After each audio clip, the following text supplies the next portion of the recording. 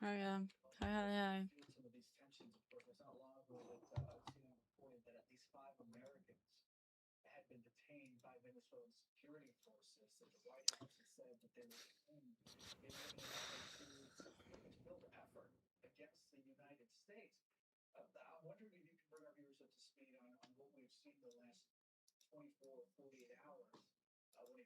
Hi guys.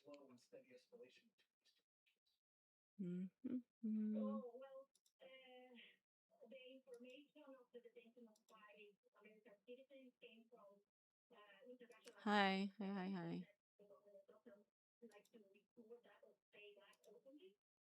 Hi, hi, hi. Hi guys. We don't know yet. Explosions were heard, multiple explosions in Caracas, the capital, as well as the sounds of low-flying planes. Sorry, it's late.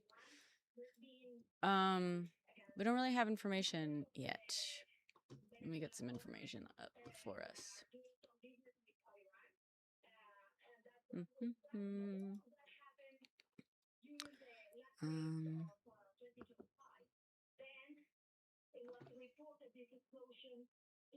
There we go. Wait, let me just pull up. There we go. What is that?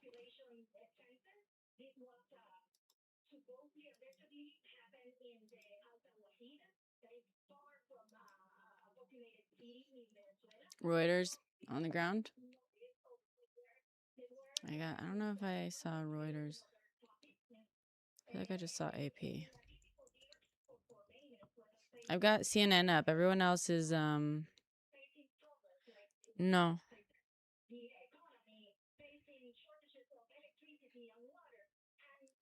I agree, Deseranto.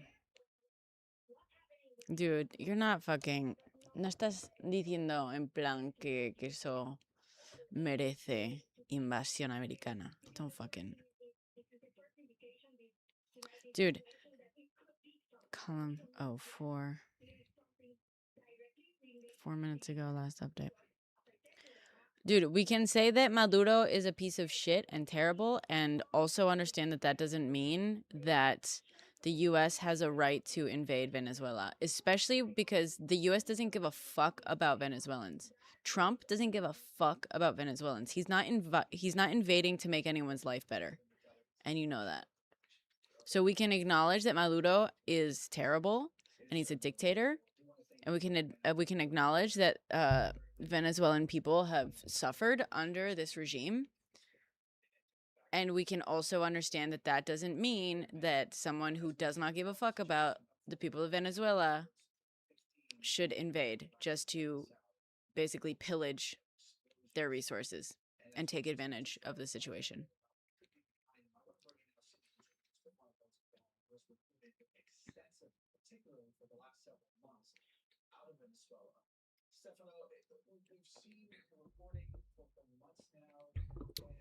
Is it real? It is real.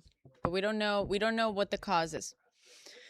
Literally could be like Transformers or some shit. Could be dirty bomb stuff. Could be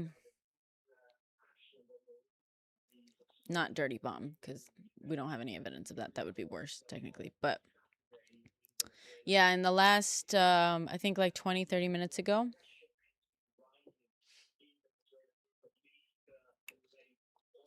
there are videos of them dropping. Can you point me in the direction? Can you point me Al Jazeera? Yeah.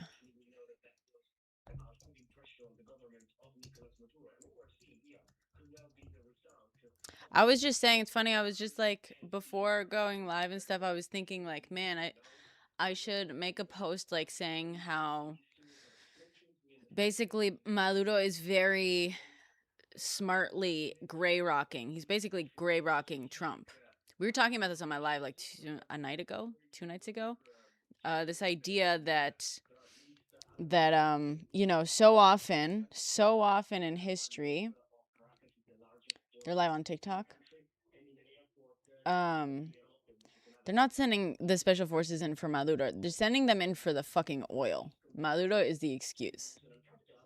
Be fucking for real.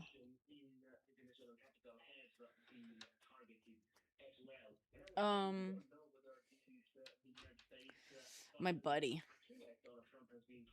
Chill. What a fucking disappointment of a bullshit fucking pro-democracy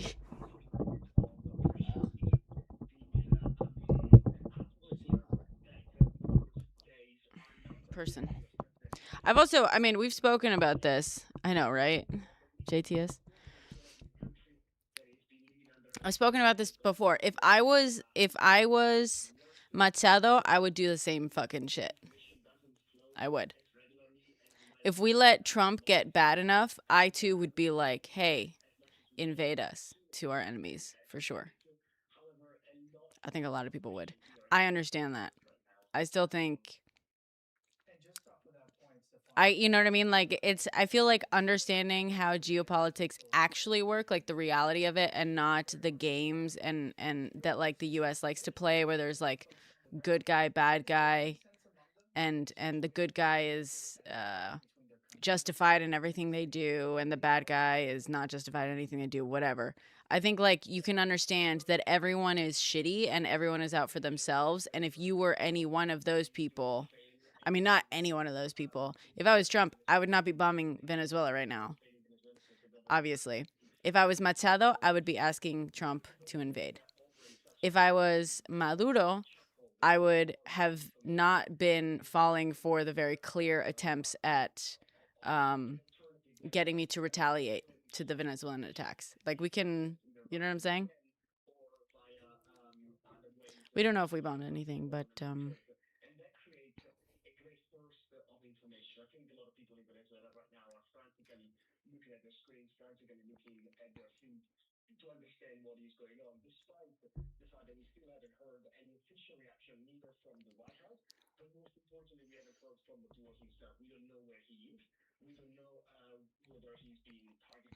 yeah, exactly. Maduro is a dictator, yeah.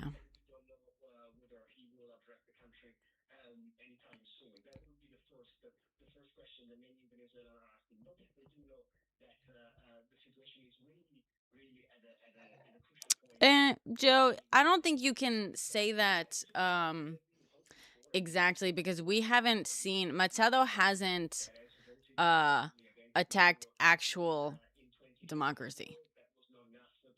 And like, you know that. You know what I mean? Like, if we are capable, perdón, but if we are capable of saying, hey, Maduro is a dictator, that doesn't mean like mean that the US should invade Venezuela. Like, obviously not because they want to invade for Maduro, they want to invade for the fucking oil. Like, you should be able to also acknowledge that Maduro is a fucking dictator. You know what I'm saying? Like, and that the election that he held was fucking bullshit, and like everyone knows it. You know what I mean? Like, we can all be fucking adults here and acknowledge that there are no good people in this. You know what I'm saying? Joe, like I said, if things progress to be bad enough, like, I understand Machado in like a certain, you know, it remains to be seen what she'll fucking do, obviously. It remains to be seen if she will actually instate any sort of democracy. To be clear, I'm not saying that is fully what she's going to do, but I, as a pro-democracy person, at a certain point, and I'm not like alone in this, very early on in this year, we saw a lot of Americans going, why isn't anyone doing anything? Why aren't other countries stepping in to help us? When are they going to save us? That is Americans asking when another country is going to invade the United States. That is what that question is. Maybe they don't like conceive of it that way, but that is literally how they're thinking about it. You know what I'm saying? And so, you know, just looking at a situation now, not knowing the future. Obviously, I hope if Machado gets instated, she actually would instate democracy. I would hope that. Am I saying that that is a safe assumption? No, obviously. But, you know, who fucking knows? But like what she has fought against in terms of like democracy, she hasn't like attacked democracy itself. You know what I'm saying?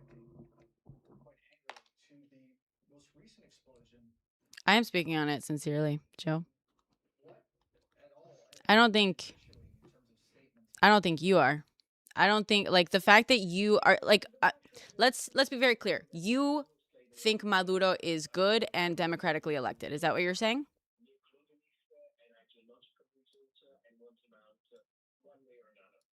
Why isn't my chat updating?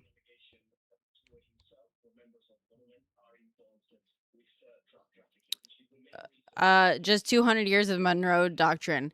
I'm not talking about the U.S. I'm saying I don't know what Machado will do in terms of like actually instating democracy. You know that I come from a country that had a fucking fascist dictator, and when he passed away of old age very comfortably, unfortunately, all of the power ended up in the hands of a monarchy, right? An absolute monarchy. And the monarch, the king, could have easily, like technically, the dictator was ruling in the name of the king, right? Technically. Um, and so when he passed, all the power was in the hands of an absolute monarchy. You know what happens next? The fucking king set up our democracy.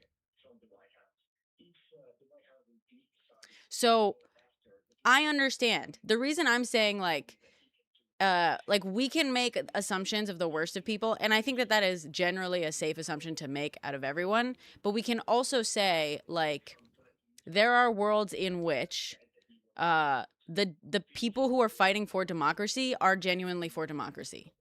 You know what I'm saying? Even if they're like bad on other shit or whatever. Like if Trump gets to the point where he's an absolute dictator in this country, are you also going to say that everyone that is like a pro democracy, like a leader in the pro democracy movement, is actually just trying to become a dictator themselves? Is that your assumption? We can fucking hope, you know what I mean? We can say, yeah, it's very possible. It's very possible.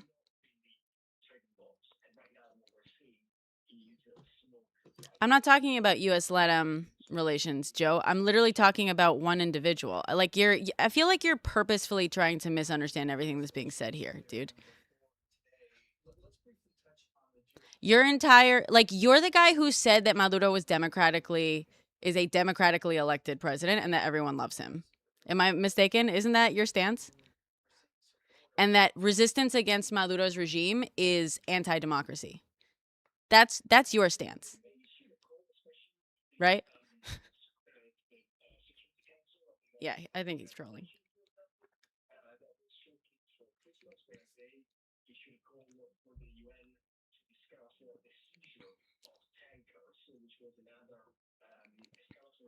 Yeah, oh, I agree, Nick.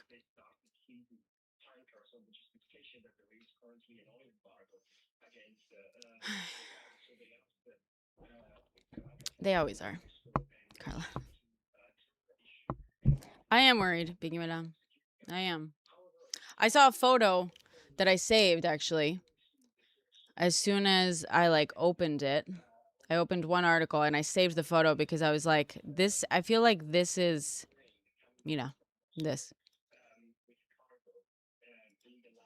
I was like, this is like what we don't think of. When bombs go off, we're watching it. Right now we are looking at maps, right? With estimate like locations of where the bombs went off, of where the explosions were. We don't even know if they were bombs technically. We're looking at footage from high rises of like smoke in the distance, right? What we don't think of when we think of a city just being bombed in the middle of the night are being on the street as a person, like living in your fucking city one evening on a Friday fucking night, and then all of a sudden explosions go off. Like, you know what I'm saying? That's why, like, I saw this photo and I was just like, I'm gonna save this. This is, like, this fucking hit me. I am not, yeah, I'm worried. Yeah, I'm worried. That was your question? Yeah, I'm worried.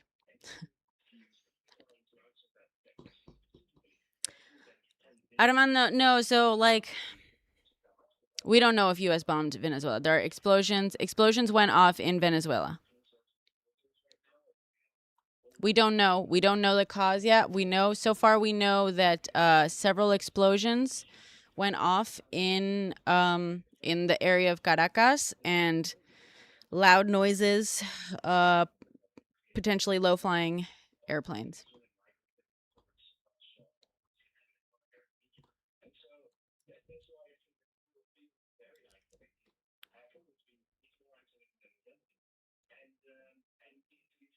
Venezuela isn't going to attack us back.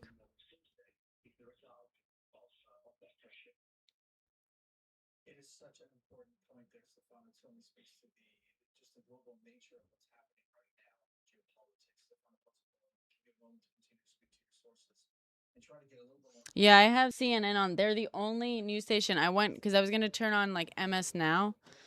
But CNN was the only one doing like live coverage. Everyone else is asleep. They just thought it was going to be a slow fucking news day. Of course they did this on a Friday night, mind you. Of course.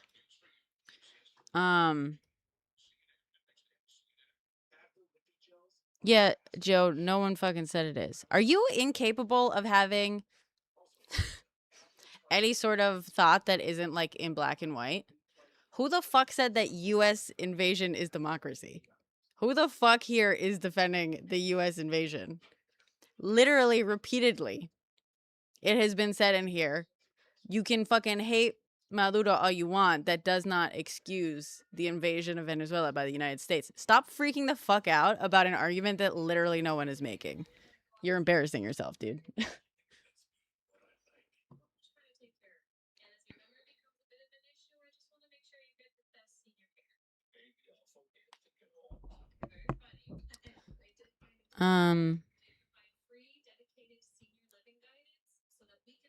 Streaming 5 TikTok lives.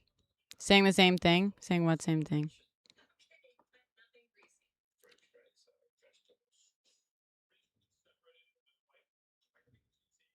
Why do you say what?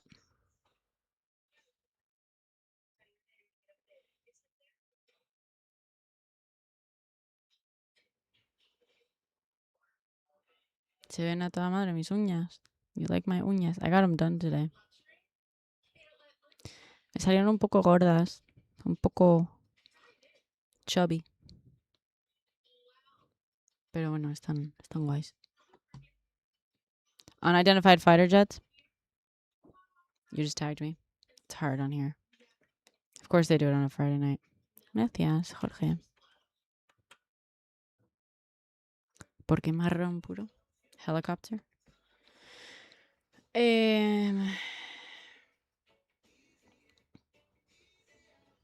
Venezuela airstrikes. They're calling it airstrikes on Threads. Hey, where the fuck is... I want to get Defiance up in here so I can film a quick video. Defiance, you in here? Yeah, right, Vinny? No kidding. ¿Se molesta, Philippe? No, ¿por qué?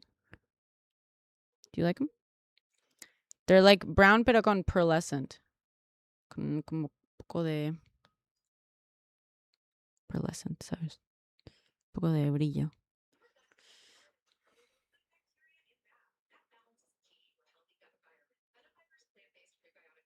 Come help co-host.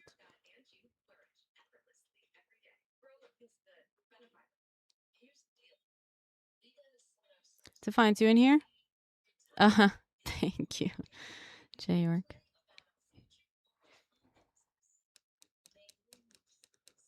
Kolchak on Threads. Who's Kolchak?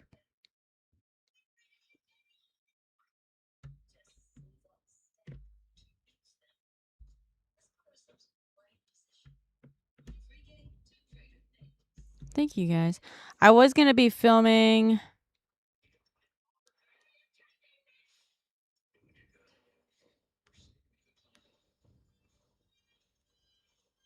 I want to put you in the hot seat.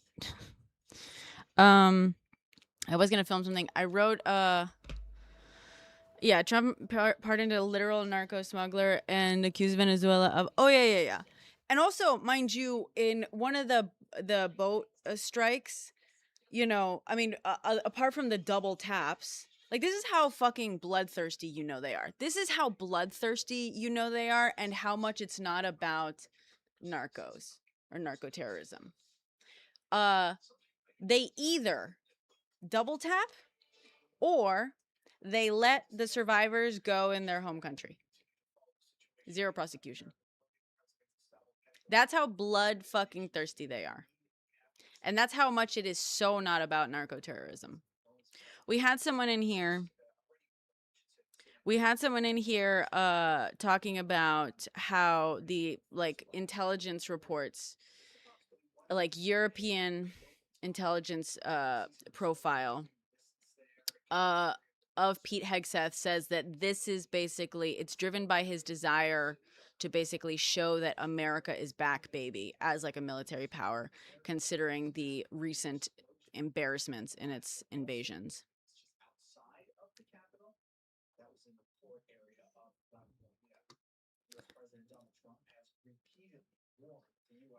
Yeah, Joe, are you fucking stupid? Es que no escuchas, ¿verdad? You're here, Joe, I get it. You're mad, you're scared, and so you're taking it out on literally anyone who will give you the attention that you are so desperately like in need of to feel something. I get it, Joe. We have talked about here how it's about oil and how it's like no one here has fucking defended the American invasion. Like, and I'm just telling you that we had someone in here that works in intelligence that was talking about psychological profiles and how Pete Hegseth, like, are you, again, I have to ask the question, are you capable of holding a, like, even just basically complex thought in your head, or is it all just completely black and white and there's only one reason for anything, and there's good and there's bad and there's yes and there's no? Because again, everyone in this situation sucks, but they also, and like we can point at the obvious goals of many people, but not everyone's goal is the same. Not everyone's like, not everyone with aligned interests has the exact same motivation or goals. And like we're capable of talking about those multiple different fucking goals. The fact that you're getting mad about that, it's like, chill, dude. Maybe like, I don't know. You're fucking. Yeah, you see, I'm fucking. Defiendes Juan Carlos. The fuck? The fuck? Derechista. Why? Because I know fucking history? God. Yeah, a lot of them are, a lot of the like live news TV stations are like asleep right now.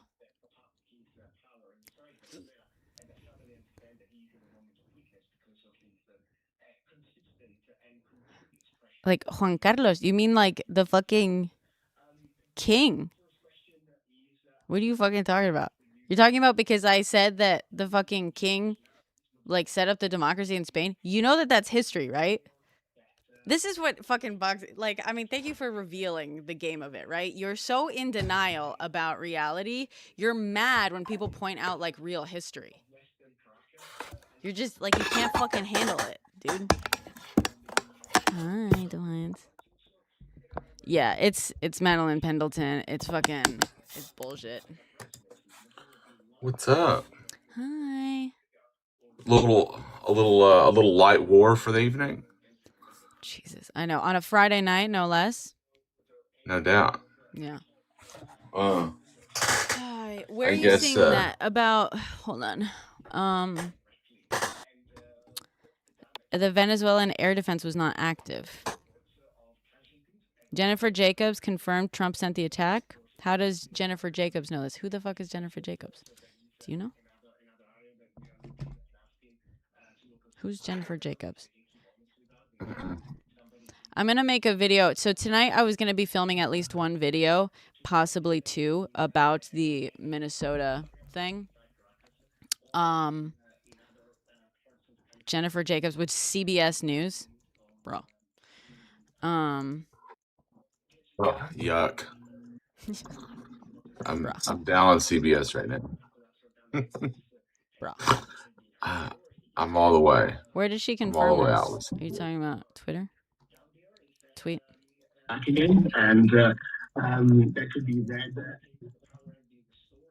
For the I'm Defense turning my Department? head Wait, on. which Jennifer Jacobs? We got multiple Jennifer Jacobs.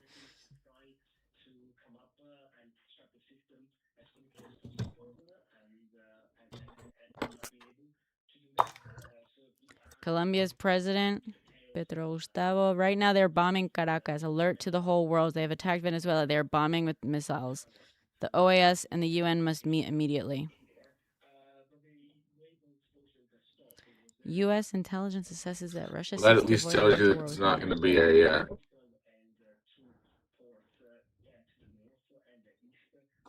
BBC says the administration is aware of attack.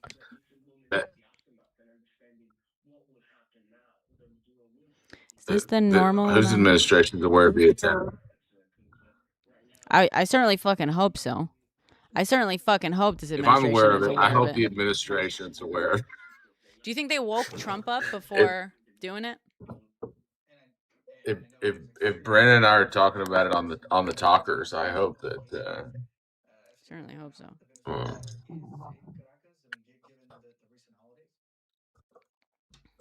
Jesus. Wait, why is my sorry, YouTube and stuff. I don't know if anyone's on there right now. My multi-chat isn't updating. Oh, you have one of those? Are you a restreamer? China and a restreamer? What do you mean by that? Like, Oh do you no, use do like I use restream.io? No, I'm on OBS. Because I'm on like YouTube and Twitch, it's like horizontal. So I've got like two kind of. Apparently some pizza places in the capital have had a surge of business in the last hour. I think that rumor is about pizza to the Pentagon.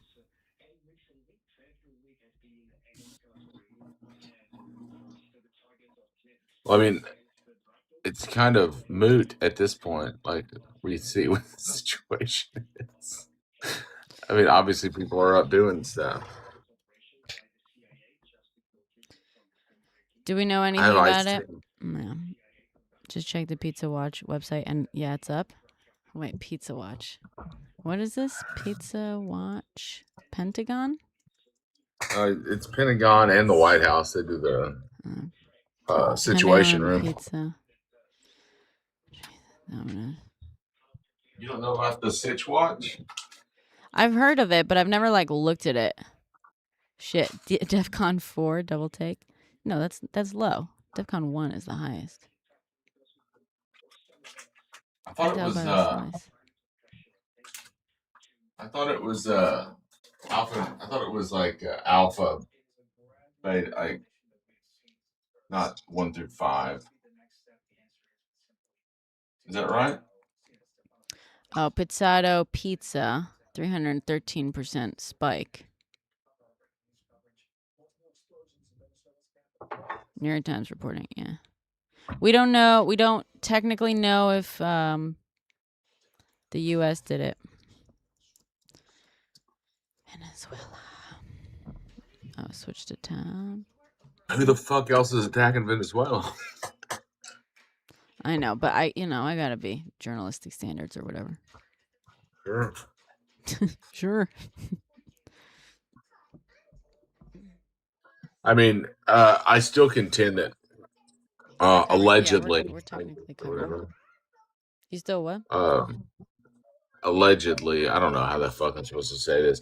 I think that Pete Hegseth, for his ego, wants a special forces war, and that's what this is. Well, that's what we were talking about a couple minutes ago. We had someone talking about he's confirming it's the U.S. based on what though, guys? I'm gonna be there's several layers to this. Number one, fully the US. It's absolutely the US. But number two, professionally and officially, I can't fucking say that. That is me and my opinion. You know what I'm saying? That's me and my opinion. I am convinced it's the US. But like, as someone who is like guaranteeing you like verified information, or at least guaranteeing you the closest thing to verifying as much as I can information, to say that to you would be irresponsible, even if it turns out to be true. You know what I'm saying? So if Midas Touch, like, and they do this sometimes. I like Midas Touch, but let's be also real. Sometimes they just They're rage baiters. They are rage baiters sometimes, and they will assert things based on their assumption of something. And they can do that. They are welcome to do that, obviously. But when we're talking from a position of like journalistic standards, for the most part, we cannot confirm that. Just because Midas Touch says it's the US doesn't make it so. It's definitely the US, but not officially. You know what I'm saying? Have you talked to our friend that does know stuff? No, I haven't. I don't have his number. You do. Text Did him. you have that Text call? him. Can you text him? Yeah, he was too out of it. I mean, he just got out of surgery. Yeah.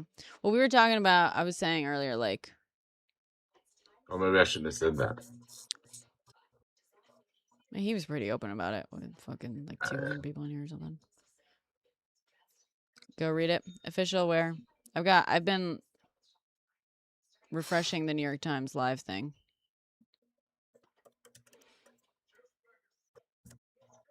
He's not posting on True Social. Yeah. If it's not on True Social, I don't know if it's real. He's asleep.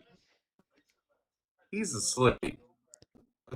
At least let's be 7. Well, that's what I ourselves. was saying. Do you think they woke him up before this? No. At least 7 explosions. I've yet to see an actual confirmation from like an official report. Okay. We all feel strongly that it is the US. A couple of missiles hit.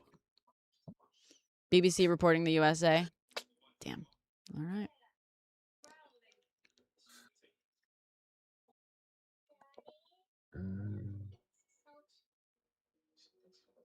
The Pentagon did not immediately repost to. AP isn't confirming it yet. Yeah, Reuters and AP aren't confirming it. We all have strong opinions and feel strongly that it is the US. That doesn't mean that. You know what I'm saying? And I mean, I don't know.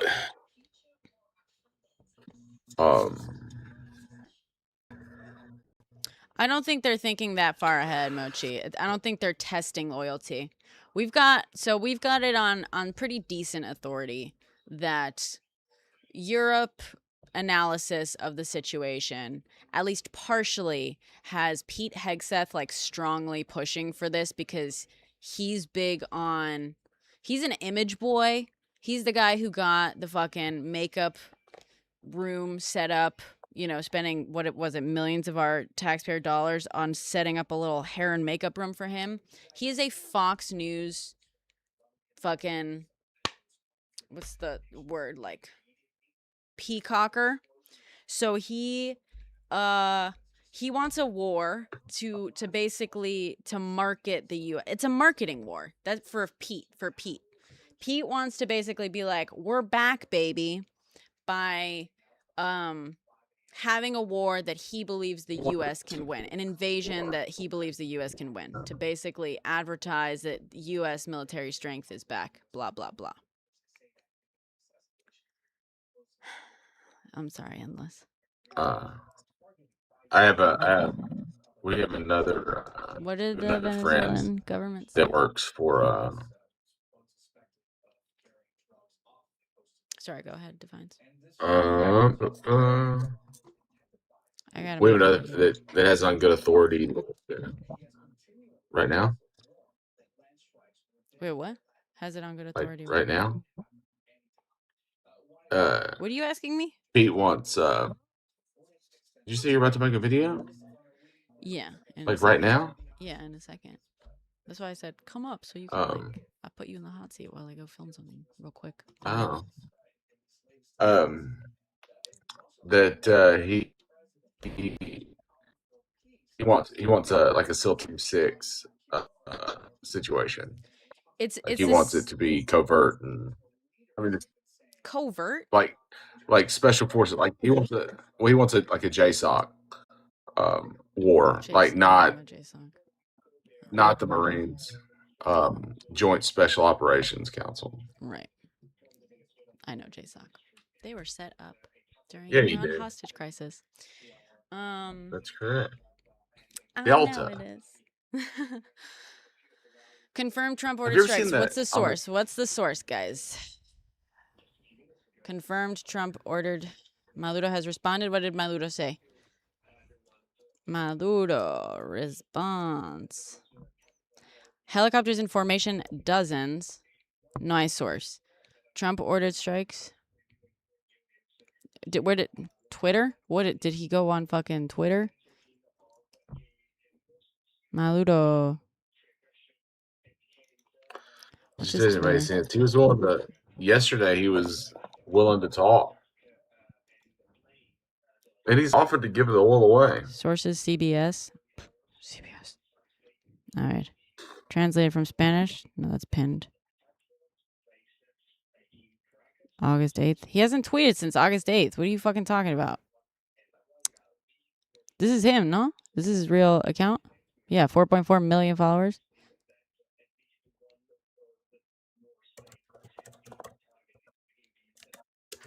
Various Venezuelan military bases hit. They do blame Trump. That just came out. Venezuela's government does blame Trump. Trump hasn't. But that's not a Maduro state. I mean, that's not Maduro directly. It's the Venezuelan government. Where? CNN CNN. and Al Jazeera. Trump And Al administration Jazeera. aware of.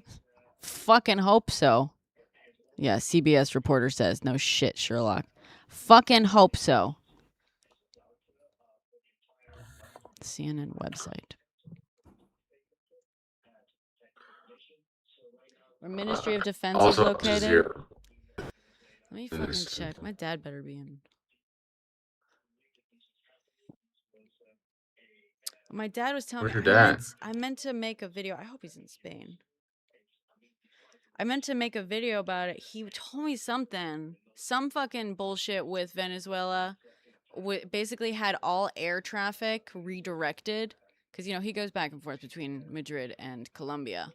And he was like, these motherfuckers. Yeah. And he was like, and if you look at it, he was like, if you look on like an air traffic thing, you will see all the air traffic basically redirected, like to avoid, I believe, Venezuela. And he's like, this shit, like if this causes a fucking crash, an airline crash or whatever, like what then? Like what is the US gonna do then? He's like, whatever. Helicopter. Peru? Yeah. You tagged me where on helicopter after multiple missiles. The Venezuelan embassy in Ankara says the U.S. was behind it, but that's obviously unverified.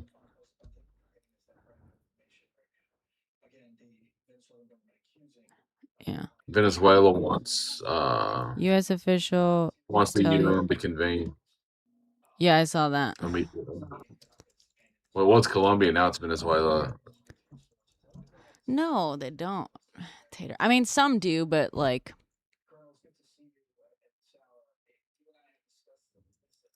U.S. officials, Venezuela.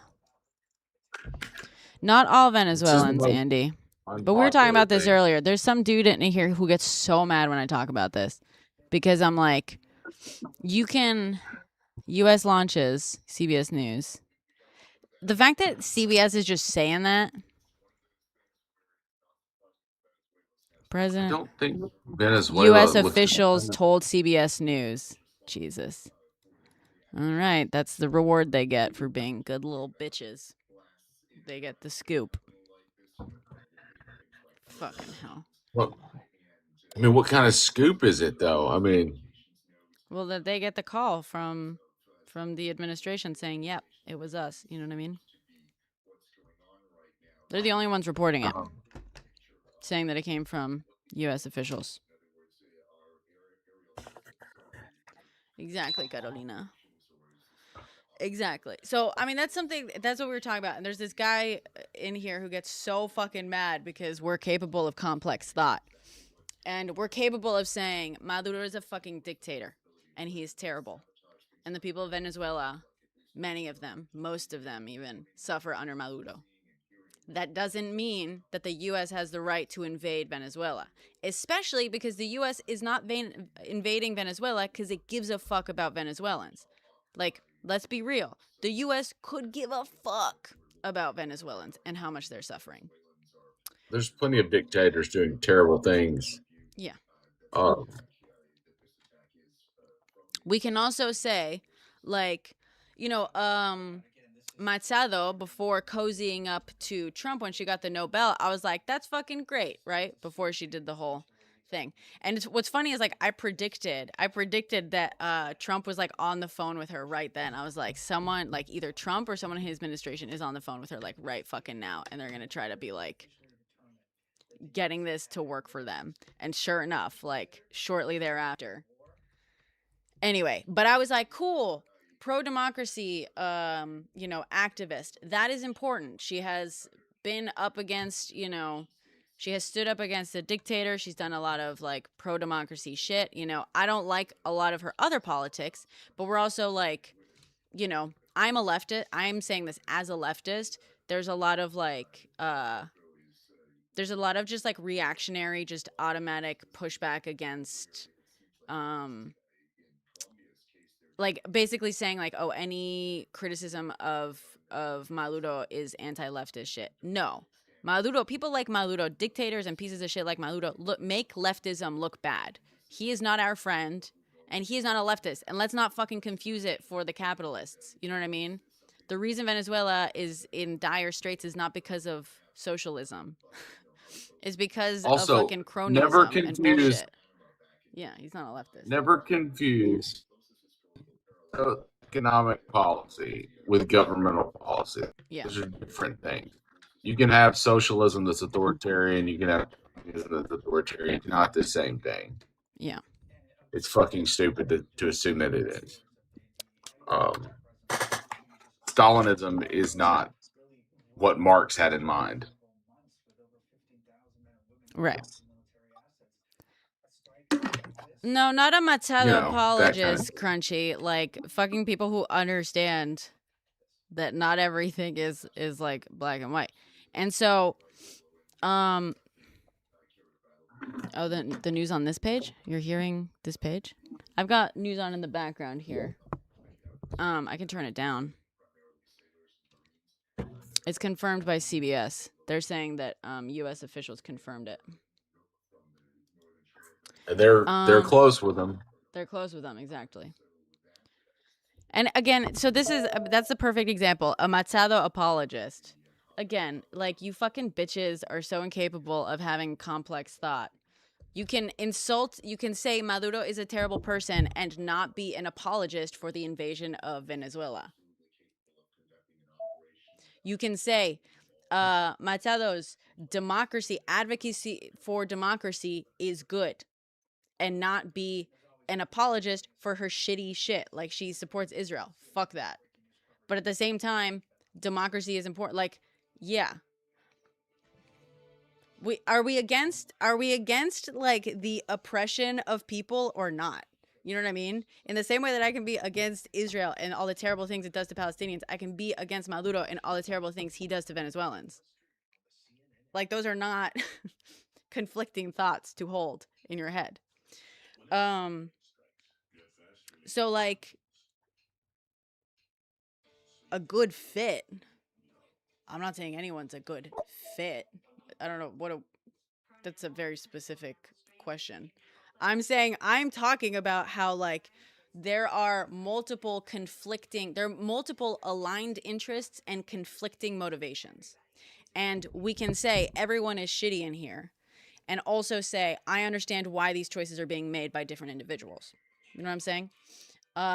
Again, Maduro's a monster. I'm a leftist. I don't think he's a leftist. I don't think Maduro being a monster means that the U.S. has a right to invade Venezuela, especially because the U.S. isn't invading Venezuela to liberate Venezuela. They are invading Venezuela to get its grubby little fucking hands on its oil. Pete Hegseth, on the other hand, doesn't give a fuck about oil as much as he gives a fuck about the propaganda he can roll out of this, the pro-military propaganda he can roll out of this. We can also say Machado's efforts on behalf of democracy, those are good. I believe in democracy. Sorry, I know people fucking hate that sometimes. And I think that pushing against a dictator is good. I do. Even if I don't fully agree with you on everything else, I think fighting against a dictator is good. You know what I'm saying? Now, do I think that Machado is 100% going to, like, and, you know, I understand as someone, and this is where people get really, like, because they don't know how to feel about it. As much as I'm like, Jesus fucking Christ, Carolina Machado, like, why the fuck are you cozying up to Trump? And, like, how are you fucking up this idea of, like, a Nobel going to pro-democracy shit? At the same time, I also am capable of understanding, like, me, if I were in the US and if Trump successfully became a dictator to the extreme that Maduro is currently a dictator, I would also be like, hey, I'll take an invasion from anyone who will take this guy out. I would. And I know that I'm not alone in that. A lot of people are going to be like, how dare. I know that I'm not alone in that because for months this year, when shit really started hitting the fan, as soon as, like, the fucking this regime started, our administration started, people were like, why isn't anyone doing anything? Why aren't the other countries doing anything? When are they going to come help us? And what they didn't realize is what they were asking was, when is another country going to invade us? That's what they were asking. They didn't realize that that's what they were asking, but that's what they were asking. And so, like, it is possible to understand, like, all of these different pieces to it fitting together in a fucked up puzzle that helps no one. You know what I'm saying?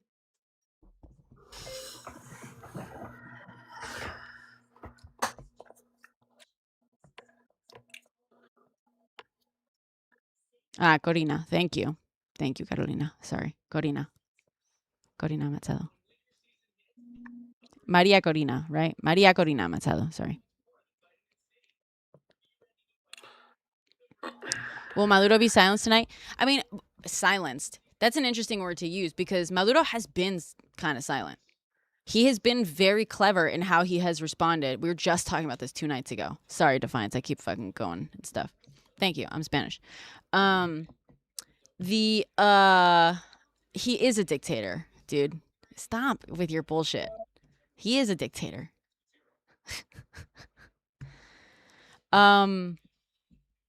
Like, come on. You can agree with someone and still be like, okay, but they're a fucking dictator. You know what I mean? This is like that, like, North Korea shit that's happening.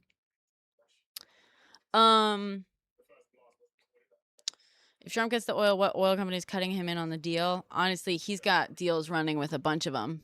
I don't think it's that simple. There's I'll show you in a sec.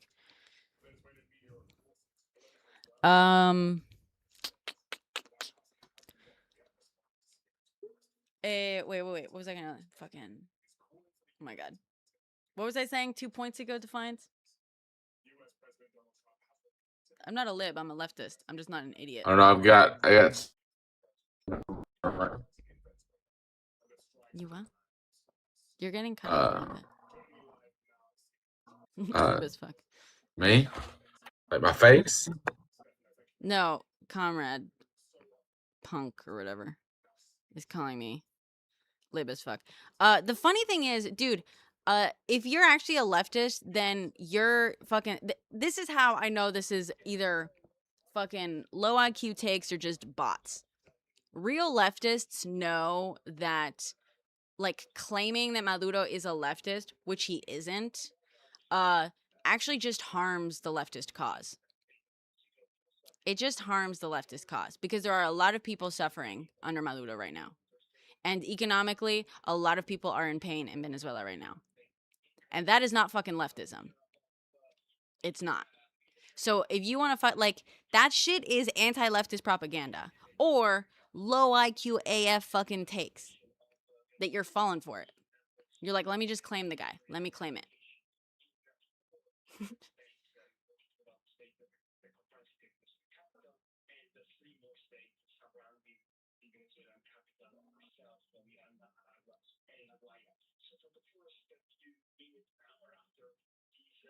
Exactly, Jagger. If USA wants to help, why doesn't it help Palestine? Exactly. Oh, because we're bitches. Yeah. The US doesn't do anything out of the kindness of its fucking heart or whatever. Does Colombia get involved? Colombia, well, the president of Colombia just called for like an emergency meeting of the UN. You know, there's a good chance that the US gets sanctioned. Well, good chance. I don't know about that. But there's a chance. Isn't there some rumor of there being Russian and Chinese naval presence close by? There was a rumor of that, yeah, at one point. Well, by one point, I meant like yesterday.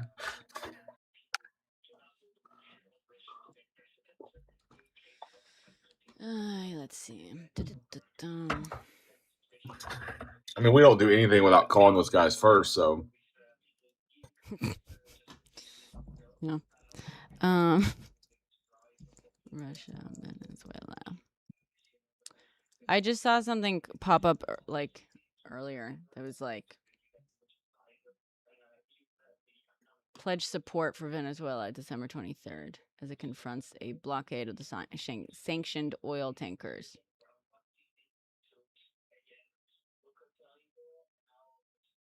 Russia asks United States to stop pursuit of fleeing oil tanker. That was yesterday.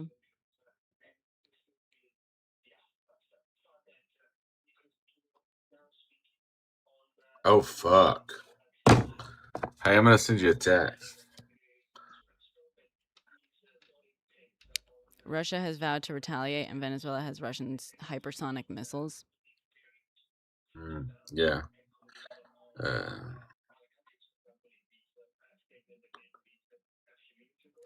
Do I need to prepare my fucking bomb shelter? No. What do you think they'd hit?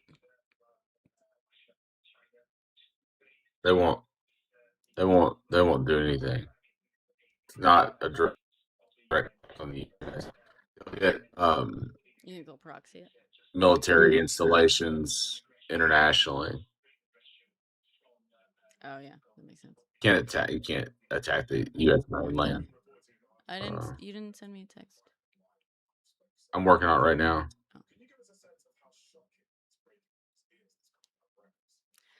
Honestly, it helps, dude. It helps Russia that the U.S. is upsetting literally fucking everyone and is left with zero allies and zero like economic prospects by the end of this fucking thing. The U.S. did it.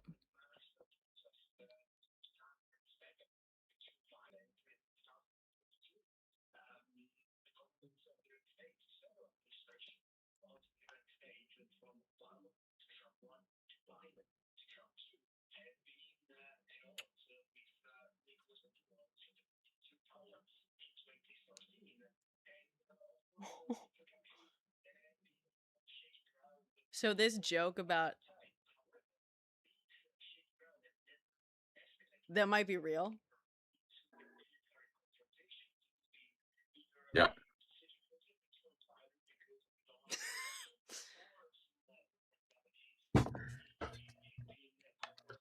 I was gonna make a video about that. Now I'm like, can I make that video? I wouldn't make that video yet. I mean, maybe give it. He said give him 15. That's so crazy. I was gonna make a fucking joke. I did make the joke, and I can't fucking believe it. Oh my god. God, am I psychic? Yes. Probably. Probably. Aren't we all at this point? I do want to make a video about it. Not like just about this, think you know, you the will. strikes and stuff.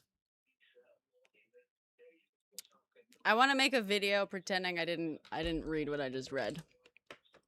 Okay?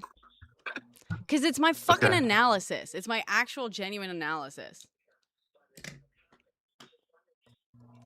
Look, I'm not mad at you. I Well, said here's do the it. thing. Trump greenlit this on Christmas Day apparently.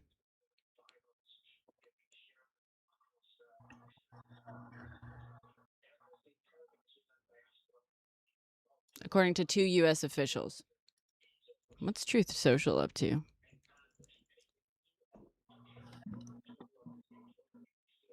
I agree, Anita. I'm so fucking sorry. I'm sorry. Perdón. He does? Well, I was on his live earlier. They were talking about something else. EEUU is United States. I was explaining that actually like 2 days ago. Attacks in multiple states. What do you mean multiple states? A ship has been hit as well in the attack.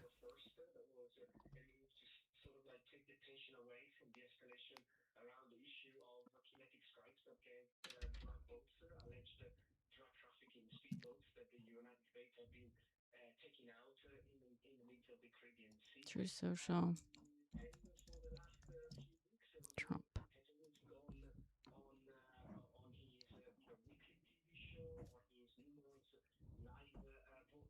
Good God. Oh, he's salty about the fucking... He's salty about the National Guard thing. You see this, Defiant? That's the last thing he True Social. He's mad. I hate that motherfucker so much. He's mad. Just 2 days ago. Okay. I can't get those coins fast enough. You know what I mean? Wait, what coins? What are you talking about? The celebration coins. Oh, yeah. Yeah. Okay, I get it. 5 cities with military bases and a couple airports. Cities close to Colombia as well. Estado Vargas. Okay, let me see this. This is coming from Venezuela. I'm going to make my video. Do I think Petro in Colombia is next? Probably not. But... Hold on.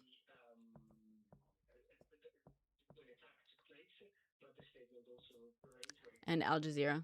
Okay. I was going to say, from my contacts in Venezuela, it was going to make me sound real good, but Jesus Christ. God, stop.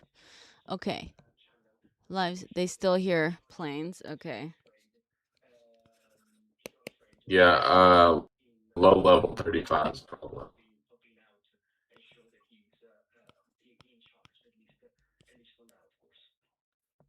I don't know why this is like just not been working lately. It's pissing me the fuck off. What's he saying? Who's Oh, saying? he hasn't. Low level F-35s. Okay, Venezuela.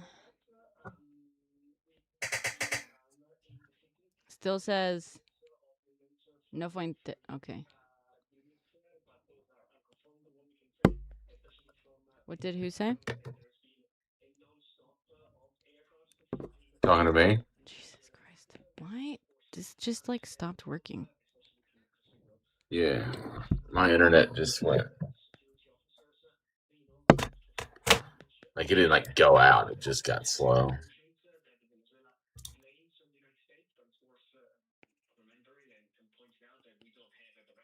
It's also very cold in here. It's freezing here. Okay. They're saying Venezuela.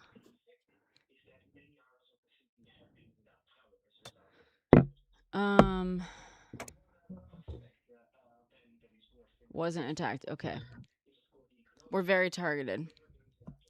Hold on, let me pull up.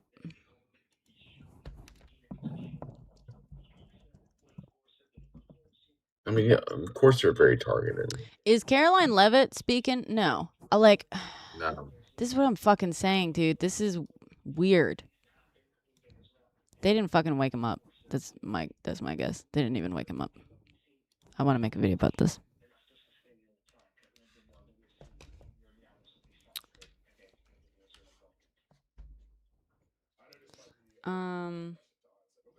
Let me see. Okay, strikes. How many strikes?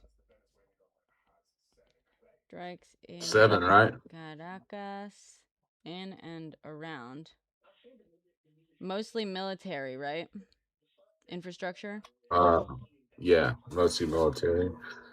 Infrastructure. At least 7. Okay. Oh, I gotta text my mom. She's gonna. Oh, what?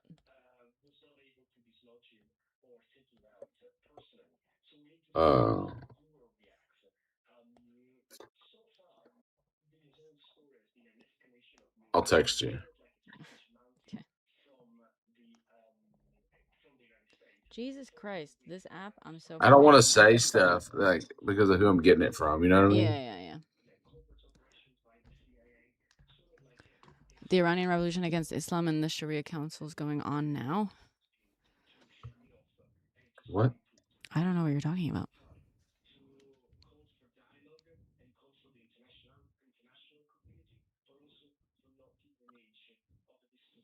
Al Jazeera reported U.S. claimed airstrikes. Yeah, military bases. And yeah. Yeah. U.S. officials claimed credit.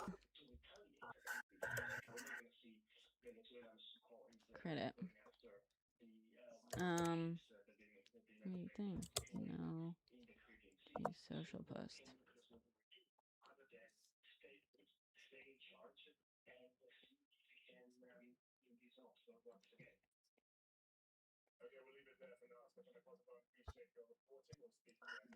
No.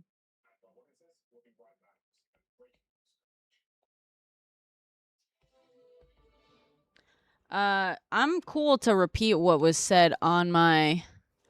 Sure, Carolina. Yeah.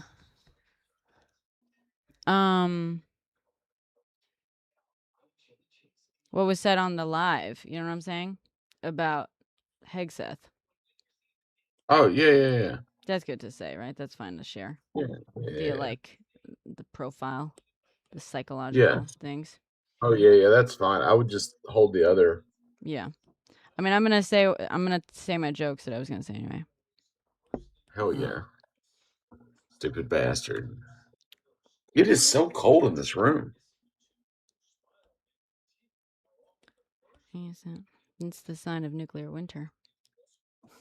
Is it? I even have a little space heater on, and I'm not a space heater guy. Yeah.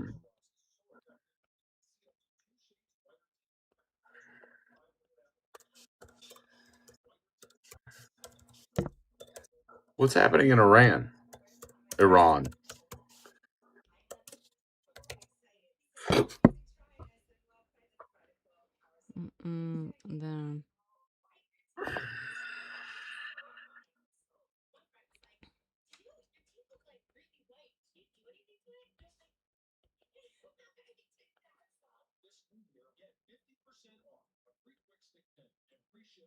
Uh-oh.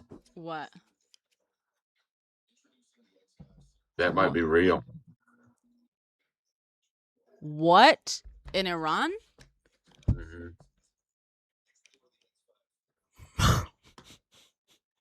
Fuck. You're not going to find anything on it yet. Where are you finding it?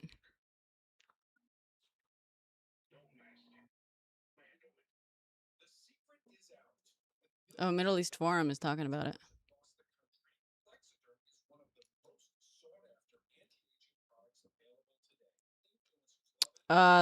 There might be a revolution going down in Iran. That's why my fucking video started getting a lot more attention. My Iranian revolution. I started getting a bunch more comments. People being like, did you ever do a part 2? And I'm like, I don't know how to say. I didn't want to be blamed for manufacturing consent because that's not what I was doing.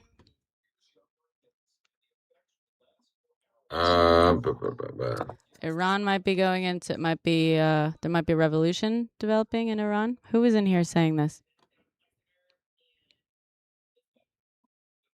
Oh, okay. We got someone in here who might know. Oh, hi. Do I need to go through some TikTok age-appropriate verification? No, but it's funny that you're... I'm talking about the picture. Yeah. Yeah, it's Megan Fox. Oh, it's Megan Fox. Of course. Of course it is. I should have known. What's up? Please explain. Can you explain it in a quick version too? Because I'm also itching to hop off just to make a quick video at one point. Sure. Yeah. So at the moment there is a revolution kicking off. We thought it would take probably another 6 months because I'm quite well connected in that region and that area in terms of what's going on. It's a pro-monarchist, pro-Shah, anti-Islam, anti-left revolution. Anti-democracy. And it has support of around 80% or so of the population. 80%, wow. Yeah, so I'll give you a metric which you can independently verify. This came from the Iranian Revolutionary Council last year. The video is on YouTube, and it is of one of their members reporting to the supreme leader that 50% of the mosques shut last year due to lack of attendance and funding and donations.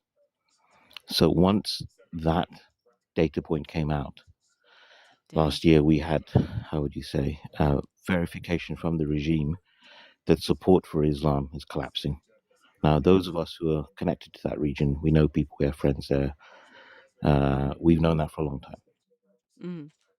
We've known that for a very long time. So what is occurring is a pro-Israel, pro-monarchist. They're calling for the Shah to return. If you look at all the protests that are online, look at the videos that have been published, they're all calling for Reza Pahlavi to come back. Really? And they already have a plan, which they've circulated amongst the population, which is why the revolution is occurring so fast, of what the post-regime fall scenario will look like, what the pathway is to democratic elections. So it is pro-democracy. Oh, yeah. Well, the Shah was always pro-democracy. No. No. He wasn't always pro-democracy.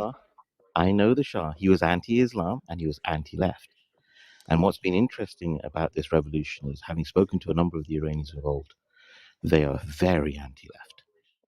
The revolution is not a pro-left revolution because they blame the socialists and communists for bringing the Islamists into power. Yeah, which they did. I understand. Okay, I understand. I know. I do know. Yeah. I will say, look, there are no purely good guys and no purely bad guys. We just went through this. I know that, yes, by the time the Shah was chased out of Iran, he was making concessions to democracy and stuff. Absolutely. I also know White Revolution. He did a lot of, took a lot of steps that were in the right direction for Iran. There's a lot of positives to the Shah, but I don't want to be out here pushing Shah propaganda like he was always pro-democracy and stuff. No. He was very violent towards his opposition. Yes. Yeah. He did lots of things there. But he became pro-democracy out of fear, which is like important to note. You know what I mean? Because that's good to know, good to learn from. You're right. But he feared what came. Because I was very critical of him until I actually spoke to my Iranian friends. And they pointed out there's a video he did just before he was deposed. And he said, you have no idea what is coming. You think that I'm bad, but what will come after me will be much, much worse. And he was right. And that's why the revolution that is now kicking off is taking on the characteristics that it has. And typically you'd expect it to have a left-wing component. But the organizers and the participants are very hostile to the left. Louis the 15th. Sorry?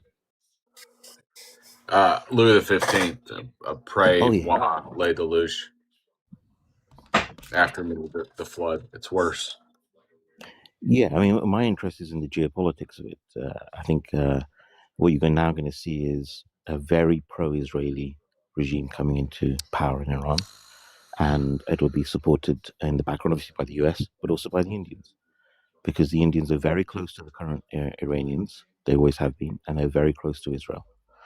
So it's over for the Middle East in terms of the pro-Pali. I have no problem with that. I think it's long overdue. This regime in Iran needs to fall. Listen, I have nothing. I support. Unpleasant actors. I agree. I support pro-democracy, revolution, etc., etc., etc. If you're pro-democracy and pro-power to the people, you're like, Israel is not your fucking guy. Well, they've made a democratic choice. The Iranian population is very pro-Israel. When these last attacks occurred by the Israelis on the Iranian Revolutionary Guard members, and they were targeting them in their flats and so on, the population overwhelmingly supported those strikes. Speaking to some of the opposition leaders in Iran over the last couple of weeks, two things that came out. One is, I thought it would take another 5 years. They said this regime will fall within a few months. No, it wouldn't even last a year, which shocked me. They've been planning for a long time. Number two, that they want the Israelis and Americans to strike the Iranian government like now. They want them to unalive even more of the leadership. And they said that when the Israelis struck them in the last, the conflict a couple of months ago, this is one of the reasons why the regime is really struggling. Because no one wants to be taking up senior positions within the regime because the population absolutely hate them. Yeah. They hate the religion that they're pushing. What did one of them say to me? He said, Persians are 6,000-year-old civilization. The people running the country are Arabs, and the religion is an Arab colonial imperialist adventure that took over their society. There's mass conversions going on in Iran, running into the millions to Christianity and Zoroastrianism. Right. I mean, I was gonna say the Persians were also pretty fucking colonialist. Like, let's be real. But sure. Well, yeah. They keep bringing up Darius. I know they bring up Darius. My teasing about that. I hate this shit. I hate this. Like, let's start counting history at this point, and that's when the Not with you, but that's the Middle East. There's a whole world. Everyone's just like. Yes, there it is. Middle East is particularly bad. Yes, but you're right. It is the whole world. But what I found very interesting is the changing geopolitics now in that region. This has surprised me. I thought it might be from protests they shut it down. It's so bad that the current regime is now bringing in people from the various T groups, Hez, Ham, Houthi, into Iran to attack the population and unalive them. That's what's going on. Yeah, I will be looking at the Iranian social media posts on the social media websites. They have been filming members of the regime speaking in Arabic. Obviously, these guys understand what they're saying and they understand the accents. And so you can imagine what the Iranian population are thinking of these various groups. Yeah. Yeah, so I think there's a lot of denial going on as to the amount of support in Iran for Israel. They have massive popular support. But how utilitarian is that? You know what I mean? In the same way that the whole reason they got to this point is because they supported the Ayatollah, in a useful sense. Like, is this to me feels like it's who supported them? I mean, it wasn't clear. You said they. Well, during the Iranian Revolution of 1978-79, yeah. They all rallied around him, assuming that they would get democracy at the end of it. You know what I'm saying? I think to be more accurate. Sorry, I don't want to interrupt. I'll keep quiet. I'm just saying, and I'm kind of repeating it. I know you obviously know the history, but also for the sake of chat, it also feels like, in the same way we were just talking about Maria Corina Machado, like, she's gonna be like, yeah, please invade my country to take this guy out, and it's like, you can understand the impulse, but also understand that that's not gonna be the best fucking that's not thing. What's going on. So what happened in 79 is massive corruption under the Shah, which you're well aware of. Yeah, I did a whole post about this. Yeah, exactly. So you're well aware of that, and that led to a lot of popular discontent. Yeah, the political left were the only really organized opposition, as they traditionally have been. And they made promises. They were warned by the monarchists, the supporters of the Shah, and people on the center left and center right, not to support the Islamist rise. But they did, and they went full in. And then within about 2-3 years of the revolution occurring, the socialists and Marxists were being unalived and jailed and so on. And then what's happened is many of them got positions within the regime on the left. They were bought out, and they participated in the 50 years of extreme Islam that's been occurring. So what's then happened to the population is they've changed from being, I guess you'd call it moderate Muslims, to being very anti-Islam. Yeah. I mean, I've seen that's that, what yeah. shocked me. In the same way that, So, originally they were pro-Shah, and then everyone turns... that's something I really like about the Iranian population, to be completely honest. They, I mean, it's rough, and it's obviously, like, revolution, especially bloody revolution, not awesome for anyone. But there is something really to respect about the reason there have been so many revolutions in, like, a century and a half, even just a century, is because the Iranian population, when they've had enough, they've had enough. You know what I mean? And they will change. Whereas, like, Americans, for example, the more discontent they get, largely, the more they dig their heels in to exactly what they believe. And I think that's true in a lot of places. And Iranians, I think there's... I just based on reading, I'm no expert on the subject, but just researching one of my the Iranian revolutions and stuff and whatnot. But, yeah. One of my Iranian friends said he made two Guest perceptive violation. Oh, guest violation warning. A guest in your life has violated our misinformation policy. Repeated violations by your guest may lead to restrictions on your access to... Okay, I gotta drop you. I wonder what you said. That. It'll be the pro Israel. Hold on. Sorry.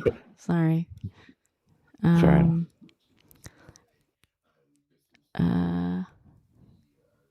Content. Okay, remove. What do you think it was?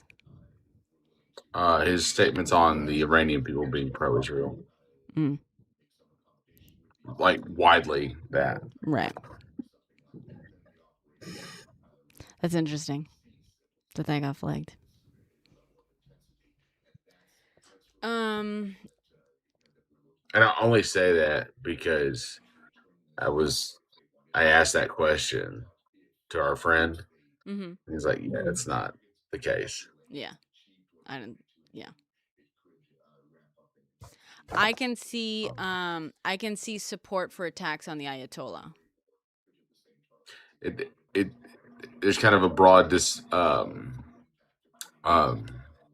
dissociation there. Like, yes, anti our regime, but not necessarily pro, whatever gets the regime out. That's what I'm saying. Yeah. In the same way, again, that it's like Maria Corina Machado also. She's like, hell yeah. Get this guy out. I don't know. There's also a lot to be said about there's also a lot to be said about the There's a new update. Did he finally post? Nope. Jesus Christ. What's the word? On the decline in Islam in Iran, having more to do with the privatization of it. It's like mosque turnout is low, but the faith itself isn't. It's the way they practice, I think.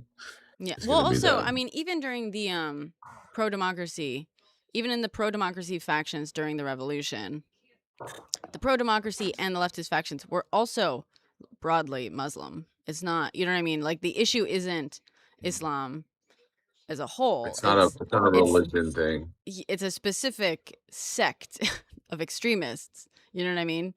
A lot of, yeah. And that's also why... I mean, I think there's something to be said for a deconstruction of a lot of faith, globally, but or restructuring or something of. That's what the Zionists would like you to believe. Which part? Truth.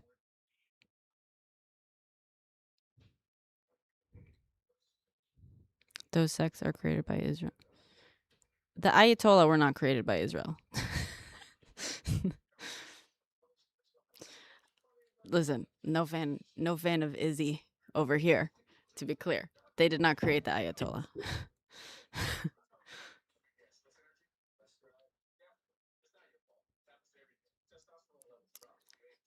Oh, you are so out of your depth, JPS.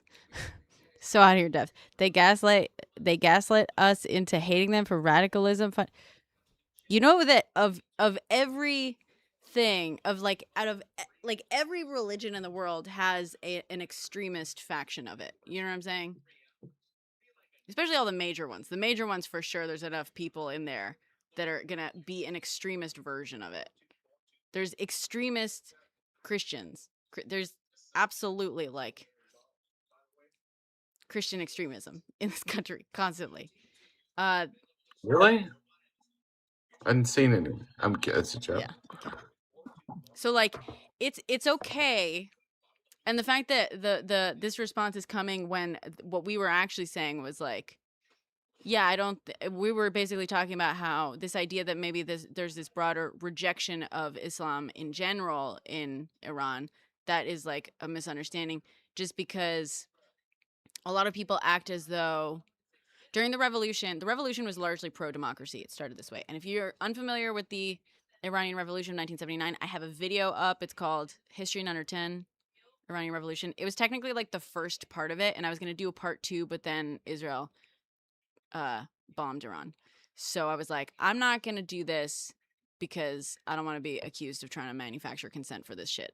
So unfortunately, it's just the first part. However, in it, I explain that it started as a pro-democracy revolution, and of course, by the end of it, you end up with the Ayatollah in charge.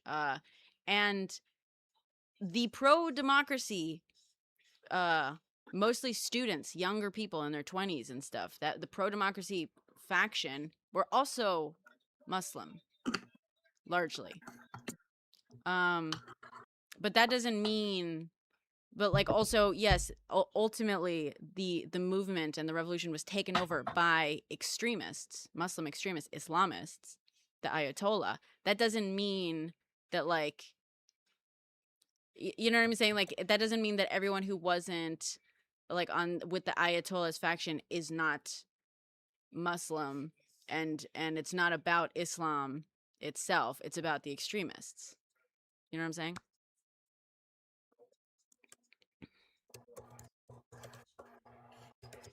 Iran was a distraction. You don't know why we're talking about Iran.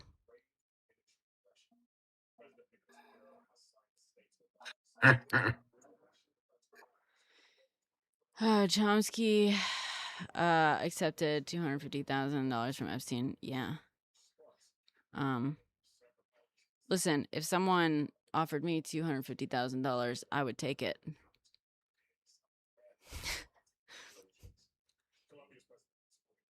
First of all, that money is around travel and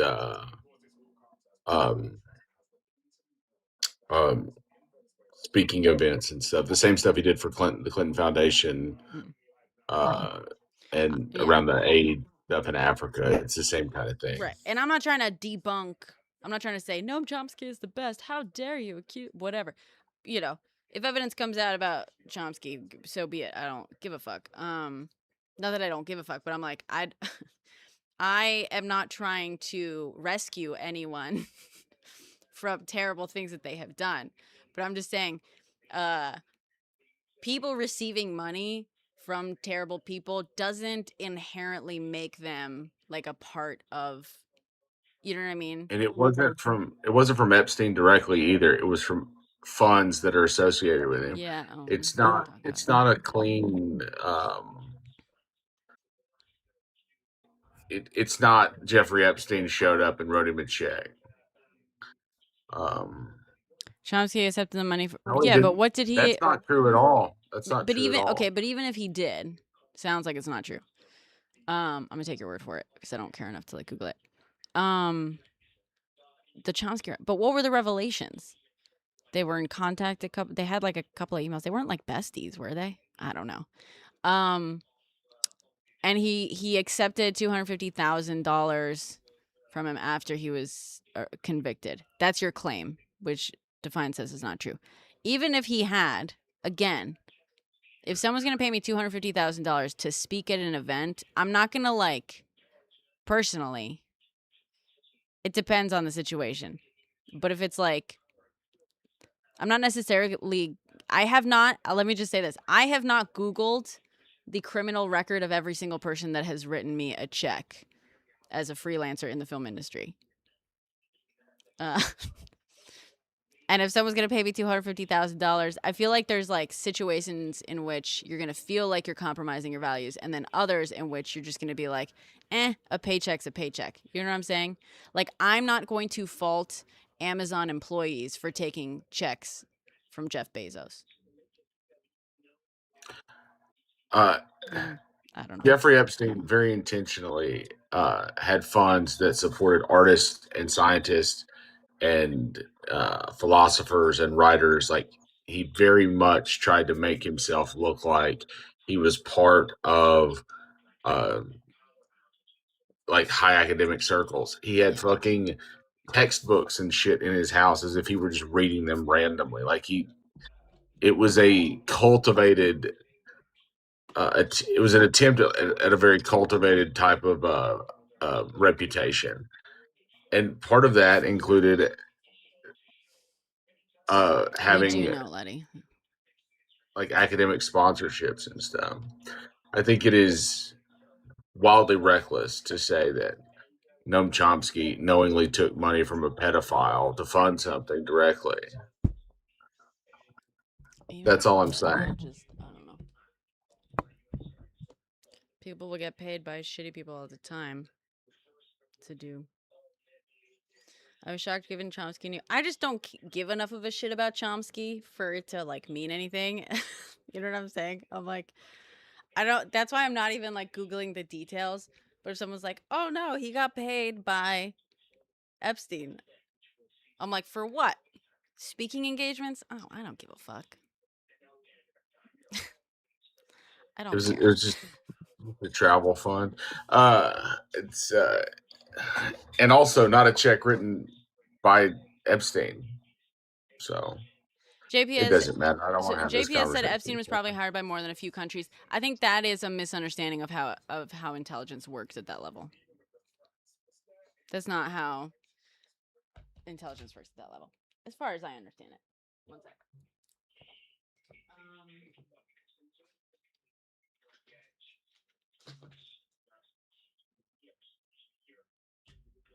I can't find my little.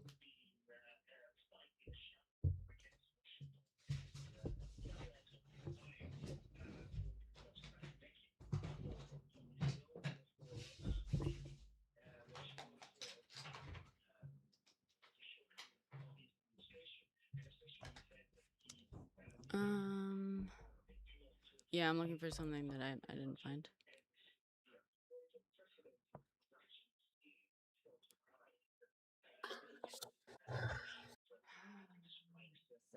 Sorry.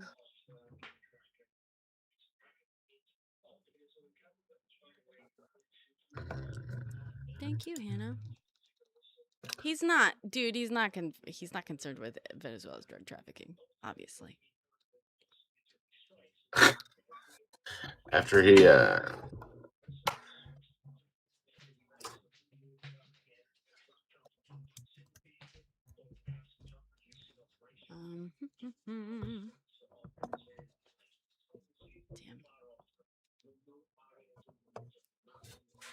How about Tiny Trump striking Venezuela right now? Here's the thing. Trump hasn't said a fucking word. I'm curious if they even bothered to wake the guy up. I'm fucking serious. That's what my video is going to be about. The guy cannot keep his mouth shut. He cannot keep his like loose little fingers from tapping away anytime anything fucking happened. He came out here and he said, I let the CIA start conducting operations in Venezuela. Like, motherfucker knows no fucking chill when it comes to revealing what he's up to. And he has, this is, what is it, 3 hours later? What time did this happen? like an hour and a half ago, 2 hours ago. It's like 2 hours ago, I think. Yeah, I was at 1 something, right? Yeah. Like, I don't think they told Trump. I don't think they woke him up. I don't think they fucking woke him up. I just, there's no way in hell he would not, or he's dead, or he fucking keeled over. Who, DT? Yeah. You get those coins sooner than we thought. All right. Defiance, you down to fucking host this for a second? Will you pay attention to chat and do this while I film real quick? Guys, listen to Good Defiance. evening. Or don't. What's that? I'm terrible at these.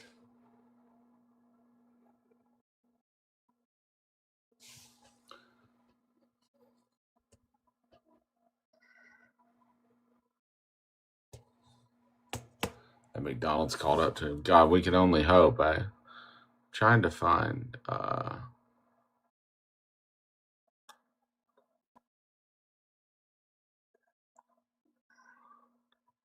You know when you get that realization that you're not the most important thing going on when you look at international news and you're not the topic.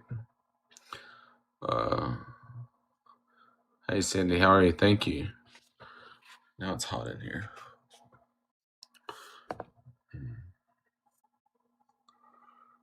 I think Venezuelans support some of it because they don't like Maduro and don't completely understand all the implications.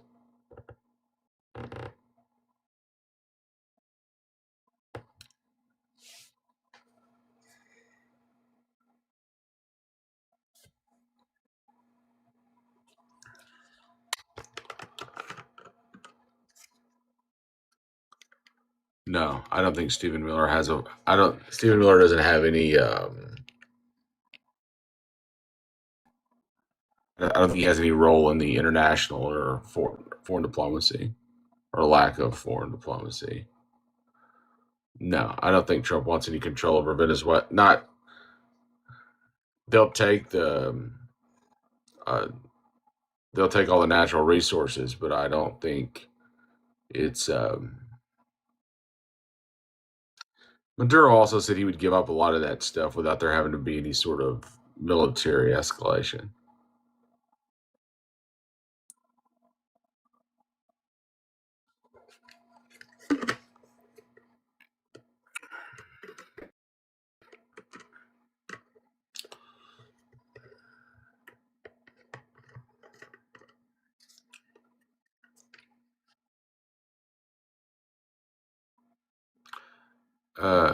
Lifeline for the petrodollar is actually a pretty good.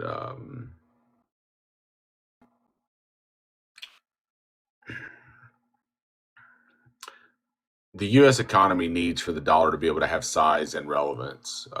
That's why they do. That's why they require stable coins to have dollar-backed security. So we lose the ability to gatekeep the dollar, but it keeps it in circulation. So yeah, there's probably a lot of truth to that.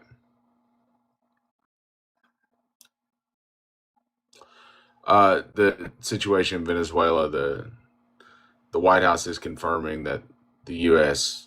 is responsible for the strike.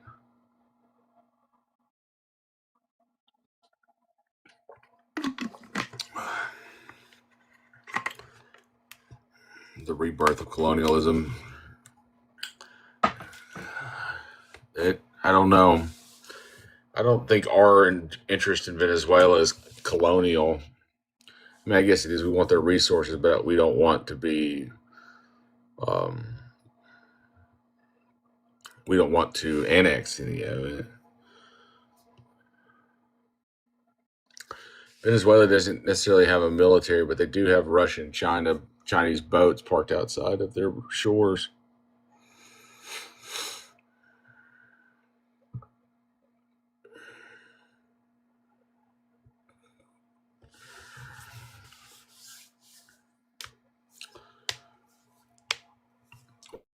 We've created this situation with China. We've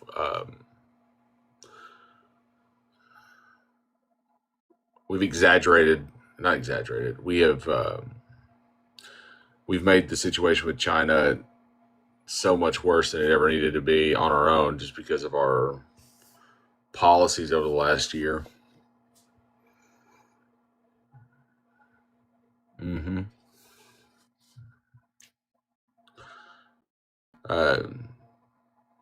China just wants to be an economic force. It's really never been that interested in being a military force in the region. They just want to own the economics of it. That's why they've invested in Belt and Road and. I made you a moderator, Defiance, so you Uh-huh. can let people up and down if you want. Hold on. Are you not done yet? I'm doing it right now. So if you want to let people up and down, you can do it. Does that mean that you're not finished with your video yet? But Is that what you're telling me? you're a moderator. Oh. Congratulations.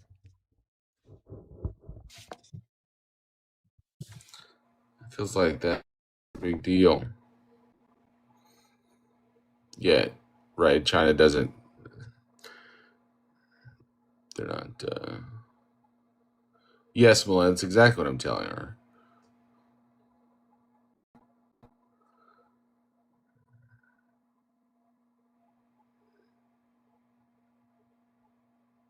Oh, Cindy. Buckle up.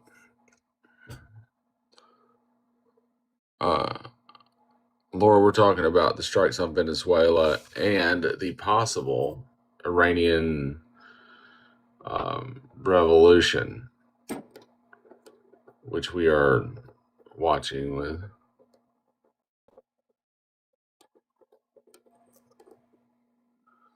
My accent's from Arkansas,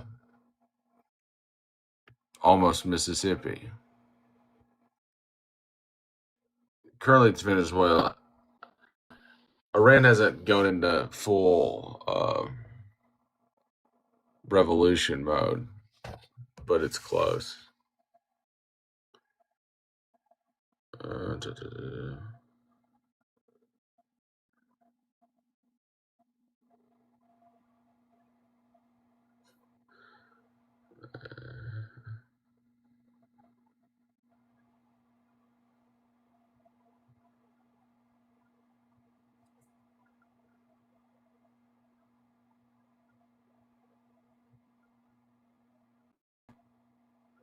Sorry, I'm paying attention. You're not wrong, right? And it's not just South America.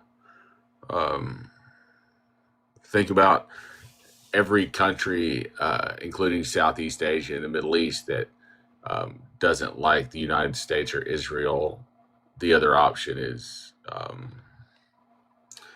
China and Russia.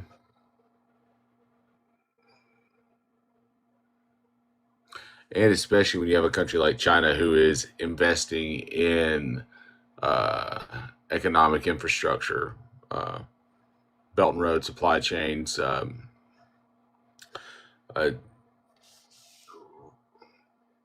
Brazilian soybeans, Argentinian soybeans. I mean, yeah, they're doing the work.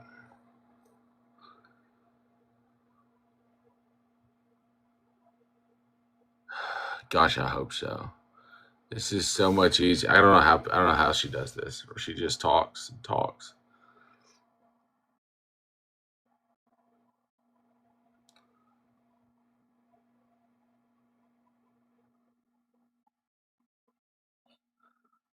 Yeah.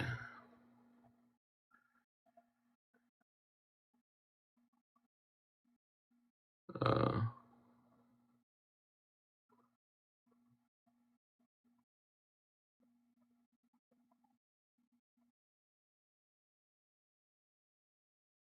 who's Amy? Not Amy McDonald.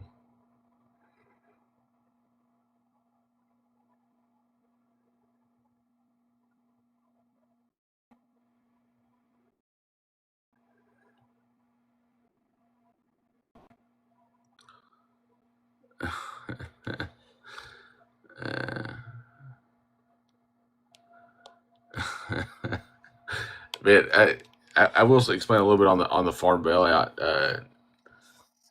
So much of that leverage, it's just like $68 an acre. But so much of that just goes into liquidity stabilization, not uh, and and keeping people from losing their leverage. So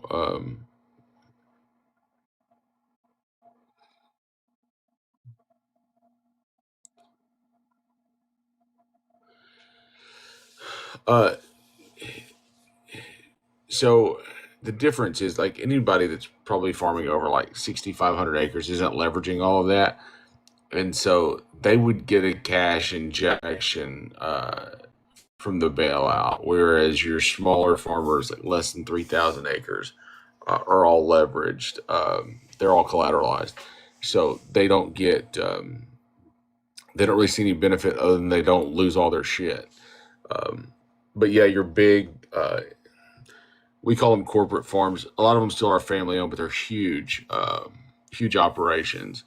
And those that aren't leveraged do see a huge cash injection with the bailout money. We can talk all day about farm bailout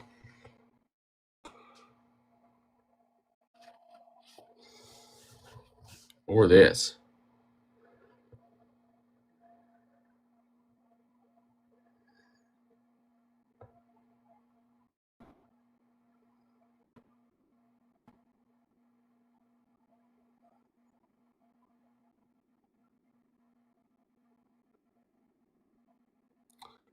Now Brenna will be in the editing phase, which could take hours.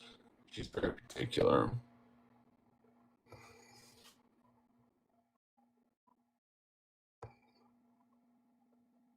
Don't tell her I said that. Good morning.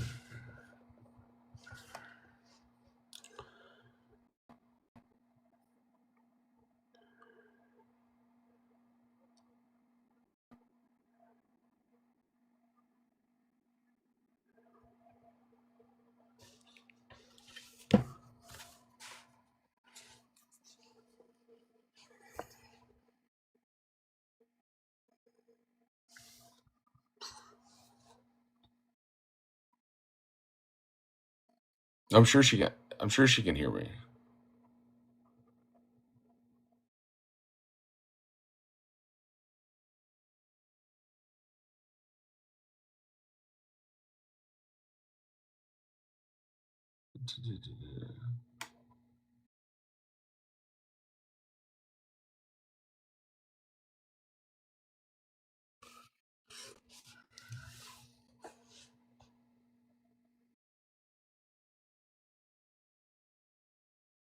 Yeah, we're talking about Venezuela and Iran right now. Uh, I'm not seeing anything new out of Venezuela right at the moment. Um,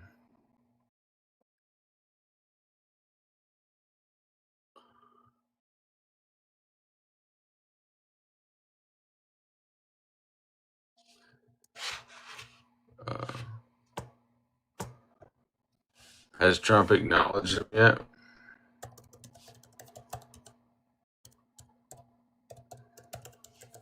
Or just the White House?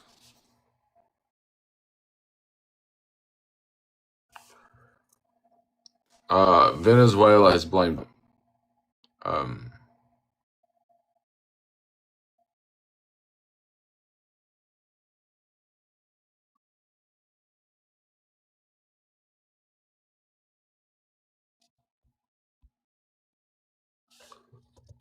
uh, well, if those are my only two options, I guess Cholula. But uh, uh,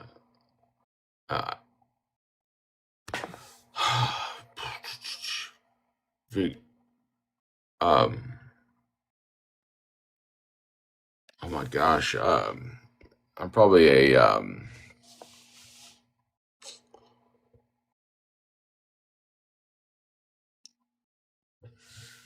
Cholula. If those are the two options,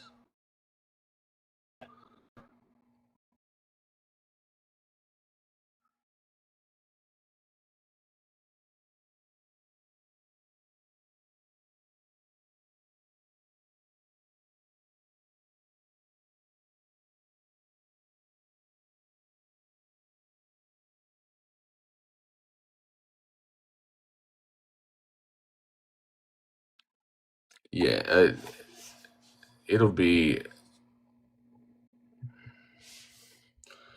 I won't say we invaded Venezuela.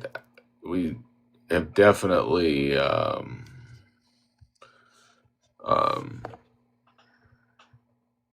we've definitely struck them on their. We've done some strategic strikes, whatever you want to call it, but he's asleep for sure. The man's only taking public appearances between 12 and 4 in the afternoon. He's definitely asleep right now. I mean, yeah, invaded typically assumes assets in country. I don't think that we have that. I think that we've made a military strike. It probably would be, I mean, act of war, but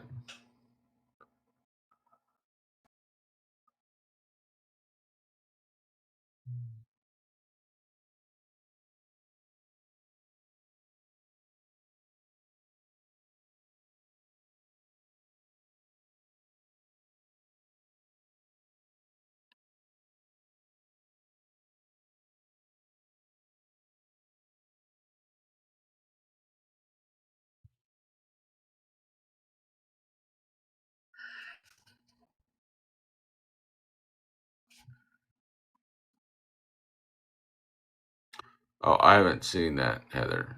Um, so I don't know. I can't speak to it. I haven't seen anything on that.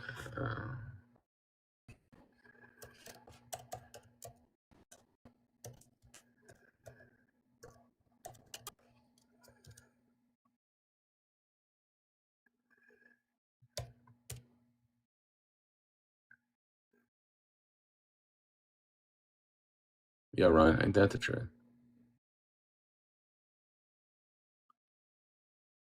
African, you may be right on that.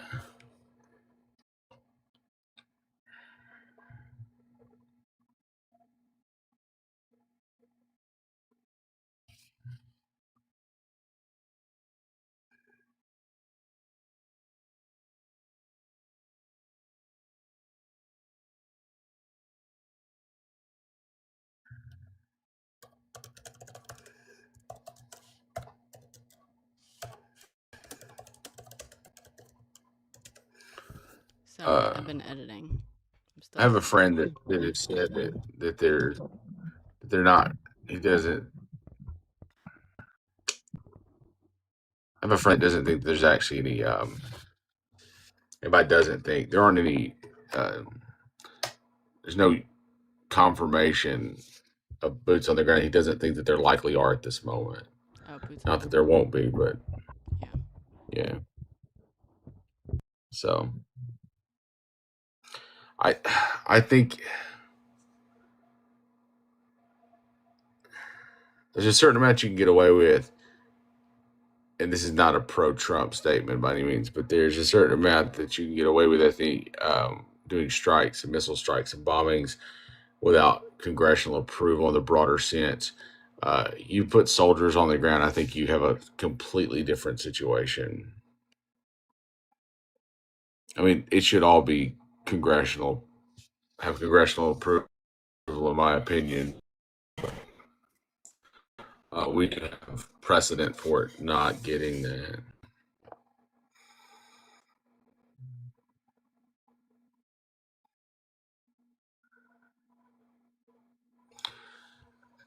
Look, we've had soldiers in conflict zones during elections before. It, short of there being uh, a foreign invasion of the mainland, I don't think you would have any cause for not having an election or sustaining an election.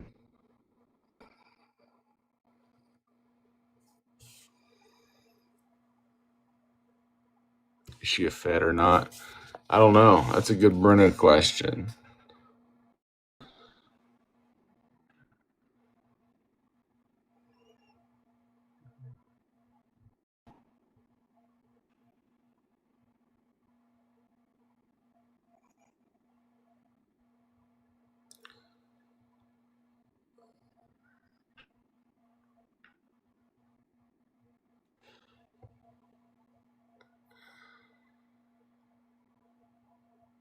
Oh, yeah?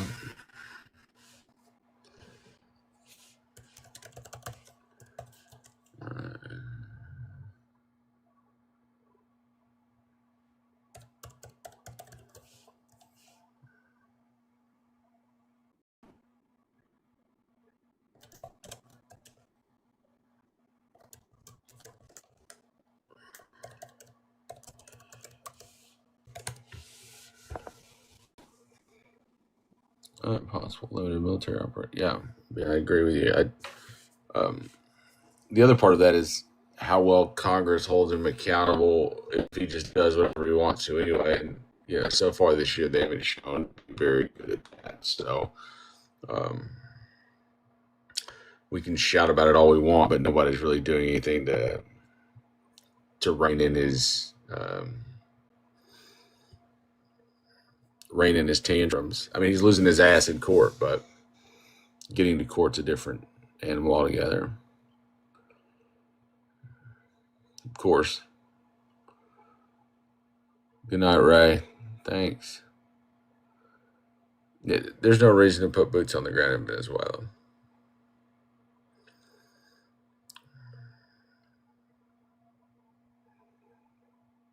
Mm-hmm.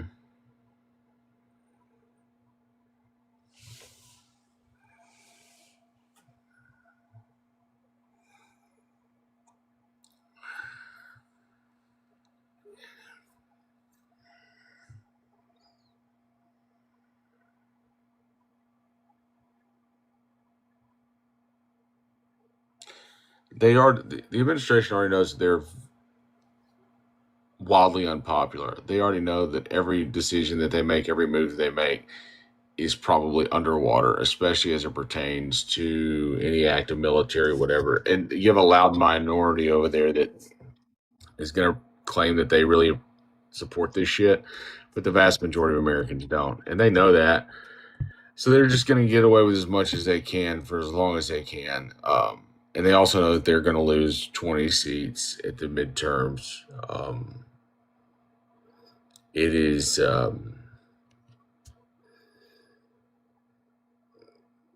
they're just in a race to dismantle.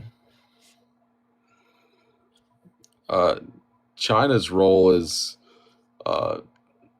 accepting allies wherever they can get them.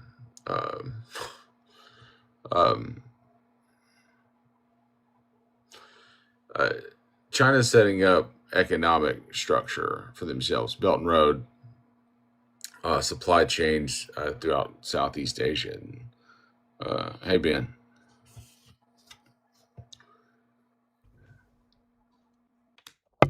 Okay, sorry.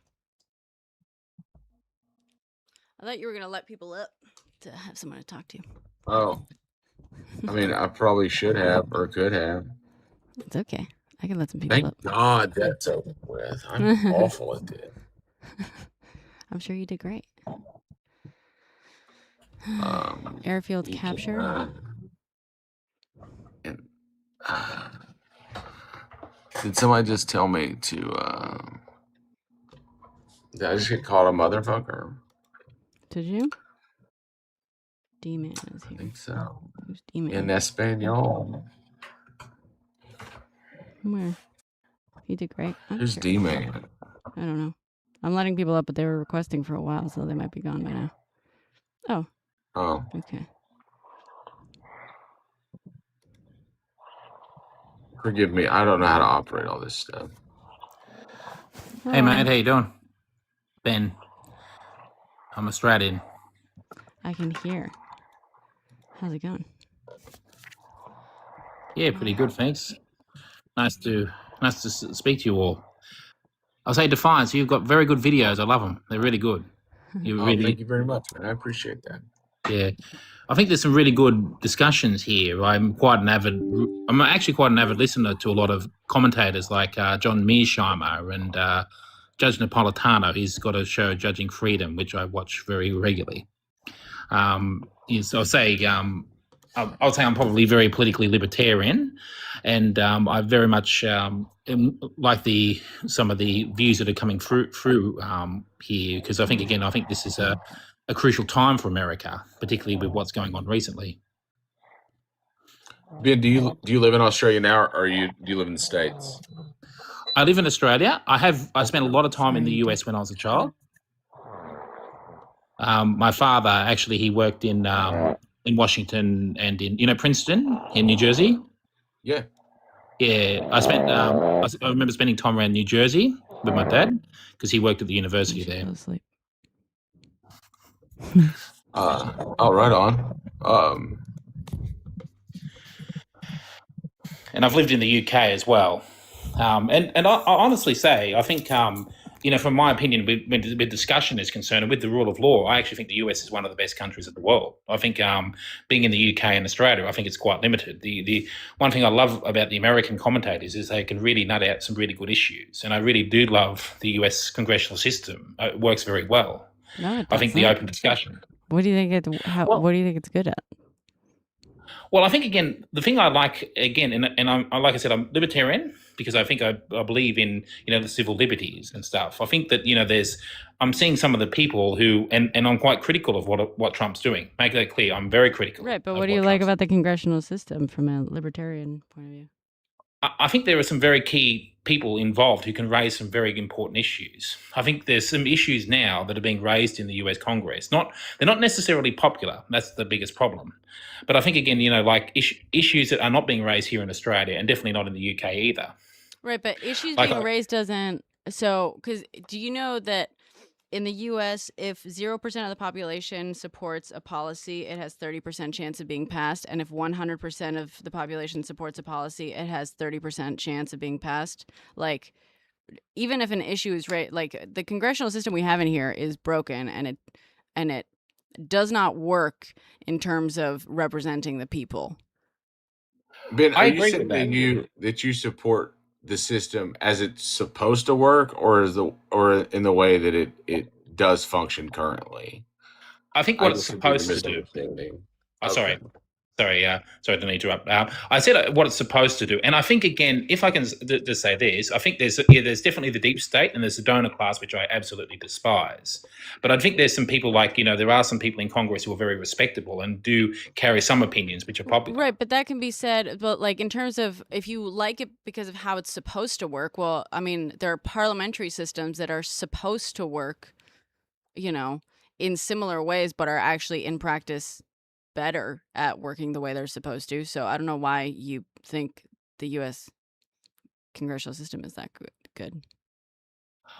I think it's got the deep state is not a good thing. I think there is a deep state, and I think, again, the problem is that, again, I think the problem with the US, which is a problem here in Australia and it's a problem in the UK, is we get a sort of a uniparty which comes forward. Right, but I do think that's a big part of how. That's a big result of our system. Like, there's parliamentary systems that don't have uniparties because their system is set up way better. Which system would you? Can I just ask which system? Just respectfully, what sort of system would you be referring to there? Parliamentary. There's a lot of parliamentary. I mean, not every parliament is set up in the exact same way, but there's a lot of parliamentary systems without uniparty systems. Yes, that's right. I think, but I find the British and look, there are some respectable people in the UK. There's some respectable people here.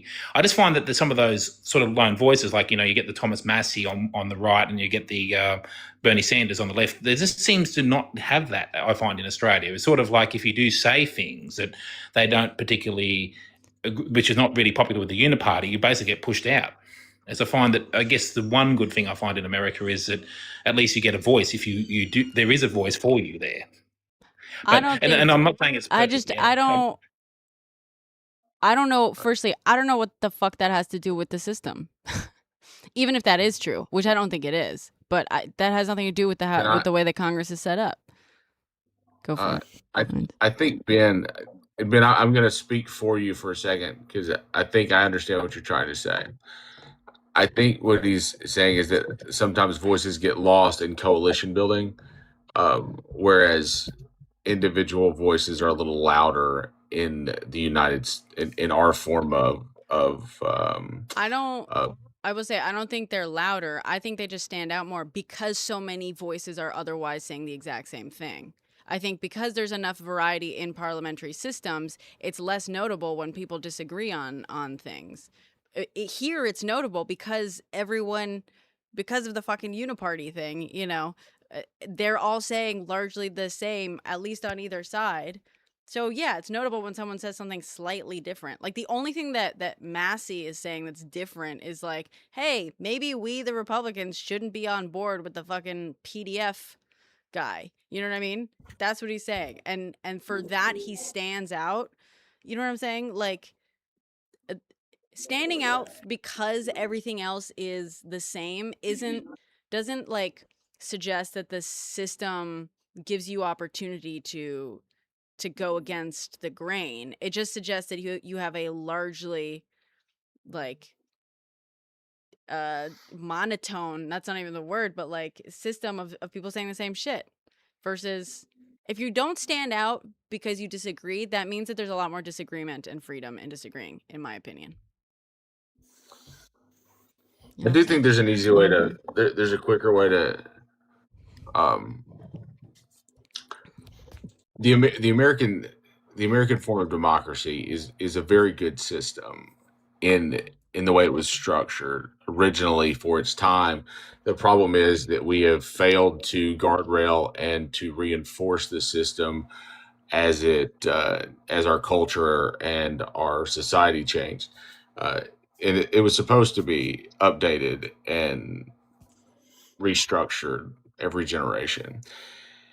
And so the framework is still good.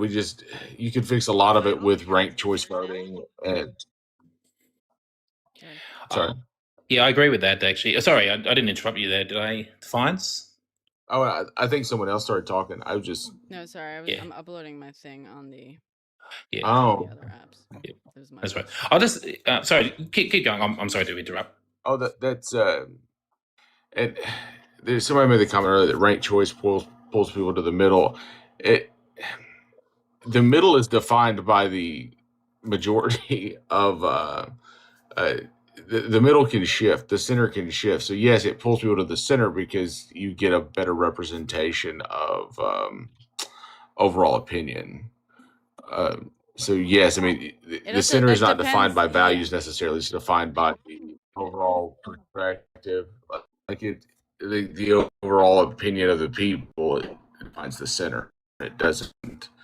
There's not an ideological center that the entire world looks at an ideological center as far as politics. Yeah. Does that make sense? And I think that center can sometimes be defined as well.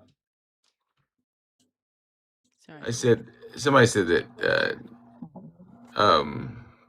ranked choice pulls everyone to the center, and I just said that the center is not defined ideologically; it's defined by popular perception. In this case. Yeah, I mean it will because it depends on the context. In every case, I mean, there's not a. It depends. Well, I mean, there's not an internationally recognized center politically. Right, but but also yes, I agree with what they're saying. I just mean it doesn't pull us to the middle of centuries. You're getting cut off a bunch. Change based on the popular opinion. You're cutting out. No worries. I think I do agree with that by and large, Defiance. So I think that's a very, very good point. And I think, again, it really varies, again, what the centre is. And sometimes the centre is not, if I can say this, recently it's become very vague and very complex because the centre has sort of been mixed up and it's sort of been the sort of uniparty agenda, which is not really Republican or Democrat. It's become, there's, like I said, you'll have Republicans and Democrats almost saying yes to every single thing, and I think that's and they're sort of setting what the so-called centre is. I think that's the biggest issue, and it's not really being dictated by, if I just make this point, it's not being really dictated by the everyday people, say in Texas or in Mississippi. It's being dictated by the Beltway in Washington. People are being brought in and saying, look, this is the agenda. You got the money. Here you go. This is what you've got to say. And if you don't say it, then basically you're not following the so-called centrist agenda. So you admit that the congressional system in the U.S. fucking sucks? I think there's a lot of flaws in it. I think it's been overtaken by a sort of a beltway in Washington that is sort of representing itself rather than sort of representing, And so why Right. So, and compared to like parliamentary systems that perhaps aren't having this extreme sort of like, I mean, I don't know how you're choosing to view it. You're saying whatever, this creation of a beltway. I don't see how what is so awesome about this system? I just don't see it. Well, I don't say that it's perfect, and I'm trying to make it clear. Like I said, I think I'm open. It's pretty flawed. I think it is flawed. I think there is a lot of flaw. Right, but you said you think it's the best system. I said that there's a lot of things I like about it, and I think that what it was created to be, as I think Defiance was saying, which I agree. Thank you for that. Yeah, no, I know, but at one point you you said it was like the greatest system. That's why I was like, I think it is. I think it is. Right. And I'm not saying that it's not flawed. Sure, but what makes it the greatest system above all? Like, you haven't given me a thing about the American congressional system that it actually does better than other systems. Well, I think I would like to say, well, I won't go that far. Maybe I'll just take a step back. I think all systems have things that work well. There's things here that work well in Australia. There's things that work well in the UK. There's things that work well in France. And it's not about I'm not trying to be arrogant about it by saying that, this is the only perfect system. And I guess this is an outsider looking in as well. So I'm sure that there's American people who will disagree with me. As I've spent time there, but you're right, I've never lived as a US citizen, so I don't know everything. And so I'm open to being corrected, but this is the point I'm just trying to make, is that I'm glad to see some very key voices and that sort of protection of freedom of speech, which I think was put into the Constitution for a reason. I find in the UK, a lot of things you say you can be pulled up on, even things that, if the government doesn't really like it and they've got to, if they can make it out like it's an extremist issue, they can sort of sideline you very quickly. Do you not understand that that's exactly what's happening in the United States right now, too? I think it is happening to an extent, but I'm glad to see that there's some people who are, for example, some very key commentators are coming forward and actually pointing these things out. Like I said, John Mearsheimer, who's one of my best authors, he points these things out. And I think, again, I've seen a lot of people being able to, come on the social media, like our friend Defiance here, very, very good man, points out some really good issues. And I've really enjoyed listening to his videos. And I'm seeing these people coming out and saying, look, this is where the Beltway is going, but we can see this is where we shouldn't be going. There's places where we need things we need to look at. Right, I think that's picked up on a lot more by, yeah. And you don't think that happens in the UK? Yep, go ahead. You don't think that happens in the UK? I think it happens in the UK, but I think people are sidelined a lot more in the UK because of it. But yes, there are people in the UK who discuss it. By the parliamentary system or just by the culture? I think the parliamentary system comes into it. I think, I think the culture might be part of it as well. Look, I think they're all much of a muchness, but I think, again, it's, I think by and large, I'm seeing the commentators who are addressing some of the key issues, particularly where some of the corruption in the Beltway and the donor class, a lot of that is coming from the US, which is something I like. I think, again, there are people here who point it out. There are people in the UK who do, but I think it seems to be a very significant thing in America that, people have that right to, participate and get involved and bring the difference on the the difference in like Parliament in the UK. There's not enough friction in the UK Parliament to really slow things down. Things can happen very, very quickly in the UK, which they aren't supposed to happen in the US this way, and that's why rule by executive order and stuff is such a problematic thing. But I think, to his point, most democracies set up after 1787 are based on the American style of democracy, and then they are just improved upon. We just never improved upon ours. That's kind of the thing. I'm saying, our system can be restructured very quickly just by removal of the Electoral College, adding in, putting in ranked choice voting. We stopped our congressional representation at 430. We kept it at 435 for whatever fucking reason that is. The United States is too large, really, to be for our system of government. Like, it needs. Right. It's too diluted.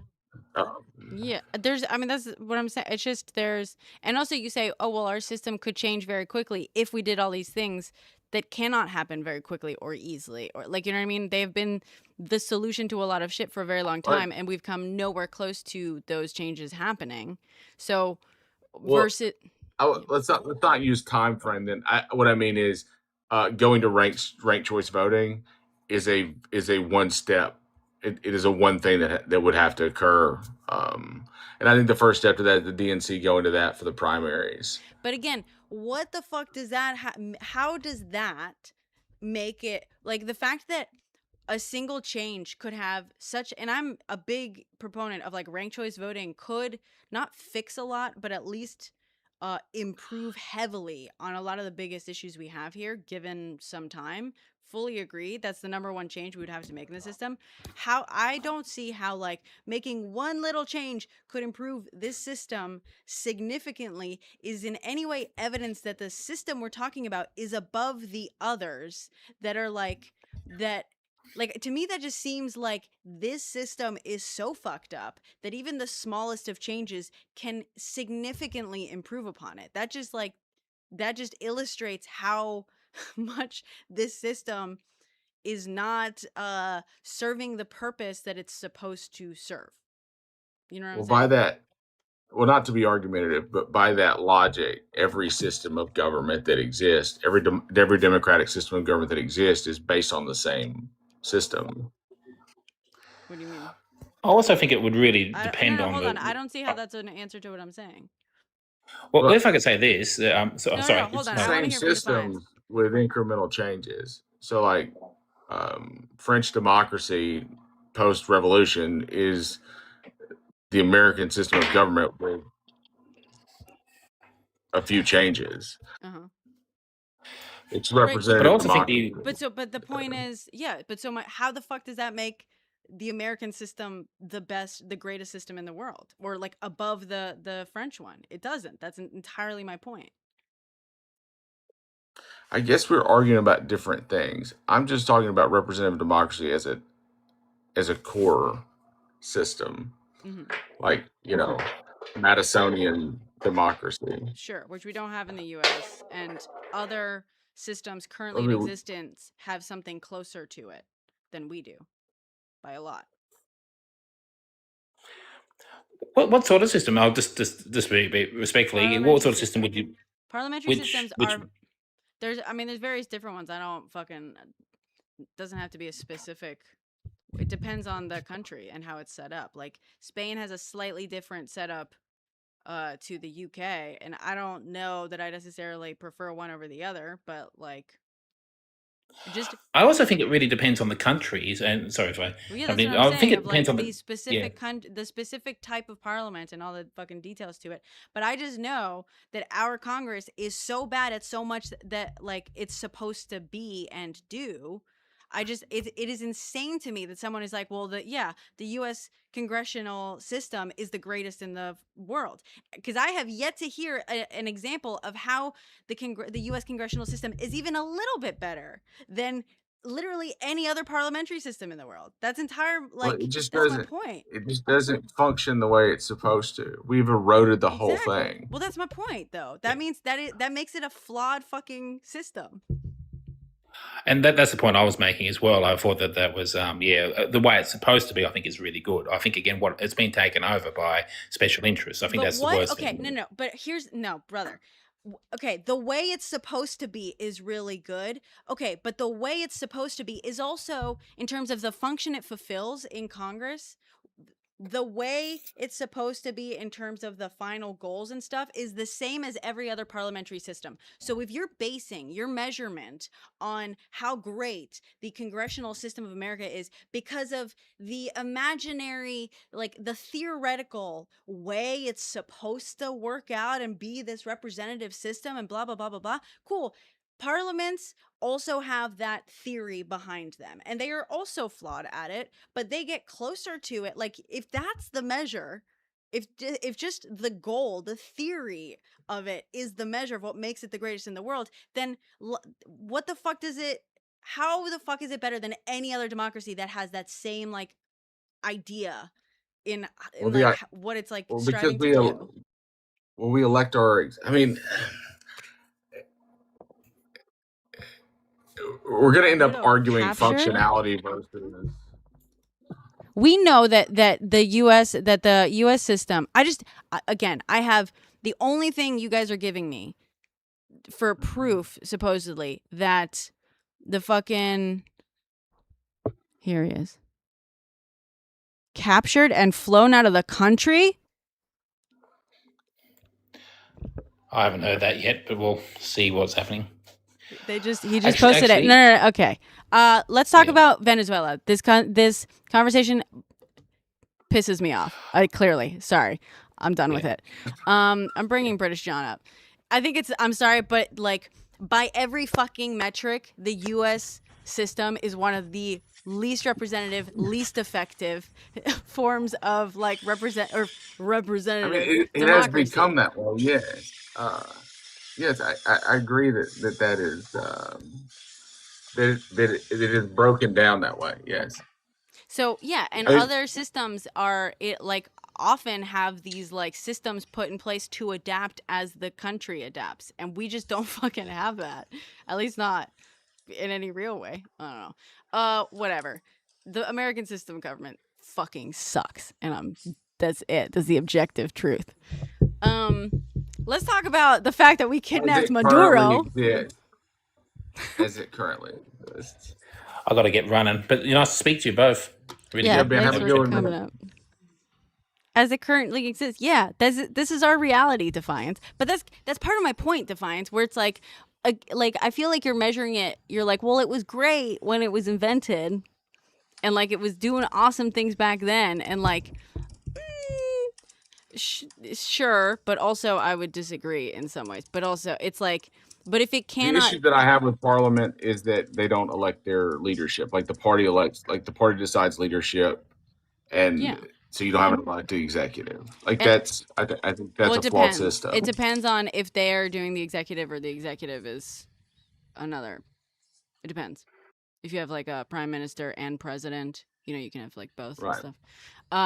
Yeah. But also, I think it's good because in the U.S., like culturally, the results in the U.S. Results in a whole bunch of fucking people electing the executive as though they're a fucking rock star and not bothering to learn anything about the people who are actually in charge of writing the fucking laws. And you have a population that doesn't fucking understand. Like, it's so much easier to have that be taken advantage of because people are focusing on the wrong thing. Like it's so easy to put people's eyes on the wrong fucking prize, on the wrong ball in a system like that. Whereas in Parliament, if you can only select the parties and the platforms, not the people, the platforms specifically that you are voting for, it's a lot harder to be bamboozled in that sense. You know what I'm saying? I gotta make another post about this. We kidnapped Maduro, apparently. British John, the fuck is happening? I'm doing it. So it's interesting day. Where did you get that? Trump posted it on True Social. It's on the screen. Is this true? I don't know that it's true yet. I'm in it. He just said the United States of America has successfully carried out a large-scale strike against Venezuela and its leader, President Nicolas Maduro, who has been, along with his wife, captured and flown out of the country. He also said he was going to lower the price of eggs. I'm just saying. Okay, I gotta make a post about this if you guys want. You can talk amongst yourselves. Hey, John. Brett and I just had our first fight. I had that fight with her 3 weeks ago about the Spanish parliamentary system. You were in and out doing meetings. Yeah. What do you know on this? I'm in it right now. I'm waiting to see. So, hi, for those of you new here, I'm British John. I'm a former British intelligence hacker. Hi. Contractor. And ironically, me and Defiance have been talking in the background most of the evening. I've been having spinal surgery. Kept your name completely out of it, John. Oh, that's fine. I don't mind people, but It's a lot cooler if I'm like my friend that. I get you. And so this is happening in real time. Okay, here we go. All right, the last confirmed appearance was year in military at Ligaro 28th. He did a pre-taped interview that was shown earlier today.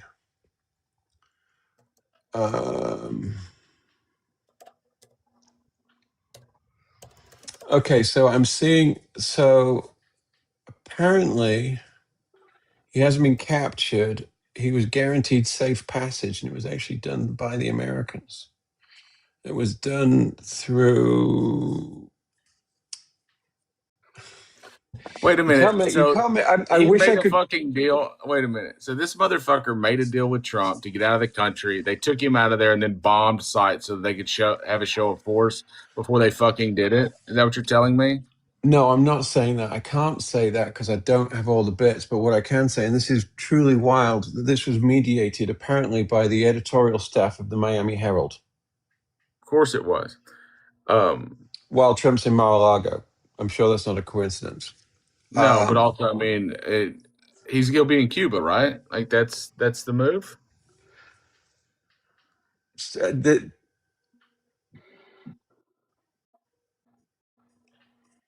Hey, let's use the term allegedly a lot for a second.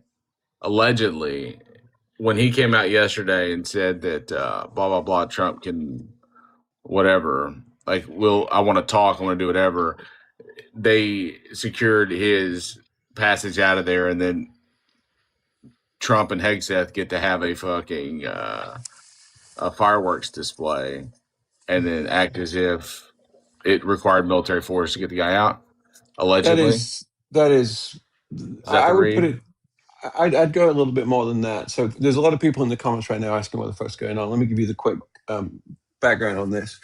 Earlier tonight, approximately 2 hours ago, there were explosions around Caracas, and actually, I'm just getting.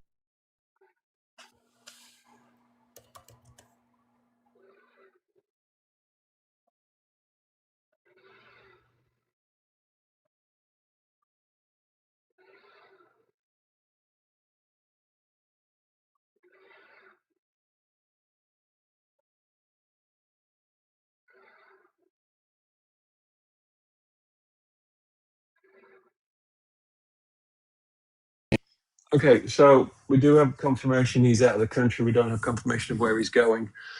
So about 2.5, 3 hours ago, there were explosions in Caracas and 3 other states. I don't think he was kidnapped. I think he was. Well, he was. He's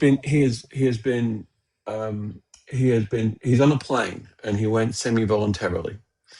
So about 3.5 hours, there was explosions all around the country. My assumption on that, and that's my working assumption, is that they were taking out oil facilities and possibly, DRUG facilities, which we all know is bullshit. Mm-hmm. But they want to stop the export of oil into out of there and retain it for American interests. I'm sure Mr. Global will comment on that in the next couple of hours. But that wouldn't require the destruction of the oil facilities, though, right? Great thing if you destroy them, then you get to charge. Then Halliburton gets to charge to rebuild them. And do you know how American works? Yeah, but I mean, Maduro said 6 months ago that American interests could come in and have the oil facilities. Saying things, you can say things. Hugo Chavez has said things as well once upon a time, and then you stop saying them because you're not around. And yeah, I think what they did is, and then we were talking about what it is. It's likelihood that they were using the Marine F-35s to do low buzz attacks. So, but Caracas is a show of force. Given the timing that when that was happening, that was probably the escort. That was also probably the escorts that they would have used for wherever they're going. Interestingly, I'm looking at the air scanner right now, and there is absolutely nothing going on, which tells you there's a lot going on. Well, so in other words, he's been out of the country for an hour and a half. Yeah, or a day. Yeah, there's no there's no transponder on the plane. Of course. I've just looked at everything that's gone off. So, welcome to chaos. Now, where this gets interesting, and I'm sorry, I've been on pretty heavy medication for the whole day because, spinal surgery. Thank you, AG.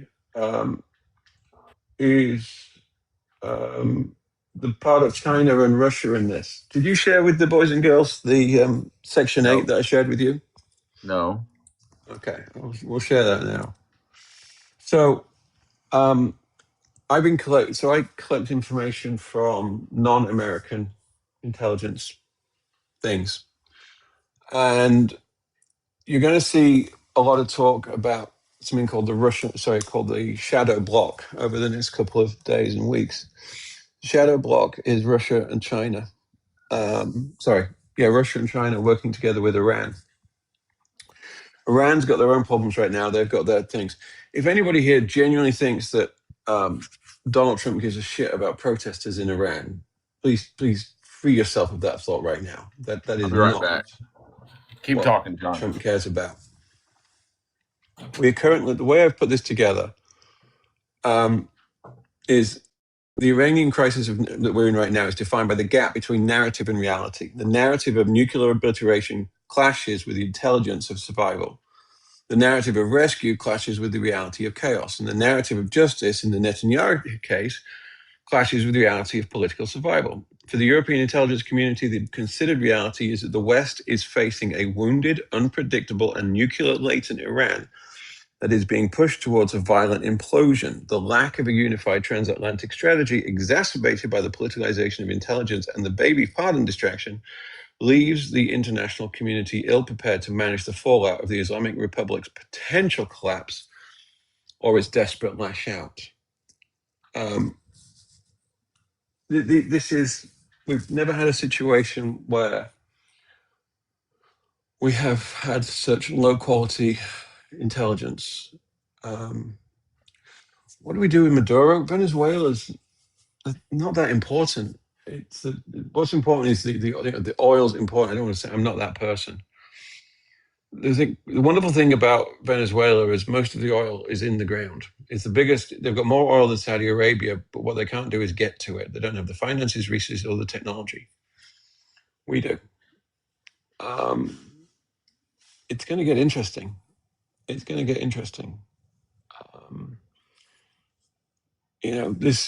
Gas prices will go up. Ironically, when they've come down, price of eggs is not going to change. Yeah. China is helpful. Well, China. So there's been. Let me find it. So this is stuff that just did not make it into the American news. Where are you? China, Russia.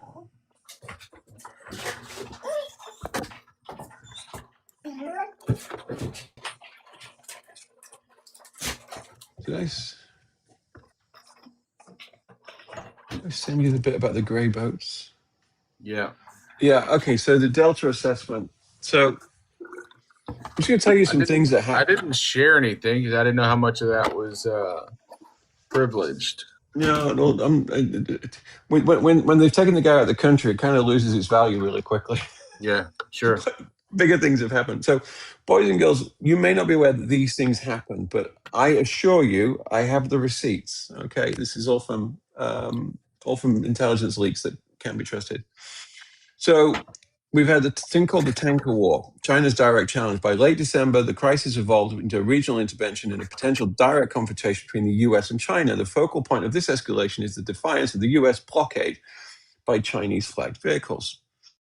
So we had the Thousand Sunny incident. This is a very large crude carrier, Thousand Sunny, a Chinese flagged vessel previously owned by the CNPC that had been tracked steaming directly to the Venezuelan terminal of Jose with an estimated arrival mid-January. Unlike previous blockade runners, which used dark fleet tactics, this vessel is broadcasting its AIS signal openly, signaling a deliberate challenge to the US quarantine.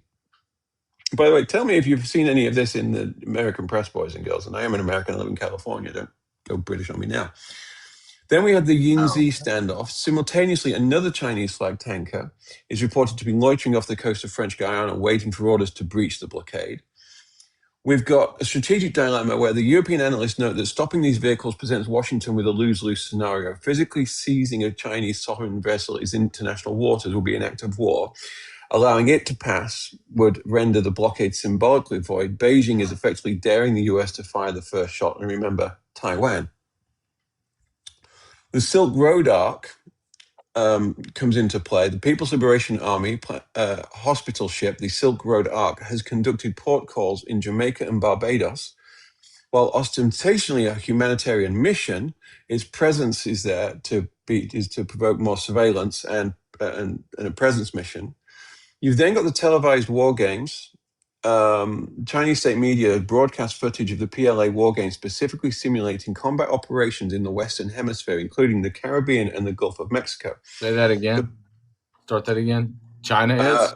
China, in a rare public display, Chinese state media broadcast footage of PLA war games specifically simulating combat operations in the Western Hemisphere, including the Caribbean and Gulf of Mexico. The Gulf of Mexico is also known as the Gulf of America. No, it's not. Hold on, let me finish that sentence. In some dumb places. I know what I was doing. Spooky Mulder, she is recording a video. She'll be back in just a second. And then, if you didn't think you could bet, this is where it comes to Shadow Block. Now Russia's involved because we had the Bell false flag. Intelligence reports indicate that the crew of the tanker Bella 1, which was Russian, while being pursued by US forces, painted a Russian flag on the vessel's deck to deter boarding. This improvised tactic reportedly caused hesitation amongst US commanders, illustrating the deterrent value of even a superficial Russian connection. And then this just because, following the US escalation, Venezuela has placed its military on a wartime alert, activating Russian-supplied S-3000 air defense systems and anti-ship missiles. Those of you thinking, I've heard of the SV300M.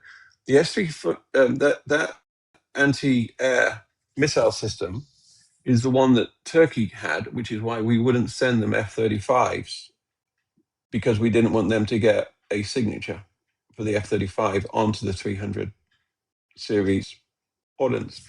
But all of that's moot now, right? Like, he's gone, so... If he's gone, I mean, this is the thing. There's no... some more stuff coming. The problem is the word capture. It appears that we don't know where he's going, but this was negotiated by America. Casey is updating right now. Well, it's not really capture if you've negotiated your exit. Well, it's capture if you have an orange spray tan and you type all in capitals. Sure. In other words, we didn't send in Delta to retrieve him under hailfire. Okay. So how would it have been done? It sounds like the Miami Herald sent him a letter like, hey, if you want to get out of there, we'll send a plane. And he got on the fucking plane. You're kidding. What are we basing that on? What? Where was that John has reports that the Miami Herald brokered the exile. Mm.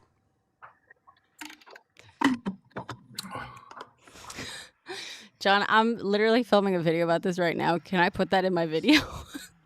Or no? Absolutely. Okay. Absolutely. I can't. This is one of these things where I don't have a full receipt for it, but Trump's in Miami. You've got a huge Venezuelan Miami community. Yeah, he's doing the whole makes thing sense. in Mar-a-Lago, which is crazy. Yeah. Yeah. Okay.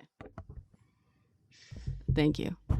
As you were. Do you think that's where he's got all his private nurses and stuff?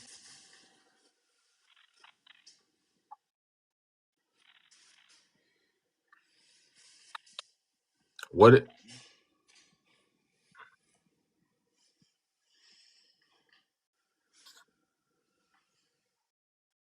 Hey, John, what do you have for Do you have any reports that are not Trump related that Maduro's on a plane? No. Okay. Now, the bigger question on that one is why not? And that is because the rest of NATO is no longer supplying America with intelligence on anything in the Caribbean because they don't want anything to do with it. They wouldn't have put him on an airplane though, right? They would have put him on a fucking on a Huey, right? No, it looks like a plane. You got to remember where Venezuela is. You can't get very far on a Huey. That Huey's got to go somewhere. So unless they took him onto an aircraft carrier, Honduras, right? I don't know. There's no confirmation of any of that. There's no knowledge of where he's gone. Is that the closest friendly to Venezuela? Would be Honduras, or I guess Argentina. It doesn't have to. It doesn't. It would have to be somewhere friendly to us as well. Yeah. I don't know who that would be right now. It says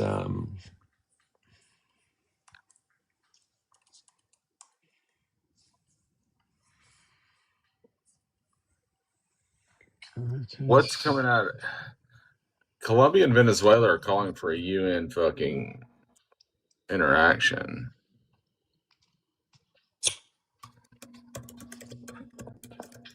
But there's nothing coming from the Venezuelan government anymore. This is.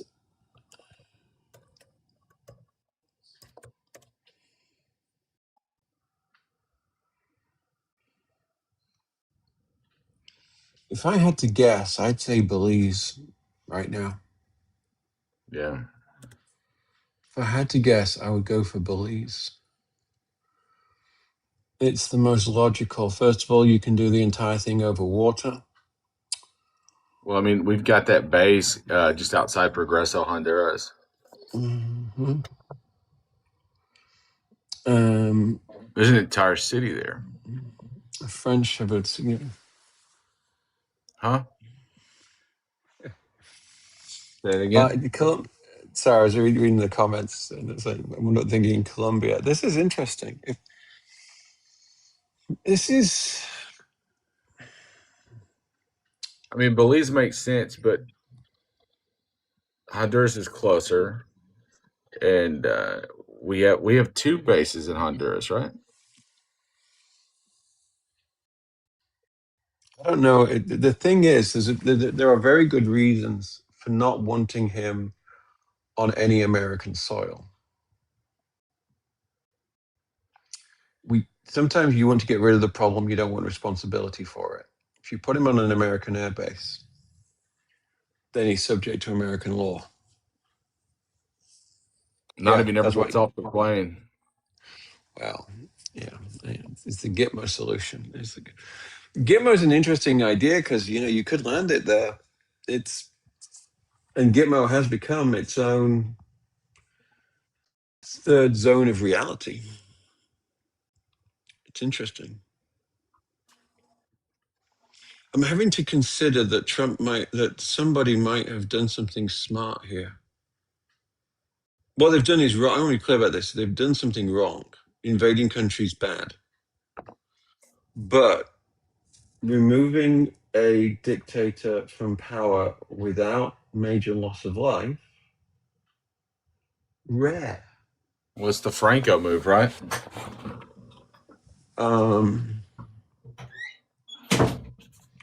Catjet, I'm not disagreeing with you. They don't. The crime doesn't have to be real. They'll make crimes up. Okay, crimes against humanity can be prosecuted by anybody. But the America getting possession of the oil, that's interesting. What's that? What's up? U.S. law enforcement could be the FBI too. Like it doesn't. What's going on? What's the update? Can you guys hear me? Yeah, we can. We don't have an update yet. We know little to nothing. Okay, did we get rid of the Miami Herald thing? Did that get knocked down yet?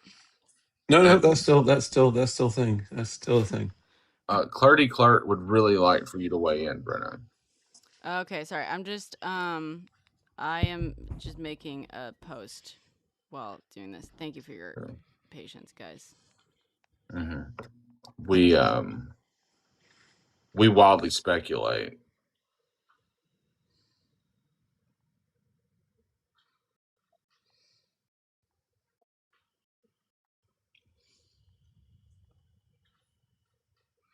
My favorite joke is the person who says that he's been captured so that we've got some people to pick the strawberries in Watsonville.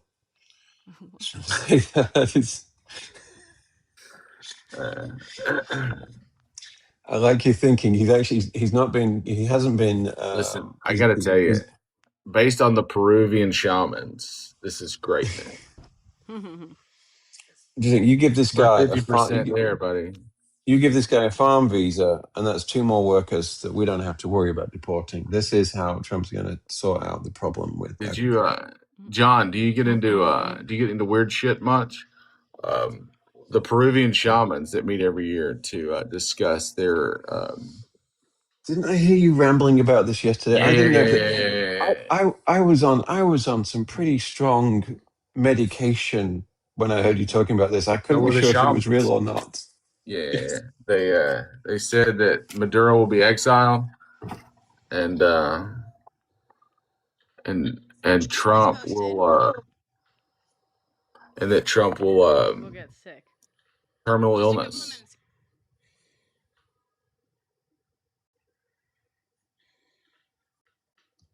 They took out a huge. It looks like they definitely took out a huge oil facility. Oh, really? Did they? Yeah. Brenna. Mm-hmm. I can't find. Cat Jet has a thing for you. You have a thing for me? What? She said she really wants to get into this thing. Jet? Who's Jet? What are they saying? Cat Jet. Can Congress take action for Trump doing this? Not if they can take action, but they won't. Yeah, they can take action for whatever they want. Honestly. Didn't they put something through? They were going to take action, huh? Yeah, massing, and then it put a thing, but it got voted down. Yeah. For what that's worth. What a fucking day.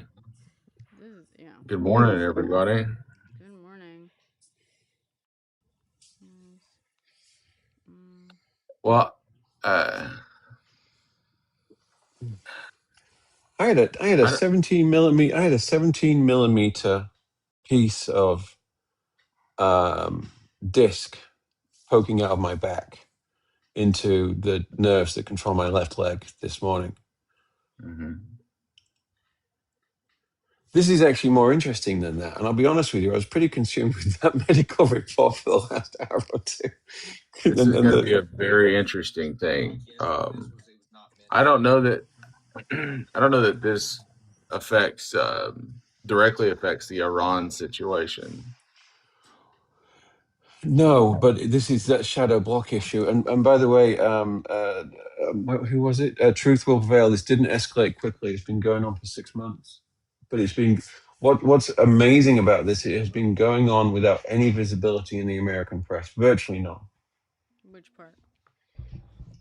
It's most of it. I don't think anybody.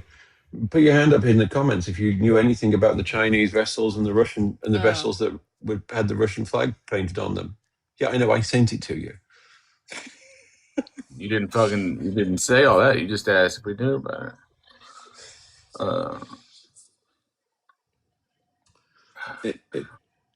I like to think that they're escorting him to a Marriott timeshare property to view a presentation. And they always insist that you bring your family. There's some nice places in Belize. In fact, there is a beautiful house on an island that is private, about 3 miles off the coast of Belize, that has a sandbar that's just under 3 feet deep, and you can walk out about a quarter of a mile. That's where I would go. If somebody was going to steal me and take me somewhere, that's where I'd go. Someone just texted me, like from somewhere, like another country. Yeah. Who's on here? You are looking at your phone. This is great. Oh, hi, Gracie. Yeah. Yes, I am hearing that. Fucking hell. Turn, upload. Okay, and then.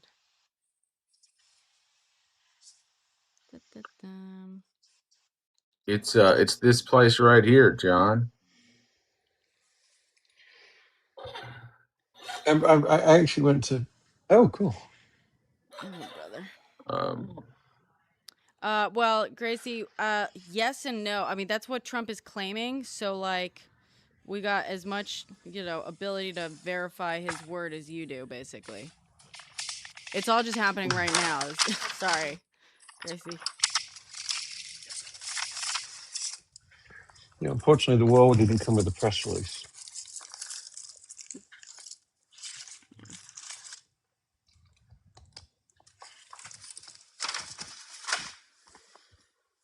I mean, it's just a regime change. Yeah. SOP.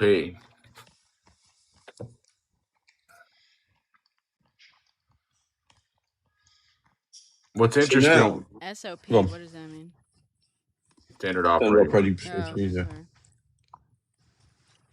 Military. But now they're calling it a large-scale attack. I guess now that it's been successful. Now that it's successful, yeah. Fucking. Or whatever. I want to know the. God damn it! I want to know the details on that thing. Well, we'll hear all about them.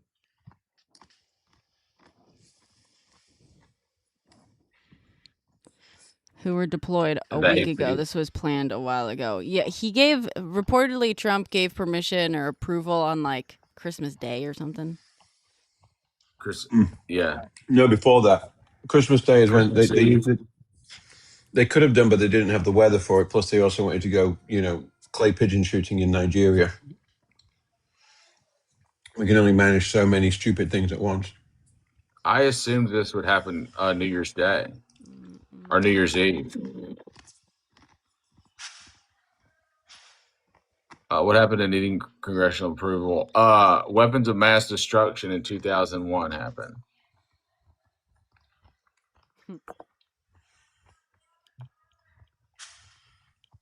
No, Congress had no part in this.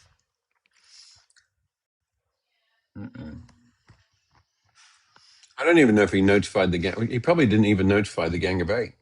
I mean, I would have to. You would think he would had to. If Russia and China have boats off the coast, he would have caught at least.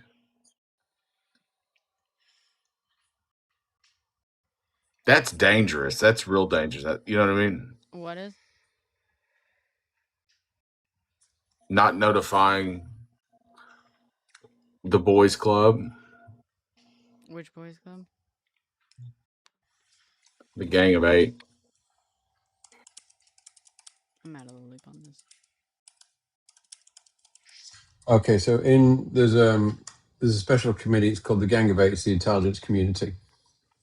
Oh yeah. And it's a term for it's the 8 leaders in Congress who are briefed on classified intelligence matters by the exec branch specifically. It's the leaders of 2 parties. It's the head of the House and the chairs and ranking minority members of both the Senate Committee and the House Committee for Intelligence. Well, and this is actually codified in section 50 of the USC. I'm sure he didn't tell a Democratic leader. He didn't do that ever before. I mean, he's kept them out of the loop on everything.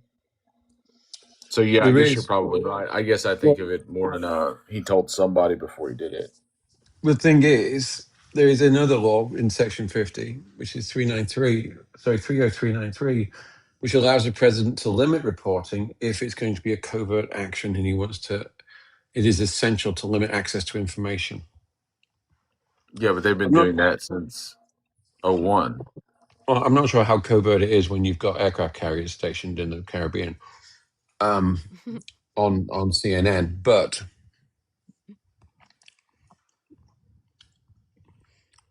so if you're MAGA, is this the war you didn't want? You know, that no more wars? Yeah, right. I mean, well, they're going to be like, well, it's no war. Just- It's done. You know what I mean? What do you think? How do you think Venezuela is going to respond? Is it just going to be like Machado's going to like stroll on in and Yeah. everything's going to be like, all right, 100%. 100%? It's all going to be dandy? Well, I think you'll have enough of you'll have enough chaos for, as John said, Halliburton and them to move in, establish the.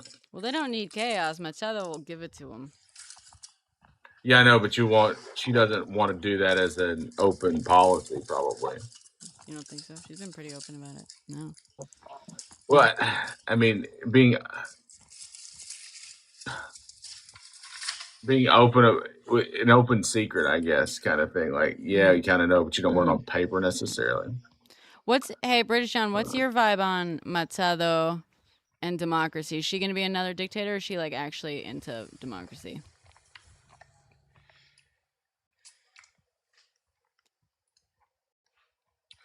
I think she's going to be, I would call it democracy light. Better than Maduro, but it's going to be, you know, it's really hard to say democracy light and live in America right now. Yeah. so I was just trying to work out whether the I can't use that word, whether the painkillers were winning or the brain was winning. I think the brain won on that one, actually. That was interesting. Well, someone said centrist. That's not my question. Listen, like if we just talk democracy, if democracy is a given, Machado and I have nothing in common, right? And this is we were talking about this earlier, different context, but it was like multiple things can be true at once. Like someone can be fully not aligned with you politically, but like still be on board with democracy, the process of democracy, and like, you know what I mean? Like a John McCain could stroll on in. Like I'm imagining, is Machado going to be like a John McCain? Someone I did not agree with politically in any way, shape, or form. But at the very least, the guy was like just the bare minimum of like on board with the concept of like democracy, for example. You know what I mean?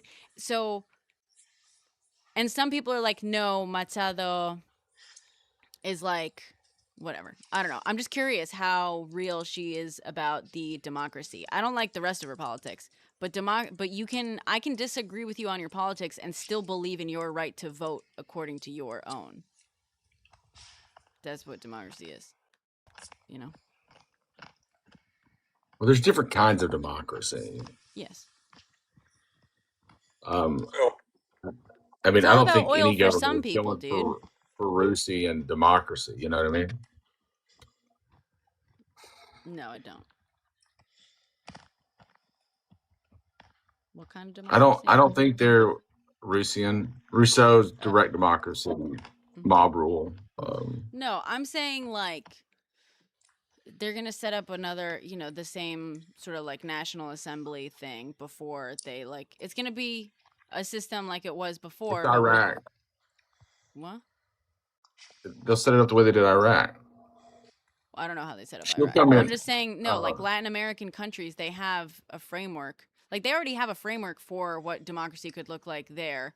The whole problem, it's just like every story with a Latin American dictator, like they get into power democratically elected and then start making some changes and like loosen, just fuck with the balance of powers and shit.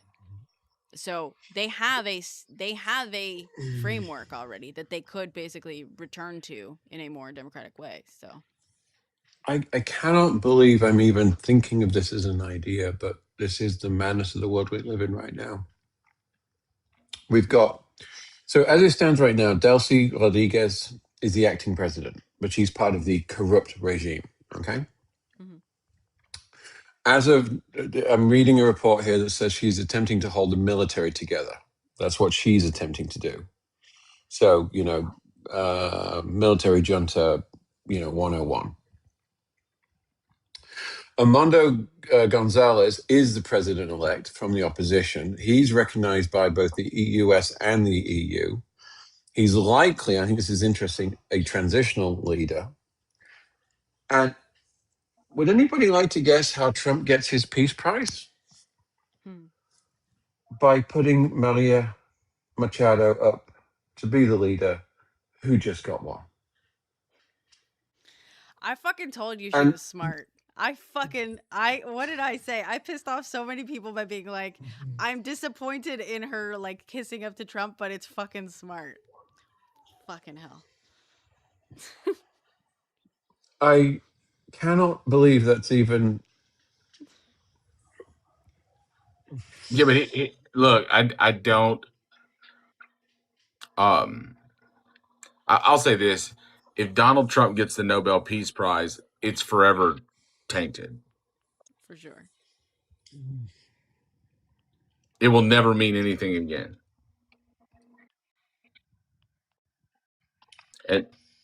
And I don't think there's a laureate on that committee that would allow him to have it. Right. I don't know. We do not have the. I mean, I've been wrong before, but I'm married. It happens 16 times before I wake up.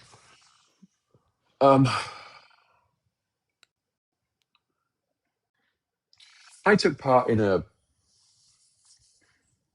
war game in a tabletop program with most of the smart people in the intelligence community and the Democrats and Republicans back in September of last year. Year before, 24. Because the assumption was that even if the election was close, Trump would contest it, and their foreign adversaries would exploit that with attacks on cyber infrastructure and mistrust, and just create more. Because sometimes damage is just the best kind of damage. They were the smartest people, the smartest military thinkers were in that big ass ballroom. No one would imagine that this would be happening 18 months later. No one. Hey, question. You think they set the you think they set up the battle of the Taiwan Strait as the and I don't mean like to cancel elections or anything, but as the conflict that they'll use to persuade people to keep Republicans in power in Congress? Like I said, you've got China basically daring America to shoot first. That's what they're doing. That's why they're sending those two ships. They're daring it. The fact that they were doing it while knowing that Trump was clearly trying to get Maduro out, because now those ships have got nowhere to. If we've now taken over the country, then I'm getting a thing. Hold on. Hello. Sorry, the boys in London take a little bit of time to warm up. They've got to get a cup of tea on board before they start spilling the real good tea.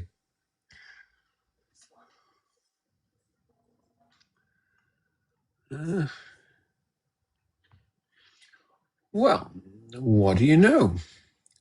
A small private jet. Where'd it go? Are you saying? Are you watching Flight Radar? Nope, I'm seeing a plane that guy most likely went out on. It wasn't there for very long in Venezuela, so it would appear that the plane landed. There were explosions around the airport, probably for cover, and then the airplane left. It is a small citation jet. Where did it Was go? that a 7-passenger? 9-passenger? 1, 2, 3, 4, 5, 6, 7 windows. Yeah. And Vice President Delcy has said that she wants says the whereabouts of Nicolas Maduro and his wife are unknown, and is asking President Trump for proof of life. So she's trying to assert dominance in this all now. Who?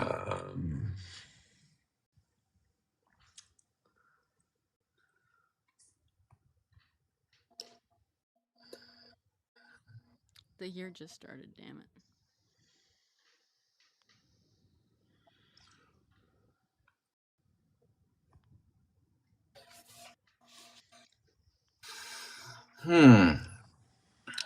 I don't know.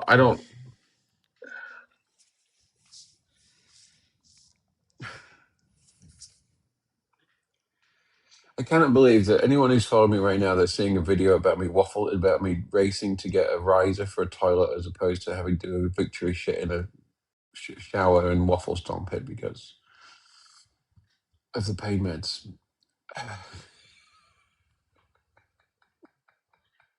What? Hmm. Oh, God. I had pretty major spinal surgery last night, and yeah. How'd it There's go? It sounds like you're doing great. Oh my God, I got 80% of the. It's like they woke me up after 3 hours in the recovery and had me walking, and I can feel the bottom of my foot again. I can waffle stomp with purpose.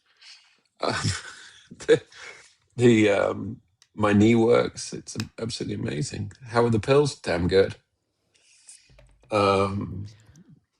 Although what is really even better is the doctor said, well, I've prescribed you 30 of those. You need them. But my real advice is, and I can't say it on TikTok, but it's like, we have access to the best painkilling medication for nerves here in California, any local dispensary. I told him I've got that taken care of because I'm a goddamn professional. Plus the devil's lettuce doesn't make you constipated.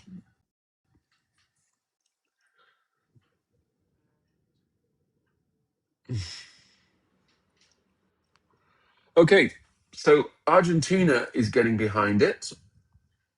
Wow. Argentina's getting behind it. They're gonna get behind it. Of course they are. Yeah. We got a $40 billion currency swap on the table. Lando, not. Honestly, I don't think that's screwed. This is gonna resolve pretty fucking quickly, unfortunately. And by that I mean, like, this just like reinforces some pretty shitty precedents. You know what I mean? Basically, but what's crazy, like, I don't know, that's just my opinion. British John maybe has better fucking read on it, but like, what's funny about it, we were talking about this 2 nights ago. Like, I was saying this, it's kind of crazy that I was like, Maduro knows exactly what he's doing, and he's responding exactly the way he needs to, which is not taking the bait. And what's crazy is that so often you will see, like, strikes occur where the goal is not to get retaliated against, or you expect retaliation, but you understand there's going to be, like, a limit to it. You know what I mean? When strikes are carried out, often the goal is not to start an actual war. It's just like, how much can I get away with without necessitating without them thinking that the retaliation necessitates full-out war? What can they do kind of symbolically, right? Yeah. And it's called proportional response. We have an entire proportional, but also like symbolic. It's largely symbolic a lot of the time, and the goal is. But so yeah, when you strike, the whole point is, okay, we know that they're going to respond. What's the limit? Like, how far can we go without this actually becoming war? A lot of times, Can I just say though? Oh, I'm sorry. Go ahead. I didn't mean to interrupt. And I was just saying that, like, it's notable that the entire goal with all these Venezuela strikes was so clearly the opposite.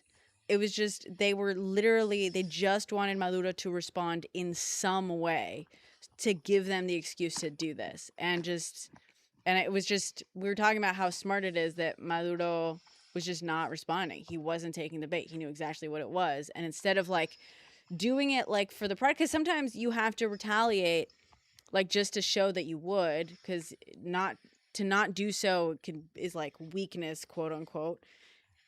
It's just, yeah, and they just fucking lost patience, and so now they just went on and, I mean, for one, like, I guess, are they gonna start admitting? Watch them not bomb any more fucking boats, you know what I mean? All of a sudden, narcos are no longer gonna be a problem. The thing that gets me, right, is, and this is where, as a political consultant, this is where I would have said your best optics here is if you have the option to go in there and just get the motherfucker and get him out without bombing anything, the opposing political side can't say shit to you. Like, you've accomplished your goal, you've done all your things, and now there is nobody can be upset about the outcome. Mm-hmm. Now we've essentially, I mean, that's an act of war.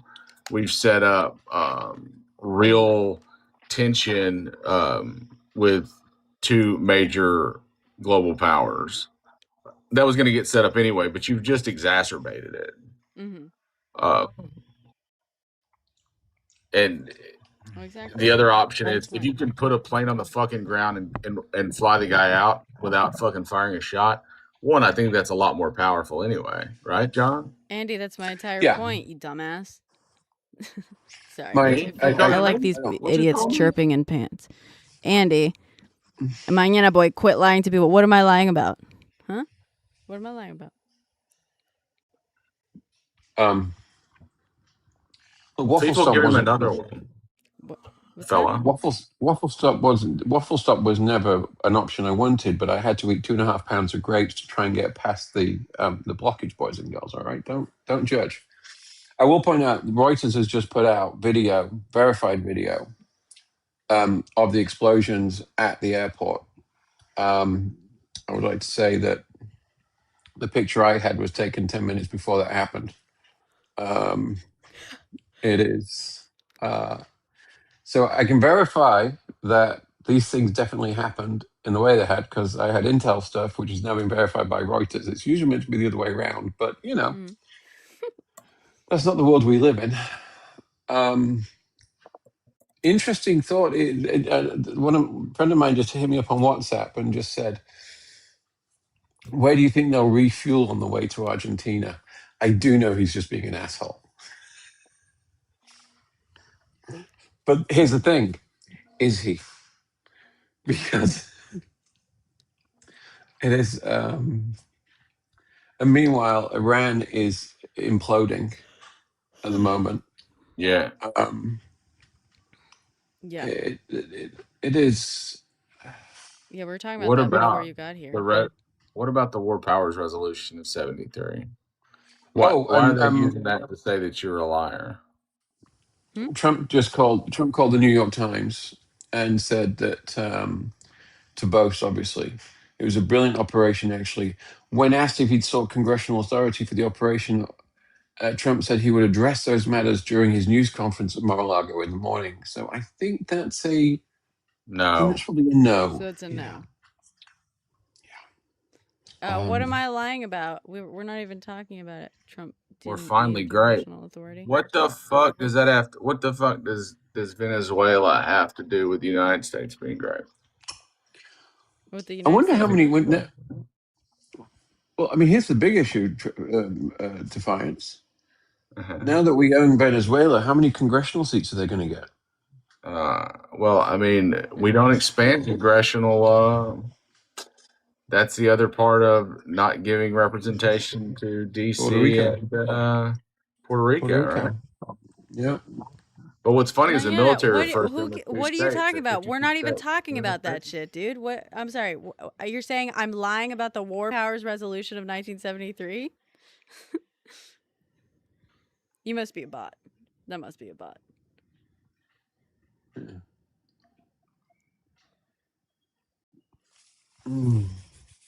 I really hope that is really Vice President J.D. Vance in this line. I've got some real questions for you.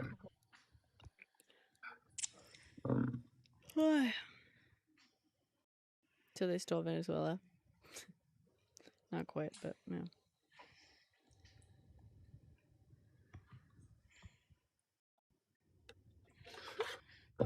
Oh, yeah, it's got to be a bot. I don't know what the fucking war but I think they're resolution. asleep right now. War power. I'm a mod. What's up? What do you need? I don't know. Someone's saying, "Stop spamming, Andy. You'll get blocked if you keep spamming, or at least muted." Next target. No, smart cheap. Okay, guys. There's a couple people saying here, like, well, it's because this was to distract from the Epstein files. No, not everything is about the Epstein files. Sorry. Also, if they wanted this to distract from the Epstein files, they wouldn't have done it on a Friday night. Period. They would have done it in the middle of the fucking week when there was lots of This news. is narrative control for long-term spin. Like this is giving them something to talk about moving forward. It's now we're setting up a democracy in Venezuela, and you know it's just a thing to. It's but it's news also cycle when shit. people are like, "What's next?" Like the next, what are we gonna strike next? Canada, Greenland? No, the situation is entirely different. You had Venezuela. You had a dictator, and I'm not, once again, to go back to the spiel that I was saying at the beginning of this whole thing over and over again, we can say Maduro is a dictator. He was terrible for the people of Venezuela. That does not mean we support American intervention in a sovereign nation. So, you know, you had a dictator that was largely unpopular. You had someone that was just fucking crowned a Nobel Peace Prize winner as the clear opposition and like usurper to the throne. You know, in quote unquote the name of democracy, quote unquote, we'll see. You had all these pieces to this makes it very different. This is a very specific circumstance that doesn't mean that Trump is going to turn around and like strike Canada tomorrow or Greenland. Two like very different things. It's not as much as it's fucking stupid and crazy for him to be running around like doing shit like this in foreign countries without like war powers, without like, I mean, just to another, you know, sovereign fucking nation in the first place. That is crazy. That does not mean that this is not on some level very, very calculated. Do I think he was doing the calculating? No. But like this is a very calculated move. Funny you should say that. I'm working on that right now. Also, if Canada fully supported Trump, Mark Carney wouldn't be your prime minister. Yeah, exactly. So it's okay. Yeah. This is what the fuck is they're just charging him with rug trafficking? That's wild. All right, here's the. I thought we killed those people. Isn't that our? No, he's charged. They charged him. Yeah, no. They came up with the charge. All right, I'm going to bed in a minute because I really do need to do the recovery part of this kind of recovery thing. So, ladies and gentlemen, here's your key architects, and trust me when I say I'm reading this now and it's verified, and this is one of these things where it makes perfect sense and you don't want it to make sense. Okay, Trump has been told what to say, what to do, and he's going to sign the piece of paper and he's going to be very happy. He's going to get the pictures. That's all he wants. Key architect of this is one Mr. Marco Rubio. Always. Yeah. That's a connection there, though. That's the calculation. Hold on. There's 4 layers to this. Mike Waltz is also Hegseth isn't leading on this. It's Mike Waltz. Okay, former Green Beret, National Security Advisor. You remember Mr. Waltz? He was the person that got thrown out. Well, guess what? He wasn't thrown out. Okay, his strategy is always focused on decapitation of leadership, followed by immediate handoffs to local allies, which is what we're probably about to see. Elbridge Colby, the Undersecretary of Defense. They're the intellectual behind the strategy of denial. And whilst he's usually associated with folks in China, strategy of denial. Denial of what? It's his whole thing. Not denial, exactly. Blockades of anything and supply chain restrictions. So he's put together the intellectual framework to justify the intervention to the restraint wing of the MAGA movement, arguing that removing a Russian Chinese-backed outpost in the Western Hemisphere is a core national security interest, not neoconservative adventurism. Not selling it that well. But the fourth person is the one who is so interesting. Ladies and gentlemen, let me give you Scott Bessent, the Secretary of Treasury, who, if you remember, was also George Soros's number 2 for 32 years. Jesus Christ. Yeah, people don't remember that he worked for George most of his career. So what's the hedge fund move here then? Yeah. Funny you should say that. For the program to be effective, Venezuela's economy and oil production must be restarted immediately. Bessent is the one who will manage the carrots, the lifting of sanctions, and the infusion of capital once a transitional government is installed. Oh man, the private equity money made there is about to be fucking crazy. He is tasked with the complex debt for equity swaps and the restructuring of PDVSA, the state oil company, to ensure the new government is solvent from day one. Yeah, he's the architect of the currency swap in Argentina. Yeah. Jesus Christ. And you know who? Can we verify? So that's the whole Scott play. It's not oil specifically. It's fucking private equity hedge. They're just gonna go in and fucking. Now, here's the thing: they've got to get in and get out. They have to get this done. It's already done. I guarantee you. The paperwork's already fucking done. I know, but let me finish my sentence this time.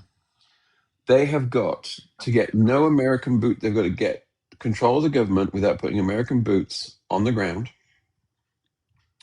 so they can have that all done by the end of February, so that they've got 8 months to run to the midterms.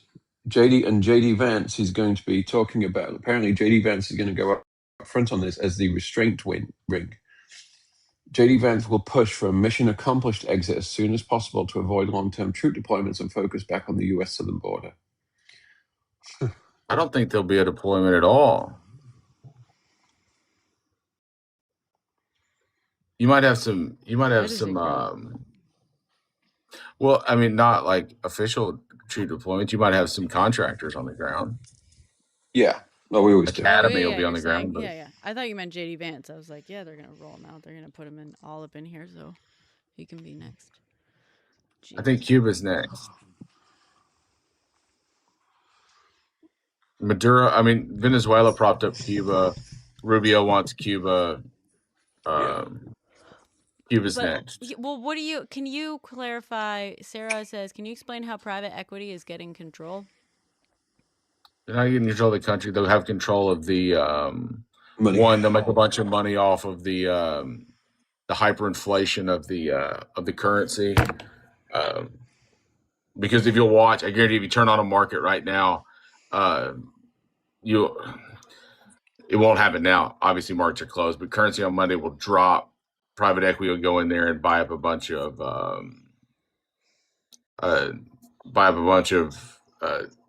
currency, and then we'll do dollar injection, and it'll spike the market. On top of that, they'll do the same thing with they will privatize all of the mining operations, all the oil and gas, and that's it. Once they own it won't be owned by a company, it'll be owned by private hedge. And they'll have that inked by fucking 8 a.m. Monday morning. No, well, it'll be 11, but it'll be done at 10:30, 30 minutes before the right before the markets open. No, press conference, so that he can announce another 1,776 Patriot gift to the troops. I wonder how many millions of dollars will get dumped into the Trump coin because of this. There is one interesting note to this. Which is a very open question. The looming challenge from the hard no from America. The U.S., the people that don't like this are the U.S. oil industry. What? Yeah. Yeah, they don't want this. Why? They don't want other Americans having access to the biggest proven supplies of oil that's too close to America.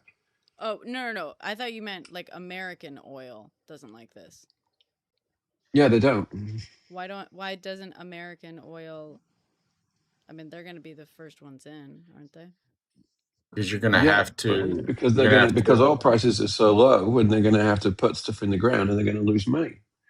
Because Saudi can still pump. They're already cutting production in the United States because oil prices are low. But but controlling it, having control over it is still, that's the more important thing. Control gives you nothing unless you can get it out of the ground. You have to get drilled, like you have to get rigs like pumping, or you have, in order to own the resource. More than a third of America's rigs have been down since the election because the price is too low to make money on them. Sure, but they don't have to drill unless and until they want to. But controlling it means that no one else is like using that as a source on the market. I could be wrong, and I can call Mr. Global tomorrow, but there is something about being able to.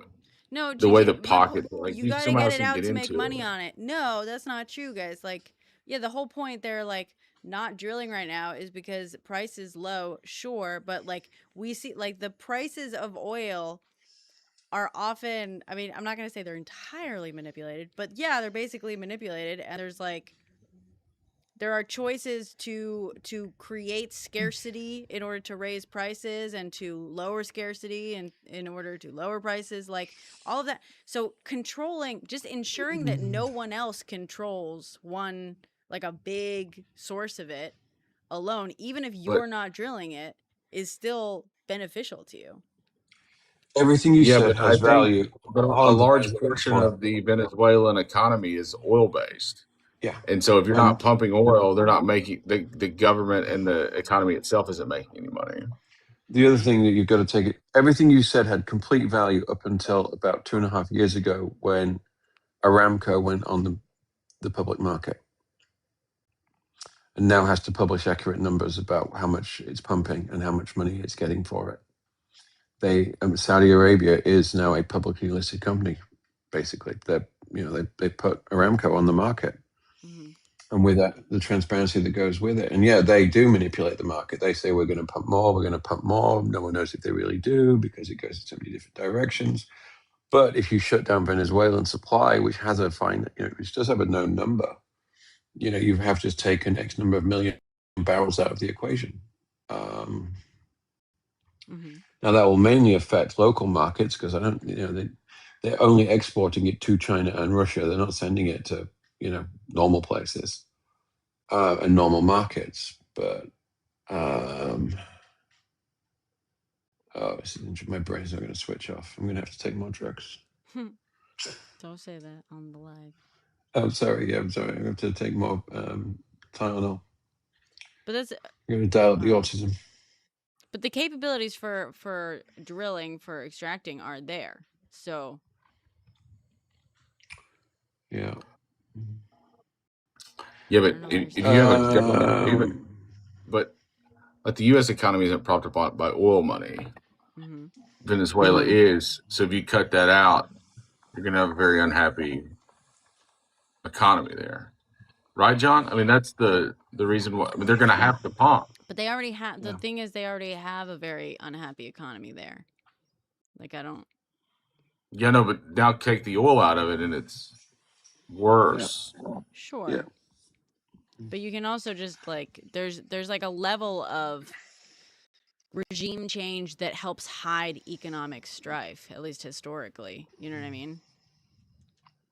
Like, it buys you some time and goodwill, not goodwill, but like confusion in many ways, and sometimes goodwill of like, yeah, things are gonna be rough because everything's a little bit crazy right now.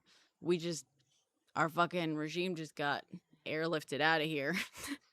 And like, we might have a new like there is a power vacuum right now, in a sense. Diesel fuel is a refinery issue. It's not a pump. It's not a drilling issue. I got a dip. Let me say this. Me, Defiance and I were talking offline just before, and I jokingly said, "Oh God, we're good. You know, neither of us can talk about this in our normal content because the platforms don't like it if you talk about something you don't normally talk about. It just gets you thrown out. It's why I stick to comedy and not serious stuff." Mm-hmm. And I said, we're going to have to start I said, I can't believe I'm using these words. We're going to have to start a podcast. Well, what if this is 99 Monkeys in a Box versus, I mean, this is hilarious. This is, God, if we can't get a sponsorship from Alpha Brain for this, I don't know what, because this is some fucking weird thinking goes into this capability program. You know who I had a meeting with this morning? Alpha Brain? No, Ken Harbaugh at Midas. Oh, really? How is he? He's fine. Are they gonna take your about podcast stuff? Are they gonna take all your hard work? They fucking want to real bad. I can tell you that. I told you. We're gonna talk about that in a little bit, Brenna. I told you. No, I think I have a better idea. Yeah. And you're involved. So. Great. Surreal. I agree, Robin. I agree. Surreal. That's right. Here's the problem. I've taken Brenna into my orbit, right? And now I just throw everything at her. Like, hey, I have this thing. Can you help me with a screenplay? Hey, can you have a? Yeah. Fine. Philippe was like, yeah, Philippe. At one point, I was like, oh yeah, I'm texting with Robert. He's like, who? Wait, do you go by Rob or Robert? Robert. Yeah, okay, I thought so. I call you Robert. It was funny. It was almost like he was jealous for a second because he was like, what, do you just text your new friend every day now? And I was like, not every day, but there's a lot of projects. There's a lot of things. Also, I really like Philippe. He's going to be my new best friend. Yeah, I know. You guys are gonna. It's fun passing messages between you two. Because I'm like, oh, you two. Hi, Philippe. He's in. Do you hear my? Did you hear this, Philippe? Hey, John, do you hear my favorite joke? Yeah. Yeah, you did. He should be so excited. On New Year's Eve. Trump coin or XRP? Look, I'm really excited about the Trump coin. Yeah, Jenny. I'm going to talk about that. The Trump coin. Yeah, but for other reasons. He's talking about the coin, not Trump coin. I know what they're. Yeah, I'm talking about the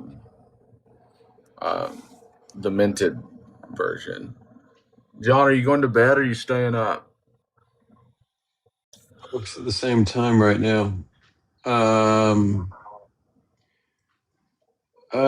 This comes from somebody who's only been wrong once before, and it wasn't a big wrong, but apparently tomorrow you are going to see the words petrostabilization. Petrostabilization. Yeah, and it's the first part. It's the first part of Trump's.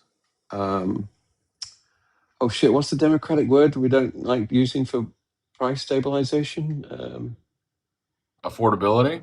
Thank you very much. It's the petrostabilization is the first part of his affordability program. How is it stabilizing petro? Oh, are you expecting the truth? I don't know if you know how America works. But yeah, I mean, all right. So the video that I'll make today when I get off. Hold on. Oil prices are low, so how the fuck is petrostabilization gonna somehow be the first step in the affordability whatever?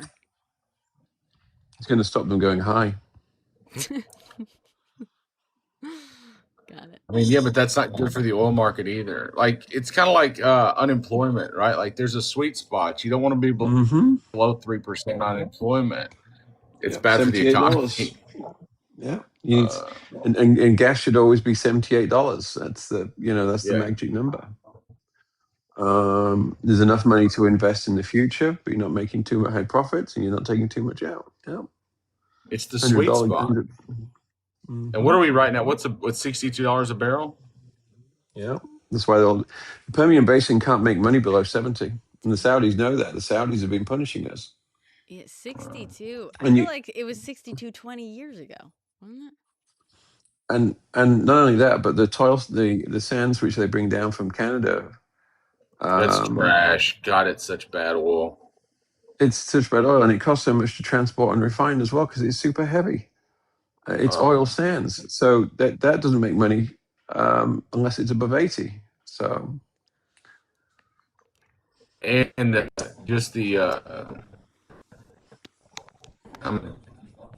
I swear you care so much about those wetlands and the birds. Exactly. Yeah. You guys just spoke over each other. Yeah, I care a lot about them. It's a big deal to me. It's what? You guys just spoke over each other. I do. I care a lot about the birds. Oh. What birds?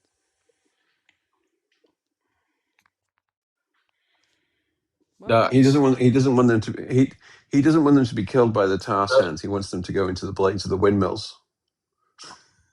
What? Sorry. Y'all have lost the plot. Look, we're he's pro duck. The oil sands. I'm pro duck. Go on, you go. Yeah. Did you find the current? What's the current? Is it 62? Is it 62?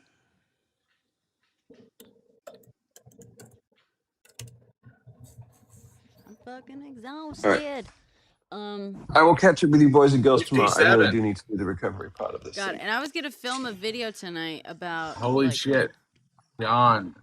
Permian oil is $57 a barrel. I have got to go and do something that Greg Abbott will never be able to do. I'm going to go and grow stabilization. My fucking ass. Someone said I have to go and grow a new piece of spine. Okay. Greg Abbott, I'm going to. Sorry. Thanks for joining us. No, thank you. Have fun, boys and girls. Heal up. Someone said there's a gold repricing debt reduction angle here. I don't understand how that's going to work. My brain's fried. God, I feel so bad. I've been promising this video for like a week now about... I'm going to make 2 videos, guys, about the... This is so not the Venezuela thing. But I'm going to make... How likely is it that someone in Maduro's regime is like challenges Machado for power? Who's Maduro's VP? He's got one, right?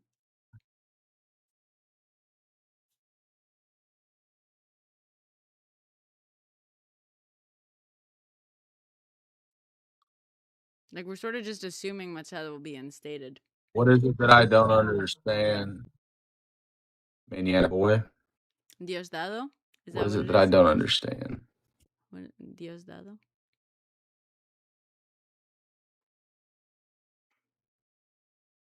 Will the VP, like... Will there be any sort of struggle between, like, VP and Machado?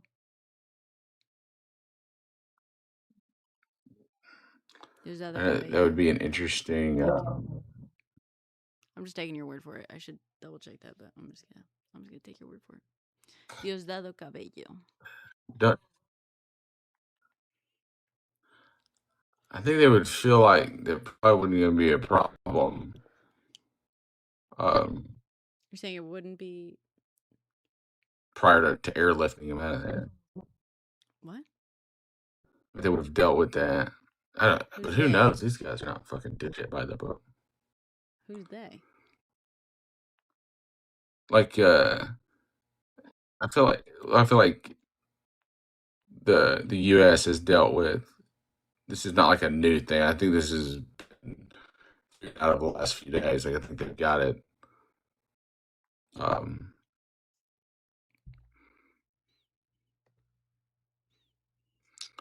What's BlackRock mercenaries?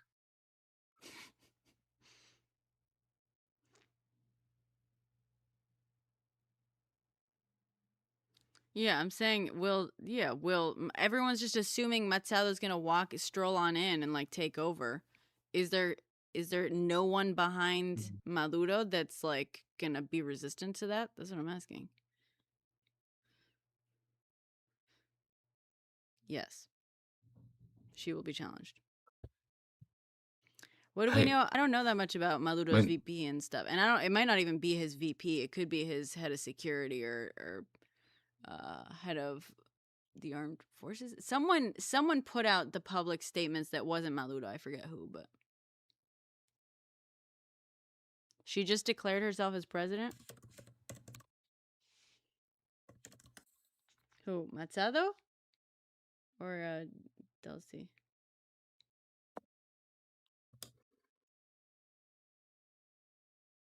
Delcy. I mean, it makes sense. Yeah, Delcy Rodriguez is the VP. Yeah. Delcy. That makes sense. See? So now what? Uh-oh. I mean, honestly, I know you're saying like, well, America's done this before. America, yes, they have. But not the fucking knuckleheads in charge now. They haven't done this before, specifically. You know what I'm saying? Manana boys talking shit about your Spanish. Talking shit about my Spanish. What is that? Let's see. What shit can you talk about my Spanish? It's not in here. I don't see it. It's to pronounce. Soy española, gilipollas.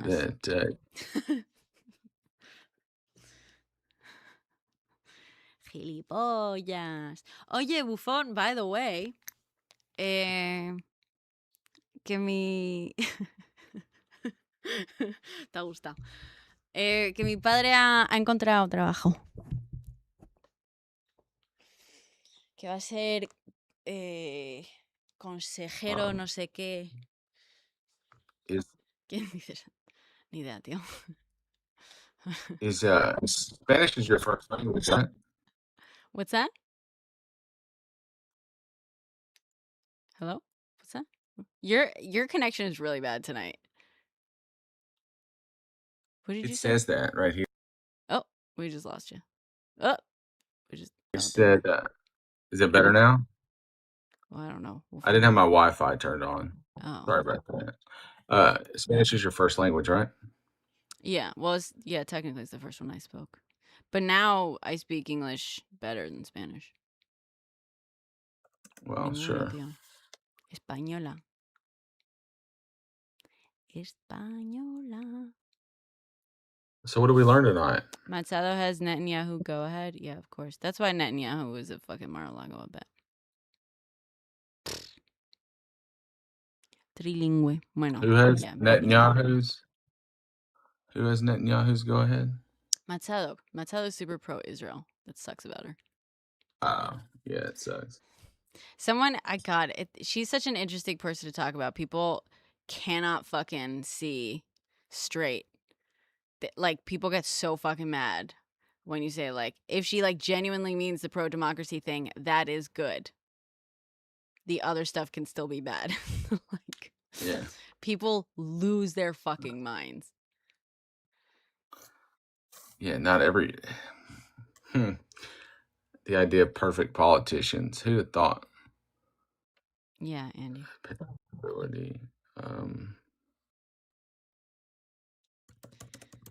Trump last tweet confirms he's deteriorating in real time from civilization. Why? Which government? So wait, Venezolanos that are in here. Desi. How you feeling about her? Also, how power hungry is she? Is she just gonna be, because Maduro was a VP, if I'm not mistaken. It's always the fucking VPs, man. It's always the VPs. It's like Bukele. No, not Bukele. What's his face? Whatever. Erica Kirk-Mattello was a Miss Universe winner. Andy, quit with the fucking spam. Every message you send doesn't have to be sent like a million times. Can they go pick her up too? They don't. No, here's the thing. They have to do everything under the shroud of like, oh my God, what's the word? I'm trying to think. My brain is mush. Marco Rubio wants next strike in Cuba. This is all about everything. Every one of these little fascist little piggies is like, it's all about their like the insecurity of some sort of like parental figure in their life. They're mad at one of their parents, metaphorically. For Marco Rubio, the parent he's mad at is Cuba. You know what I'm saying? You get what I'm saying?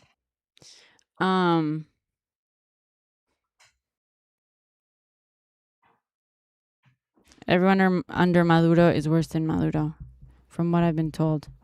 By who? Really? Worse than him in what sense? Charging. MCP, fucking deal with it. That's literally what it's like being in a chat. I'm in chats all the time, and the host misses my messages also.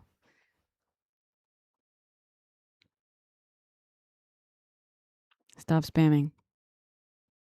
Also, just because you message and I don't respond to it directly doesn't mean I didn't see it. Sometimes y'all say dumb shit. No offense.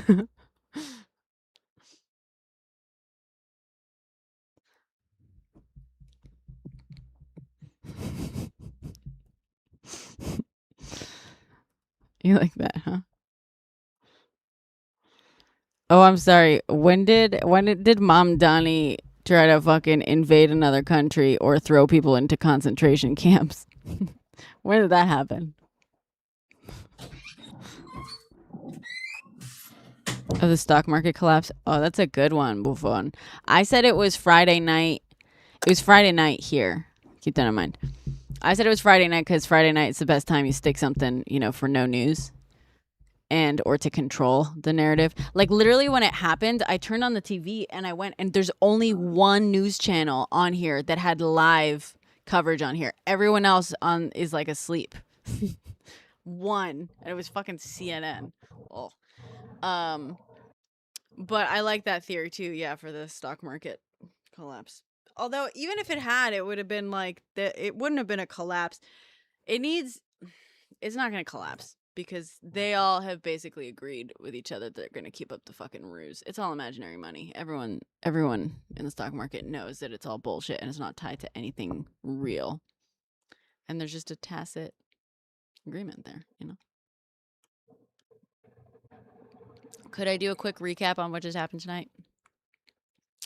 Yeah. The concentration camps, brother, you need to Google the definition of a concentration camp and then just look up one of the fucking migrant detention centers. Alligator Alcatraz. Remember when you people talked about feeding humans to alligators? Yeah, it's because you're trash. Can we feed you people to alligators? When is it our turn? Now China can say, well, now I'm going after Taiwan. America did kidnap Maduro. The nerve to get out of bed. I like fucking with people, so that's how I get up the nerve to get out of bed every day. Because I just know I'm going to ruin someone's day. I love that you bring that energy to the table. I don't have it. Like, I fucking can't stand these motherfuckers. These internet clowns. These internet clowns. With chat? Well, no. Most of them are fine. You hear what he's calling you, chat? That Manana kid. Are these bangs? Hell yeah, these bangs are hiding my 5 head. For sure. I'm super open about my giant 5 head. Also, though, I look fucking phenomenal with bangs. There is this thing, and there was like a TikTok recently that someone like said it.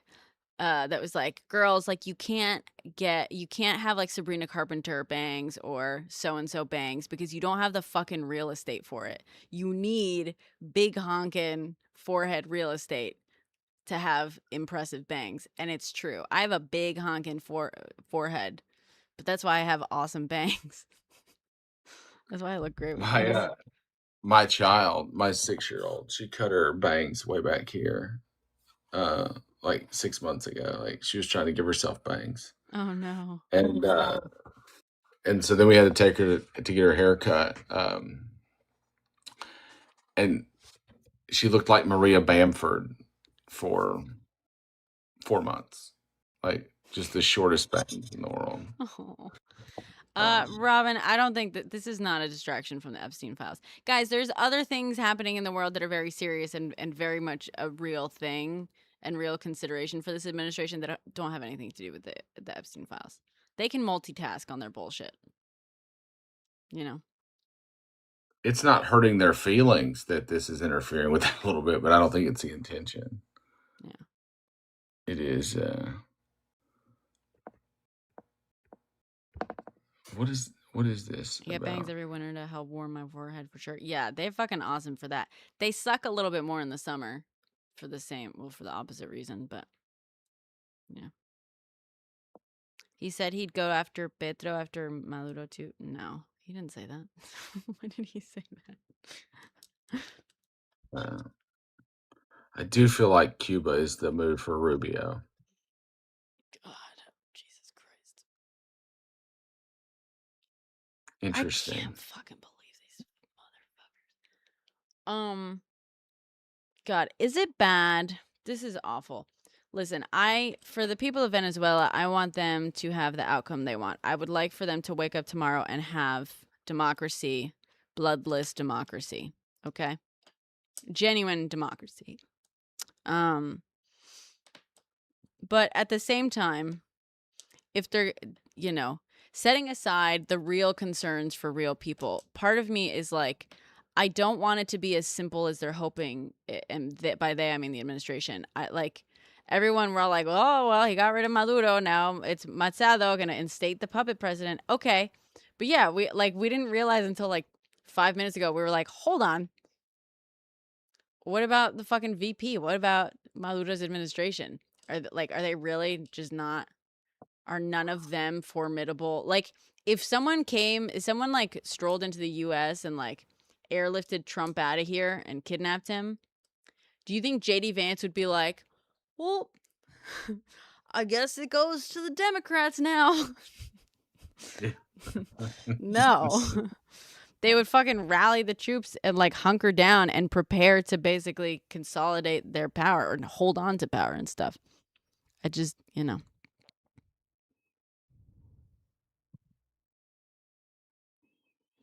What about Iran and the cascade to China taking Taiwan? I don't know how that plays out. It's going to be interesting. Yeah. I think Iran has ties with Russia and China, but I would imagine that they would probably continue that relationship with whatever happens. Wait, I don't think they involved anything civil. Okay, Mañana said you're totally discounting the fact that Maduro removable empowers the citizens to form who they want. I assume what you're trying to say is that I'm discounting the fact that removing Maduro empowers the people to choose whoever they want. Okay, if it's that simple, like my whole point is that you're assuming that no one in Maduro's government, like his VP, is going to be like, cool, I'm in charge now, and just be like the next Maduro. If it was that simple, then it would have been that simple when Maduro was in power. If it was really that fucking simple. Like, the entire point, the problem with democracy is that it largely hinges upon the people in power agreeing that, like, they are subject to the will of the people. And Maduro was like, fuck that. So he just stuck around. You know what I mean? If it was so hard to remove Maduro, do you know what I'm saying? I'm not saying it's like a one-to-one thing. Like it might be easier to remove, obviously, like any replacement because they don't have as entrenched power, and there's going to be somewhat of a power vacuum maybe, and there might be factions within his party and like, you know, some power struggle within there. So it might be in a weakened state, but it's not as simple as like, oh, well, he's gone now, so now the people get to choose. Come on. El gobierno zarista llega desde los años 90, no se puede remover toda la administración. Yeah, exactly. I'm going to go ahead and guess. I think that the VP probably. They did mañana. They literally just announced that Desi, what's her, Rodriguez? She's president now. They're calling for a resolution. She's president now. Congratulations. You have a president.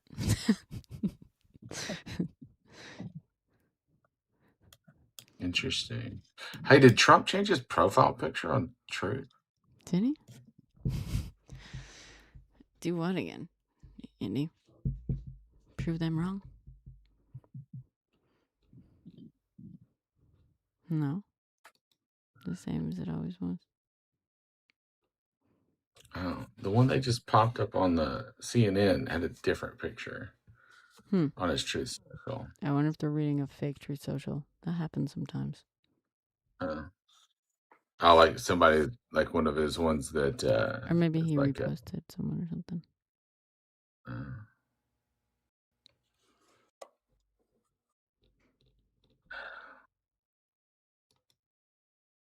The golden Jesus. MAGA are the biggest fucking losers. You see the shit they post. Fucking dorks, man. They're fucking bunch of goddamn nerds. You give more merit to a Venn announcement. What?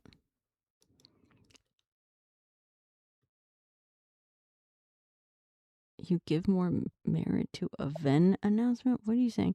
I was able to decipher some of your other comments, but not this one. My entire point, like, it's just so dumb to be like, well, now that Maduro's gone, 100% that means that the people can then just choose whoever's next. And there's no question about it. There's no reason for someone to say, well, hold on, is there anyone else out for, like, holding on to this power? That is the most Pollyanna fuck-ass bullshit I think I've heard in a minute. That's like American exceptionalism, but like on the other side of the fucking coin, of the Delulu coin.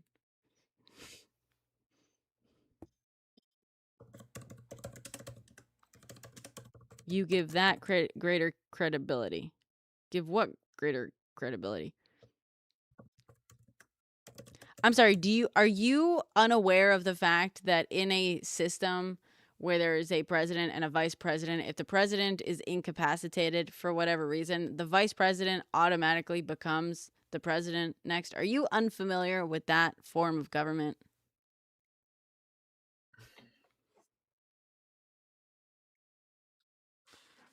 You give the Venezuela leadership announcement greater credit. Oh, so you think they're lying is what you're saying. You think that the Venezuelan leadership is lying that the VP is now calling herself the president? What do you think really happened?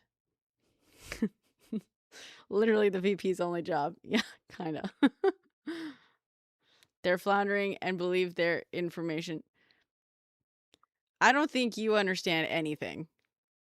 I mean, they may be floundering and they may not even be strong, but she's still the president until she's not the president. Literally what I've been saying. Like, my entire thing is like, you can't just like, it is silly to be like, well, now that he's gone, 100% for sure, now the people will choose who's next. I'm saying like, hold on, what's the likelihood? I don't know all the personalities of the people in Maduro's government, so I don't know, you know, but I can tell you now that if the same thing was done to Trump as was just done to Maduro, JD Vance would be president, and it would not be as simple as like, well, the people get to choose now. So I mean, I guess there could still be a coup. You did, though. You said that now that Maduro's gone, it's entirely in the control of the people. Why do we think war won't come to us?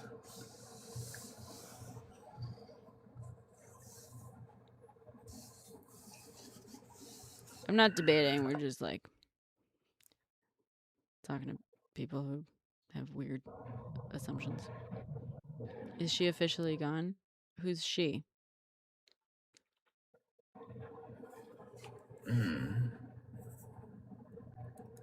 I haven't, Queen. What's going on in our lives?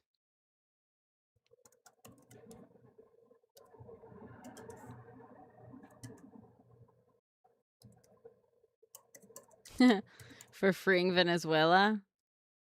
Cute.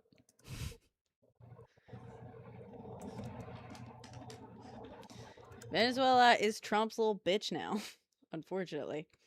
Best case scenario, and no one in Maduro's regime holds on to power, I guess, if that's the best case scenario, then Venezuela is officially owned by Trump. Congratulations. All because you couldn't do it yourselves. You heard Delcy was killed? I didn't hear that. I heard Delcy named herself president. Didn't she? I'm not seeing anything about Delcy being killed. Venezuelan vice president says unaware of Maduro's whereabouts. Girl, he's here. Girl, he's in Miami. Like Will Someone Smith. tell Delcy he's in Miami. Venezuela Vice President Delcy Rodriguez reported safe 2 hours ago. Venezuelan VP government does not know whereabouts of Maduro or his wife an hour ago. Venezuela demands U.S. provide proof of life of Maduro. Oh, good point. I mean, guys like that. I mean, girl, he's in Mar-a-Lago. I'm gonna tell you God. something. If I were in that situation, the deal I would make would be like, I'll go, but like, I don't want.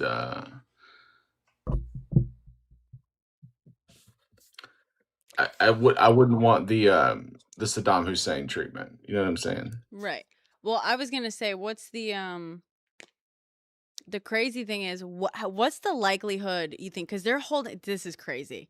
They're holding the press conference at Mar-a-Lago, and it makes sense if this whole idea about the Miami Herald, like what the fuck, like holds up, you know, and he or some version of it, and he's like in Miami now. But then the question is, but real, like, so are they gonna literally physically roll him out for the fucking press conference? You know what I'm saying?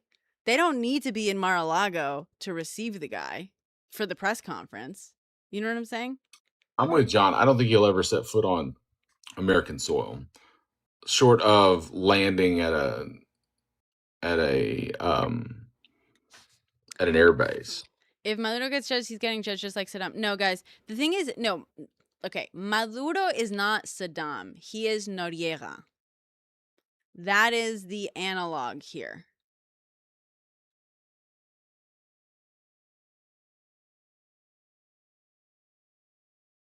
The charges, like, Saddam was hanged because of his fucking crimes against, like, the people of whatever. Maduro is charged with Maduro is charged with, like, drug trafficking. That's what he's charged with. It's not like he's charged with anything. And like, he'll probably get the Honduras treatment where he'll get charged and then pardoned. Yeah, but Jose, but that's not what he's charged with, genius. I'm so tired. I'm holding back on calling people names. You're not doing a very good job. I know. I don't, whatever. The holding back part. That's people fine. Are stupid sometimes. I support you 100%. Thank you. Es capaz de haberle llevado con Bukele. Oh, you think he dropped him off at Bukele's joint? Jesus. No, here's the thing. He's charged. He's like, they literally like they charged him with some bullshit ass nonsense that they also charged Noriega with. It's play by play. It's play for play. I've been saying this for months, dude, that Maduro is Trump's Noriega, and he's been doing it exactly the same way every step of the way, including the charges for trafficking. He's not charged with like crimes against humanity. And someone in here was like, Maduro did commit crimes against humanity. Okay, no one's fucking talking about what Maduro did or didn't do. We're literally talking about the charges that they're going to use against him and whether or not he's going to go the way of Saddam. Saddam was not charged with trafficking. And he wasn't tried in like an American court of law. Some of you people need to crack open, I was going to say a history book, but even just a book would be nice.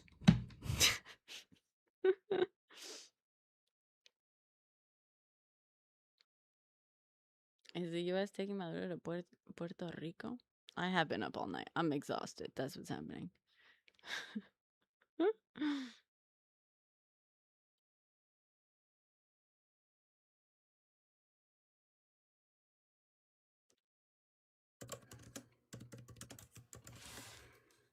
Venezuela. Okay. Something crazy did happen. Yeah. The U.S. bombed Venezuela and then dropped in and kidnapped their president. And now no one knows where he is. But the rumor is that we have yet to confirm this, but the rumor is from a very interesting source that we have that he negotiated basically getting airlifted out, probably because he didn't want to get murked. He negotiated with the fucking Miami Herald to get him the fuck out of there. I can't confirm this. I cannot verify this. What do they want? Oh, so much.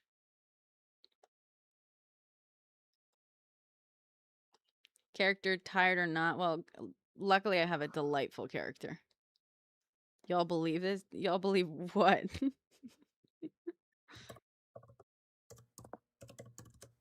I know, right, Sarah? Good night, Robin.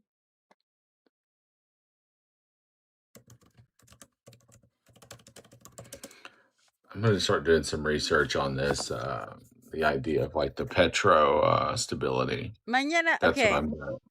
Oh, you're going to do the petro stability? No, go ahead. Go for it. Sorry. Mañana saying people were asking why we capture Maduro is insane, as if we had no just cause. Brother, you seriously fucking think you understand that the reasons they give, like that the reasons that Venezuelans are like yay about it are not the reasons that they actually captured Maduro. You understand that, right? Please fucking tell me that you are not under the stupid ass delusion that Donald Trump gives a fuck about you or any Venezuelans. I'm assuming you are a Venezuelan now at this point. Yeah, brother. I don't know why people can't understand that you can be like glad that a thing like Maduro needed to go, whatever. That's fine, it's great. But the idea that we are taking actions against a sovereign nation for monetary gain, right? And it's not like it's our MO. Like we're always just knocking down dictatorships every time we get a chance. Yeah. What do you mean? And we're putting ourselves in very, very we're putting ourselves in a very, very bad situation from a global alliance position. Look, oh my God, this Manana boy, fucking punk. You said, I'm sorry, you're saying, but I admit I trust the Venezuela. Again, so just to be clear for the newbies in the audience, Mañana says that I trust Venezuela more because I'm just saying that the vice president is now the president. And so for that, apparently he thinks I'm so silly for trusting Venezuela more. What a fucking whatever. He can't give me any explanation to what I am. Like, apparently I'm falling for something. I guess. Can't tell me what. But then, and somehow that's the response to me saying America doesn't give a fuck about Venezuelans. That you say, but you trust Venezuela more. What do you fucking mean? You think Trump went in and removed Maduro allegedly because he gives a fuck about you? Because he gives a fuck about what happens to Venezuelans? You think that's what he fucking did? Just out of the kindness of his big ol' chunky heart. Sluggish heart. His Big Mac heart. Yeah, like when Johnson was sworn in after JFK, that happened immediately. Exactly. With brains still on shirts. Yeah. He's been taking a bunch of aspirin to thin his blood, apparently. Yeah. Barely more than the like recommended dose. Did he apparently admitted this or something? 365 milligrams a day. Jesus. What's the limit? Not that 80. I think they said 80 milligrams a day is like the recommended low dose aspirin. Right? Oh, low dose. Okay. Like that you're supposed to take every day. It's definitely not good to take.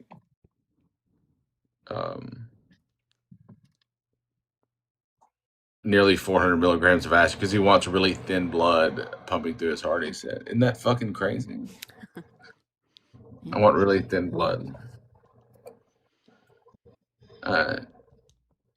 Taking that daily. Those yeah, the fucking Peruvian shaman. They've got. I love it. Yeah. Oh god. Although I don't know, does it count that Maduro? If Maduro was airlifted, that doesn't count as exile. I don't think. Personally. I mean, exile is just technically removed against your will, right? That's not how we mean it.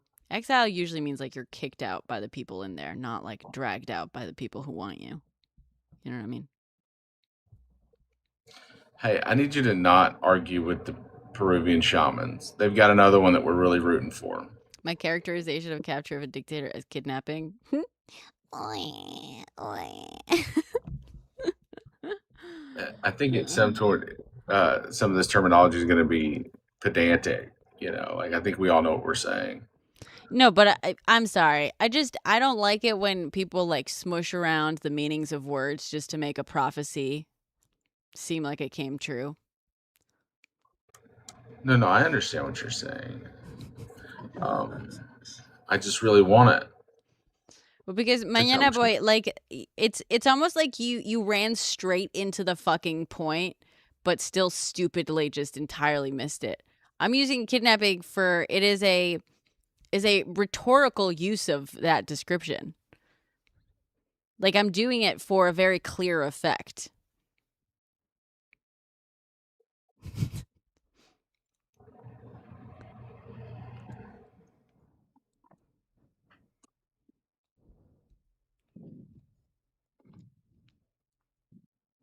Yeah, I mean, well, that's the thing, true. It's like, I mean, I like talking about shit like that because I think it lays bare how much we basically like sanitize language as long as it's like the government doing it. You know what I mean? It's kidnapping.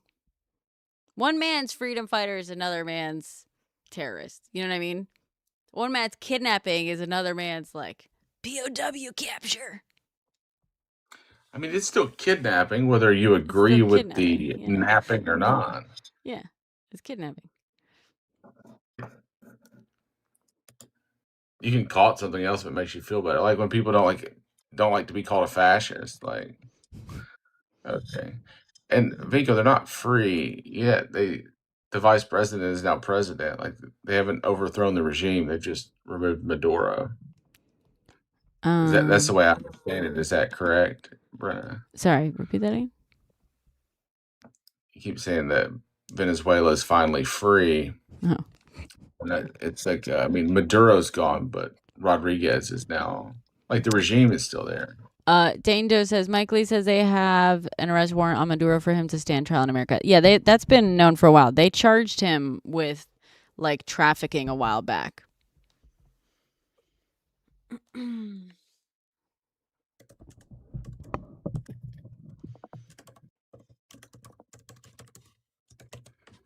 Yeah, you're free from Maduro, and now you've got Desi. Is she pro-democracy? I don't fucking know. That's what I'm trying to get the vibe from someone. The only description I've gotten so far of Maduro's, like the people around Maduro, is that one person said everyone around Maduro is worse than Maduro.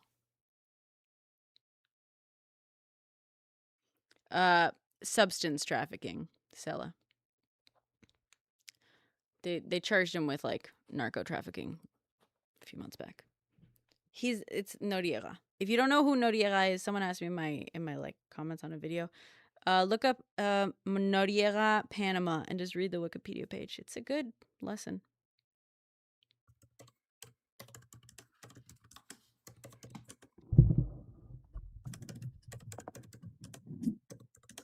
With the pro-democracy, everyone around him is worse narrative. I don't understand what you think you're saying.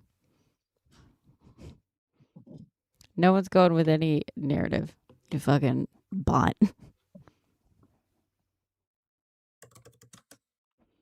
What were we trying to accomplish? America still doesn't have control. Can someone speculate on that? Well, they're hoping that Machado will take control. They're hoping to basically instate Machado, so she's like a nice little puppet for them. But the question is, yeah, and you're a stupid fucking idiot. I'm controlled opposition because I'm capable of like understanding how the world works. It's funny because you get mad at everything I say. I don't even know what your like actual narrative is that you're trying to push. But like that you're having to tell your audience in quotation marks. Oh, are you mad you don't have one? They will put him on trial. It'll be for like narco trafficking. It'll be nonsense. Don't even worry about it. They are hoping that Machado will basically take power from here on out. But the whole question is, that's why I was asking earlier. I was like, but hold on, why are we just assuming Machado is going to like stroll on in? If that's it, if they literally, because it sounds like the whole thing, they rolled in, they pulled Maduro out and are like, for now, they've got no boots on the ground. So it kind of seems like that was the extent of the plan. I mean, I guess we'll find out that, who knows. But this whole assumption that like, okay, well, Machado's going to be instated now. Okay, but you still got to fucking instate her for her to end up instated. So I was asking like, who are the people around Maduro? I know he's got a vice president. Like, do we not think that the vice president, what's the vibe on the vice president? Is the vice president going to like also cling to power the same way Maduro did? Or is the vice president going to be like, cool, yeah, let's fucking start voting again for reals in this country? I don't know. Let me ask you this. Would you use, if it were you, like if you had this person, would you use those charges as leverage to get him to have his VP step down? Like, we'll drop the charges. Drop the charge. I don't know. If I'm a VP, I don't know that I give that much of a fuck. I don't know. Especially like if I'm a VP that's like hoping to be, if I'm a VP to a dictator and I'm hoping to be the next dictator, I don't think I give a fuck. I think they just did me a favor. They do the same thing to you. You know what I mean? I guess maybe. Unless that you're would be like, my concern about it. Unless you're like, I'm gonna do things differently. Yeah, unless you're like, no, totally, I'm here to instate democracy, whatever. Yeah. It's gonna be a fucking weird day. It's gonna be a weird fucking week. I can't wait till my mom wakes up. I texted her and I was like, the U.S. bombed Venezuela and kidnapped Maduro. I just want her to wake up to it. and not be What? executed? Yeah, probably, Reed. Probably. I mean, I guess it depends on if he touches ground in the US. Like, once he lands in the US, it's gonna be, I mean, we're talking like basically kangaroo court in many ways. Not quite, but yes, also. You know, it'd be fucking funny because I feel like judges are now trying, like a lot of them are trying real hard to like not let shit be kangaroo courts right now, including some Trump appointees. It would be really fucking funny if they put Maduro on trial for these bogus charges, because they are bogus charges, and he got off. Because then what do you do? Then what do you fucking do? Here's my question. Since he did the executive order of fentanyl being a weapon of mass destruction, that might be that might be Oh, the terrorism grounds for charge or whatever. execution. Mm-hmm. But he's not. Did he accuse him He hasn't of been charged with anything. Fenty trafficking? I don't think so. No, it's just a broad drug trafficking charge. Yeah. So, and also the like, I don't know, because the executive order was recent, so they'd have to theoretically prove that it was after the executive order, right? I don't think so. I think they're just no. I was just thinking out. Yeah. I don't know that that's their move. I was just thinking through the implications on it. Not that anybody and not that any of them have thought through that far. I don't think. Yeah. I like the idea of I don't know. him That's what getting I'm kind of off. I think that's asking. fun. Of him, what? Getting off? I think that would be interesting. Again, not that I support a dictator. I think, brother, I think he should face charges in Venezuela, not made up trafficking charges. Because as much as you and I know he's done terrible shit, I love that I'm pissing off everyone across the political spectrum here that is like refusing to understand any level of fucking nuance to no one in this is a good guy. I love that I'm pissing someone like everywhere along the spectrum. Guys, I don't give a fuck. I'm not defending Maduro, clearly. But the charges against him in the United States are obviously bullshit charges. Like, everyone fucking knows that. And if you want to charge Maduro for things that he actually did, terrible things, then do it in Venezuela. Like, hand him over to the fucking Venezuelan people. Whatever. The concern with the wider problem with him being charged in the United States and adjudicated in the United States is that it then removes the war crimes charge. It legitimizes the boat bombings. I don't think it legitimizes them. Well, I mean, they'll use it as a case to legitimize the bombings, right? But even if he's like, even if he is convicted of trafficking, of narco trafficking, that doesn't mean narco trafficking is like, that doesn't make it, first of all, like a capital crime, and that's where the WMD thing would come in, like the you also have a hard time. Like, look, I've done plenty of DRUGSs, and none of them ever came in a barrel. You know what I mean? Like, I don't believe for a second that any of those boats were carrying. I'm just trying to understand how on earth they spin none of that legitimizes shit. Like, that's like, international law isn't legitimized by a conviction. You know. No, I don't know that it actually legitimizes it. I'm saying I think that would be their play, was to... Sure, but MAGA doesn't need to be convinced any further. MAGA is like, oh, okay, they were narco traffickers? Yeah. Fine, bomb them. Who gives a fuck? I mean, laws are only as good as your ability to enforce them. So, I mean, it's... if we don't recognize, if Trump and the administration doesn't recognize the sovereignty of the International Criminal Court, yeah, you know, I mean, you can charge them with whatever the fuck you want to, which is a fucking scary thing. I think she just said that he should face charges in Venezuela for whatever he's guilty of. Specific things he actually did in Venezuela. Like, do you believe in charging people with bullshit charges just to get rid of them? I mean, it's silly. Like, cool. Like, you understand that next time it's going to be someone you like, right? The next time the U.S. like goes in and takes someone out, it's going to be someone that you actually like. So if you like Machado, let's hope she doesn't piss off the U.S. Let's hope she doesn't do anything too beneficial to Venezuelans at the expense of American business interests. Because then she's out of there.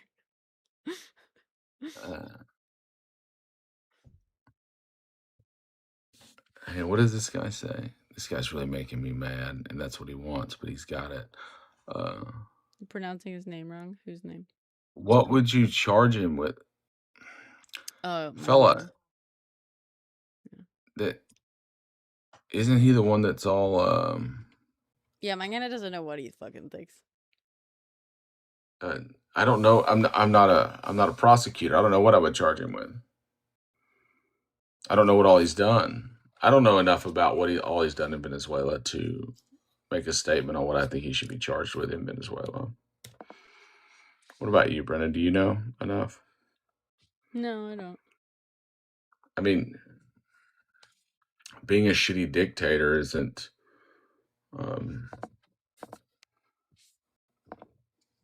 I don't know the fucking Venezuelan criminal code.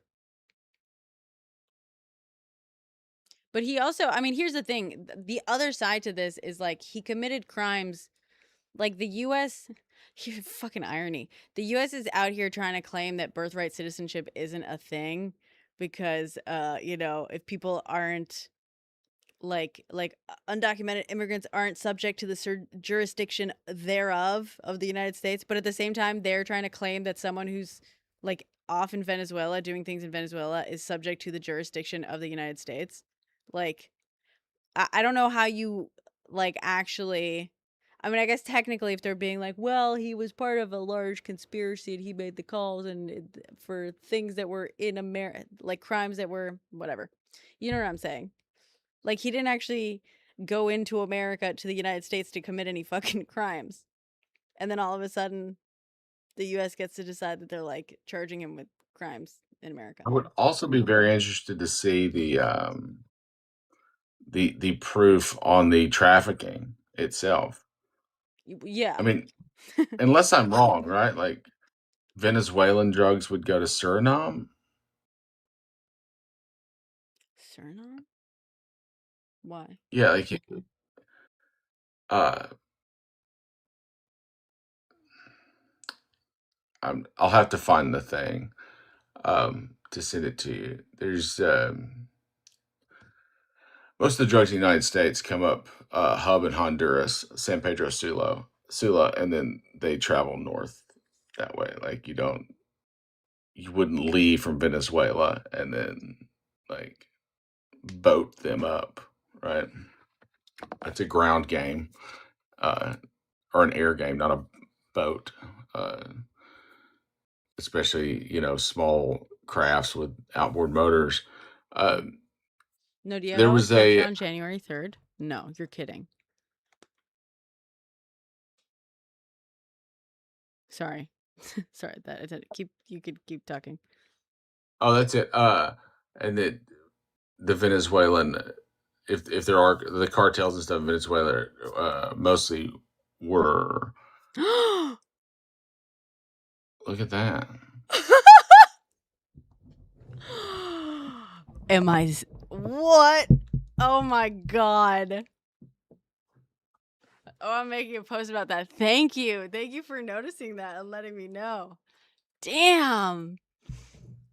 See? What did I fucking say? What's that? Sorry. Noriega was captured today. January 3rd, 1990. That's wild.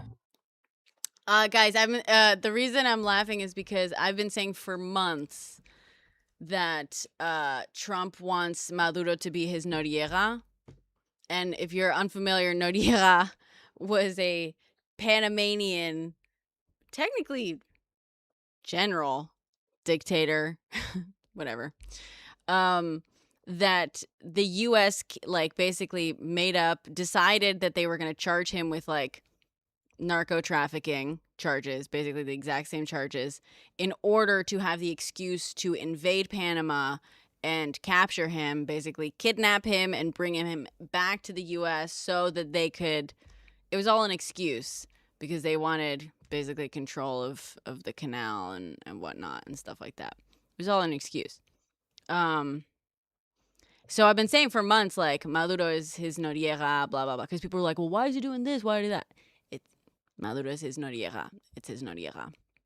And I've been, damn, I should have done I meant to do like a History in Under 10 video about Noriega and his capture and stuff. But so much shit has been happening. I haven't been able to do any History in Under 10 videos in a minute.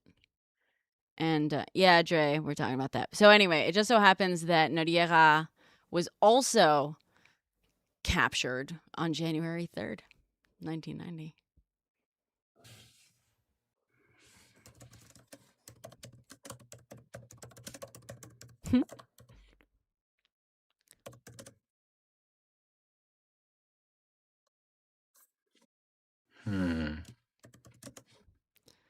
Why has Trump not gone and hit cartels? Well, that's why he's been hitting the boats as an excuse. He's been hitting the boats for two fucking reasons. Number one, to try to provoke Maduro into responding, and number two, to basically make like legitimize this idea that it's all about narco trafficking.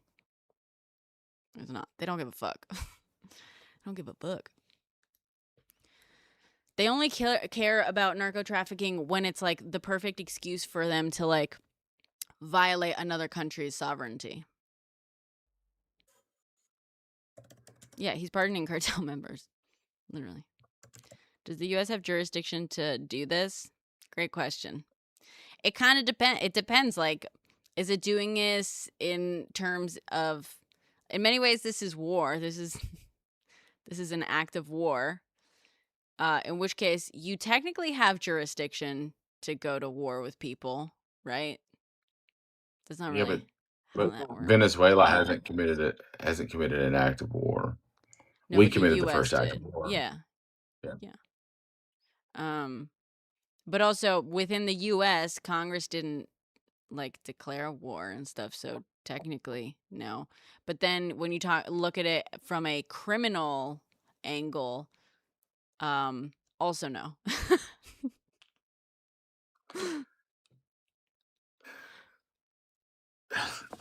Gosh, we've been in this perpetual cycle of I wish that war powers were a little clearer than just you have 90 days, you know,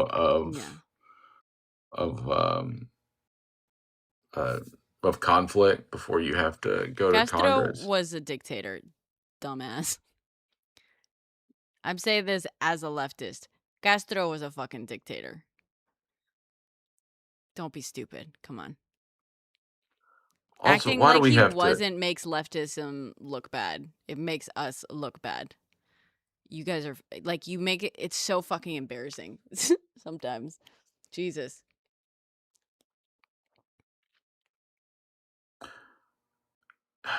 Authoritarian control of a people is bad.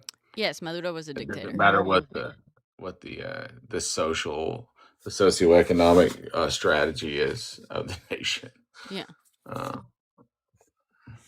Again, I guess we're gonna like loop back to the beginning that we've been saying this whole fucking time. Guys, you can think Maduro was a terrible person and a dictator, which he was. He was a dictator. He was a terrible fucking person. And none of his policies have anything to do with actual leftism, to be fucking clear. He was still a dictator. And you can also think that it is not the United States' place to to basically go in and invade the sovereign or like violate the sovereignty of a country and kidnap its leader. Not because, mind you, not because the US gives a fuck about Maduro being a dictator. The US does not care if someone's a dictator. The US loves dictators as long as the dictators are like useful to them. You kidding me? The US loves dictators. The US doesn't really like democracies because democracies tend to vote in the interests, like, I mean, not always, but like democracies tend to go off the rails for the US because in a democracy, the people can choose something that is beneficial to them, which is often a little bit less beneficial to US interests. So the US doesn't actually like democracies. What the US likes is a country that will do shit that benefits them. And if that requires a dictator, then so fucking be it. You know? They love them. So they didn't go in there because they gave a shit that Maduro was a dictator. They went in there because they want access and control over Venezuelan resources, and they want to instate a puppet leader next, as per usual, who may or may not be a dictator herself. We'll see.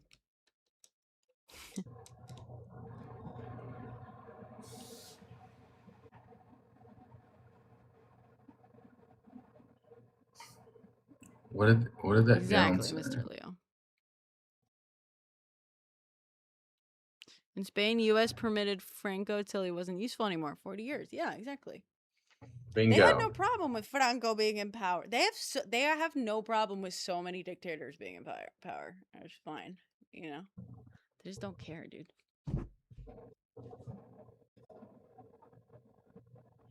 When would you say that the United States in World War II cared about Germany's leadership? When they got hit. Yeah, it wasn't.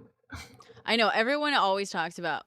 I love that Americans are finally fucking waking up to this, especially like this. It has been a very rapid shift in American awareness of like the deep propaganda. But I would piss off friends for the longest time because anytime it like sort of came up and someone was like, "Oh yeah, U.S. whatever, like joined World War II, like to liberate Europe, liberate the Jews." It's like, no, no. If we could have just fought Japan, we would have just fought Japan. Yeah. The U.S. didn't give a fuck. The U.S. came up with all of this shit that they sent the Yahtzees. All that like eugenics shit came from the U.S. were like trailblazers in the eugenics market back in the like 20s and 30s. Mm-hmm. Fun fact. They said that some of our Jim Crow laws were too strict when they were writing their laws. Those are just humane. Yeah. Well, the U.S. also like loved to engage in forced sterilization of people, and it was I believe a professor in, I want to say maybe California, that first came up with the idea of gassing populations as a form of population control, as like an extension of like theoretically down the road, once we've like bred superhumans or like gotten closer to breeding humans, any sort of like, we can do large scale population removal using gas. Yeah.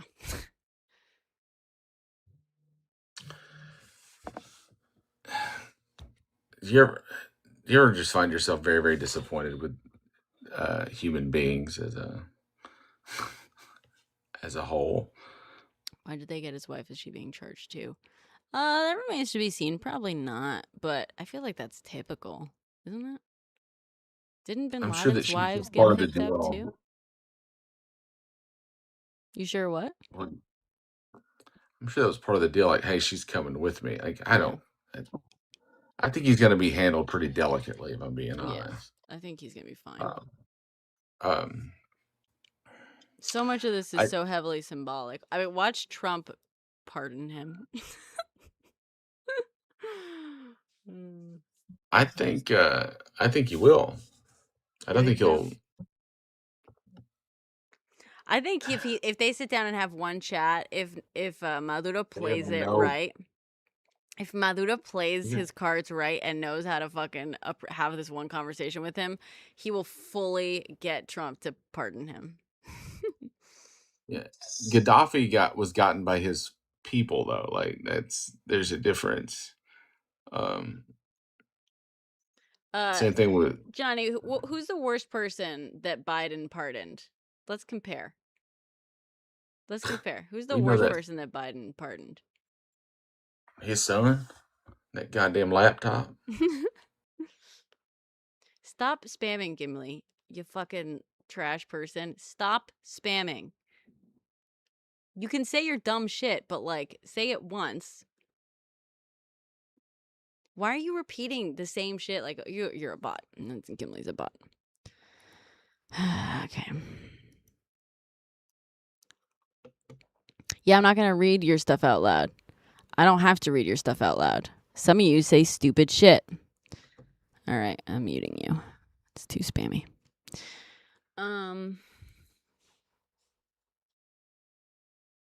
Yeah, it has to be a bot. It's like cycling through the same like 3 comments.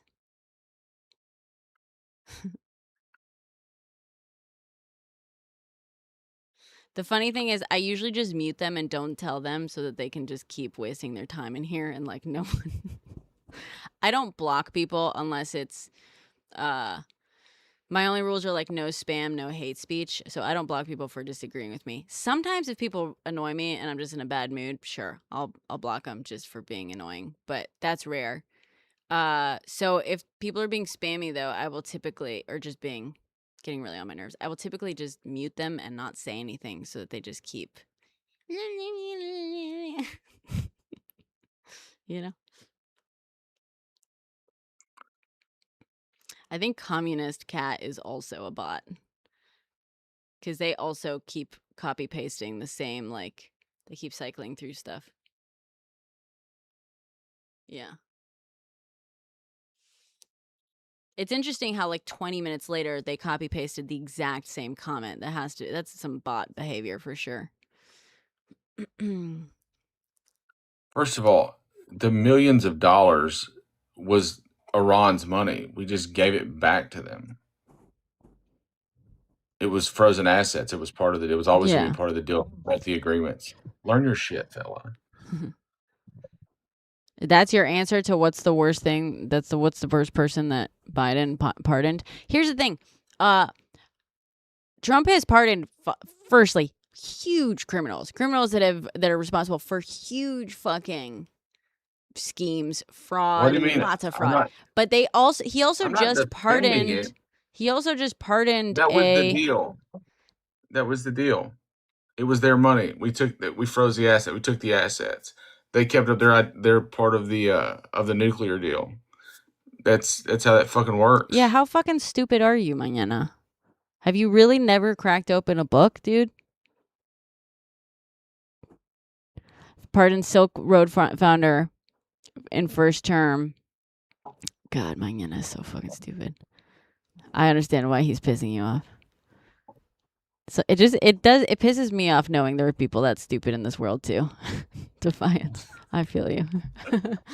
It makes me mad too. What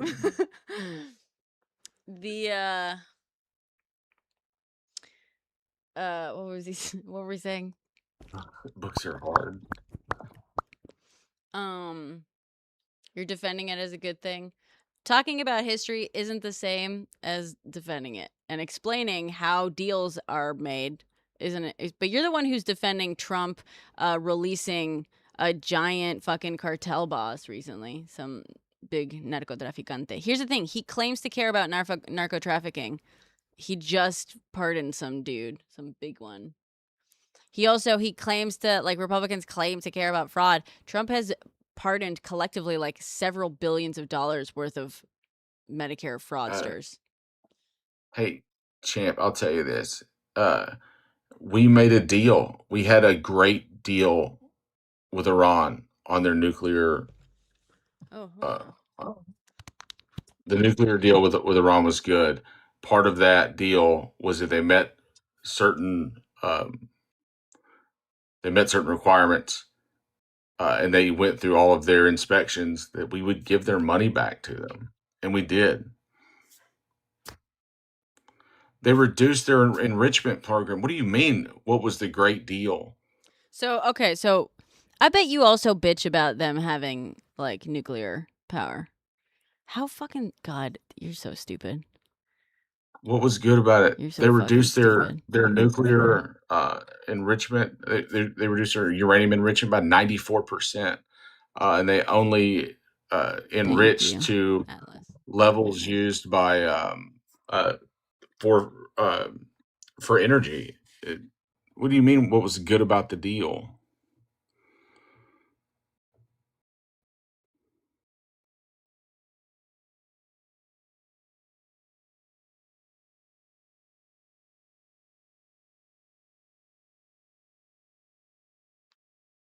Cool.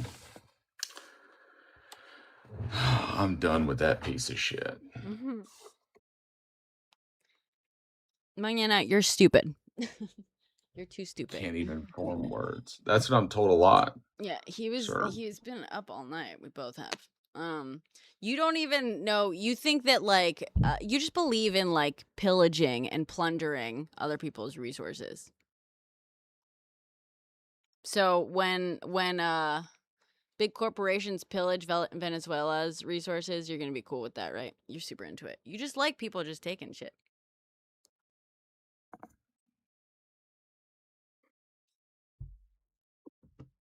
Stop spamming.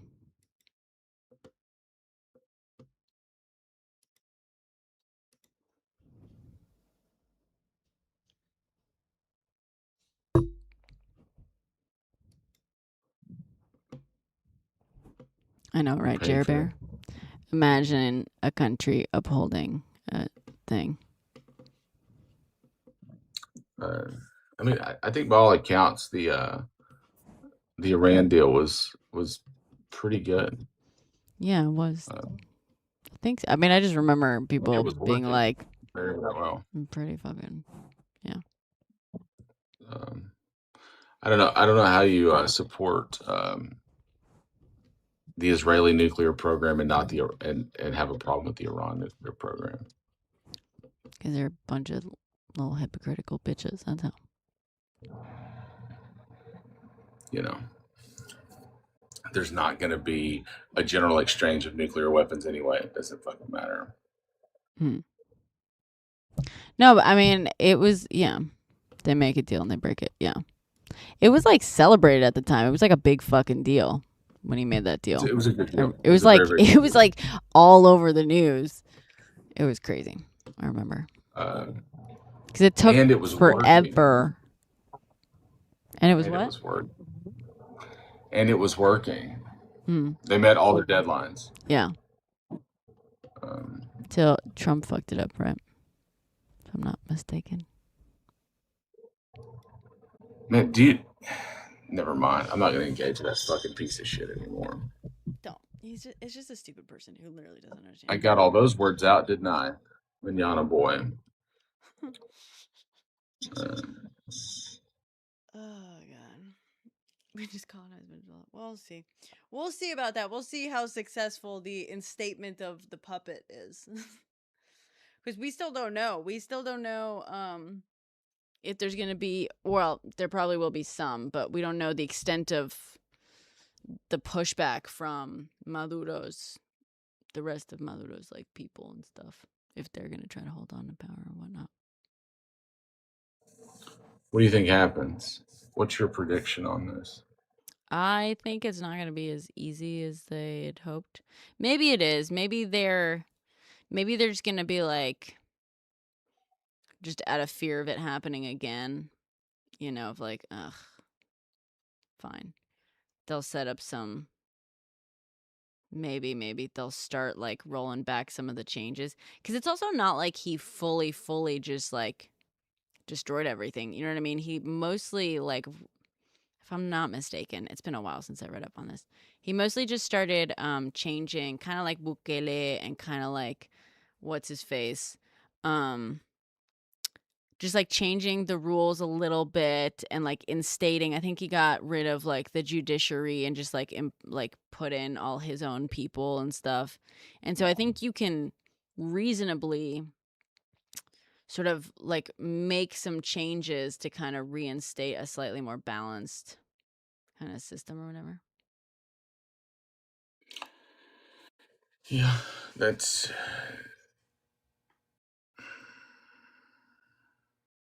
You want me to read up on it before having a platform? Then I have read up on it while having a platform, but I've been up all night at 7 a.m. and I haven't read up on exactly all the legislative changes that were made in a Do few you mean to months. tell me that you can't, in 1 hour, come up with complex global policy?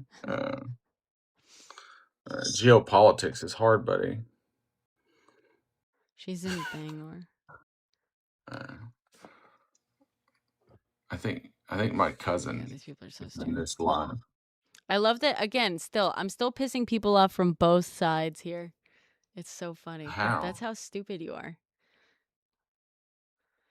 Because you're calling someone all a right, dictator. but I thought I fucking silenced you. But if you're just gonna keep with your bullshit, I'm just gonna fucking bye. Blocked. Hey, what does vocal fry mean? Like, I don't know what the fuck that means. You got it. But people don't usually talk about men having vocal fry. They just talk about women having it. It's where, but you have it. It's that thing at the end when you're talking where you like go like that, you know? That's an exaggerated thing, but you do it. Oh. Excellent. I can hook this fucking microphone up and make it a lot worse, sir. There you go. Why am I fucking There you talking? go. It's drama. RFK Jr. doesn't have vocal fry. He has vocal fucking. He's got a brain worm. He's got vocal schizoaffective disorder. I think it's the effects of prolonged He has fried vocals. heroin addiction. He's tired. That is my cousin. That is true. The vocals are fried. Oh I can't stand to listen to him talk. I'm so tired. I know, it's so bad. How did that happen? I feel like we have never gotten a fucking answer on how the fuck that happened. Why does he sound like that? It has to be the result of like alcohol and drugs over a long period of time. But I've never heard any like you know what I mean? Like there's so many other people that have done way too much shit and put way too like they've done the same sort of stuff that he has and they don't sound like that. I've just never whatever. He has a genetic disease that causes muscle spasms in his vocal cords. Genetic, but no other Kennedy has ever sounded like this. I don't know that. I would imagine it's probably related to that brain worm that he had. Maybe. Because he sounds like he's got like almost the. His aunt had the same condition. Oh, really? With Parkinson's.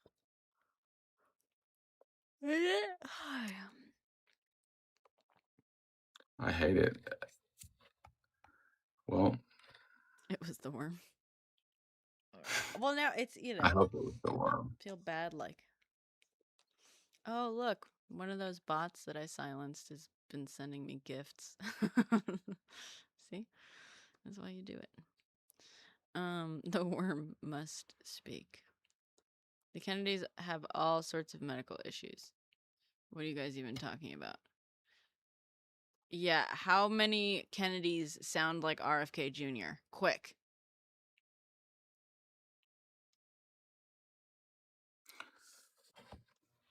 What do you think about Schlossberg? I think he's funny.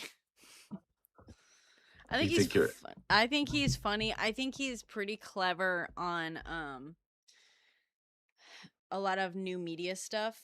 I think his run is a little silly, but he could easily do it just because he's good with like online stuff. I like that he's I really like that he is a little bit fearless with the new media in a way that like not enough people who are just basic ass Democrats are.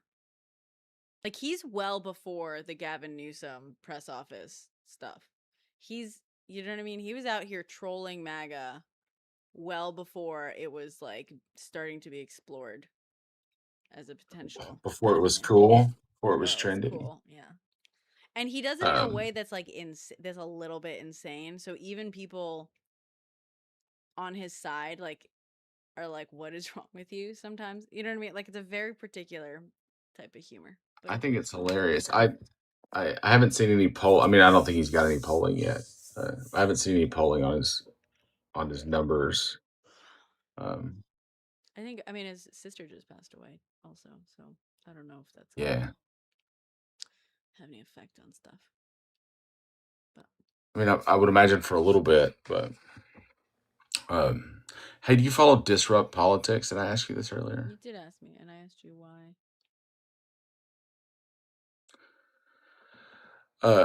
They had like 1,700 requests for charters. They're a progressive sort of, what's the word I'm looking for?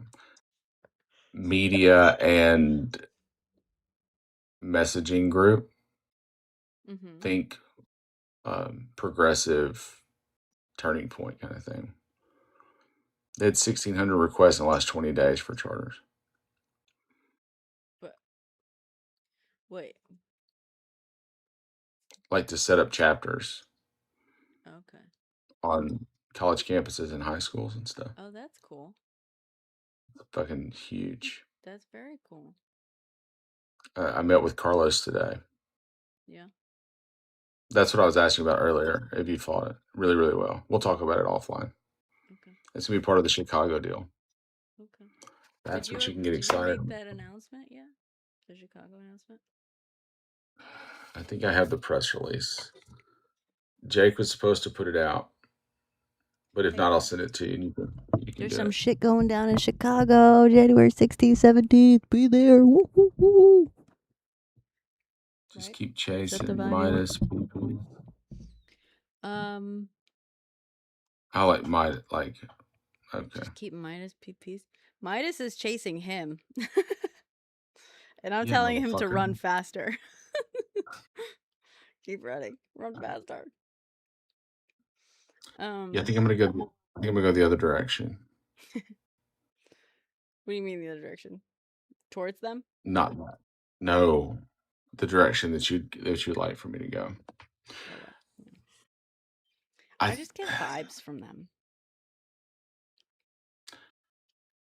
I mean, they have a lane for sure. For sure. And For sure. And they do what they do well. It has its place, it's whatever. But yeah, don't let them I don't know. I just think it's typical as soon as a group like that that's like relatively young, they haven't been big for that long, right? Like a couple years max.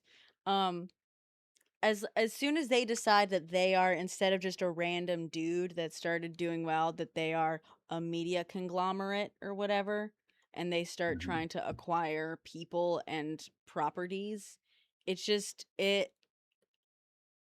think that can be a risky moment to enter into something before you figure out whether or not they're going to be able to like help things more than they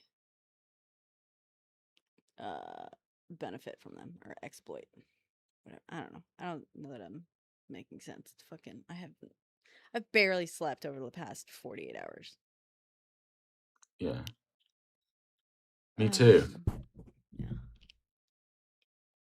I started getting messages about whenever I texted you, and I was like, what the fuck is this?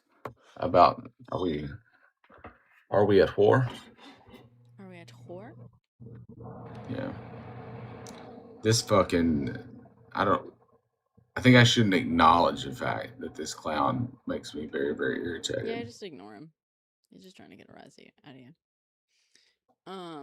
Just ignore it.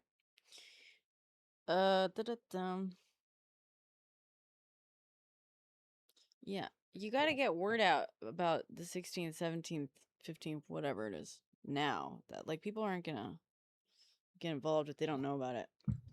It got pushed to a group for sure. I don't know. I'll get you the info today. Okay. I'll call Jake in like an hour once it's a reasonable time to be awake for people. And then I'll get that over to you. Are you going to sleep today, or are you going to ride this train? No, I need to sleep. I slept 2.5 hours last night, so it's got to happen now. I was gonna film that video that I was saying about the Minnesota thing. Fucking, I can't believe we fucking bombed Venezuela tonight. I'm too tired to do that now. I need to get like a few hours of sleep and then wake up and then just do it around like 11. I might do that. That's my plan. I want to know what happens. They're gonna talk. Oh shit.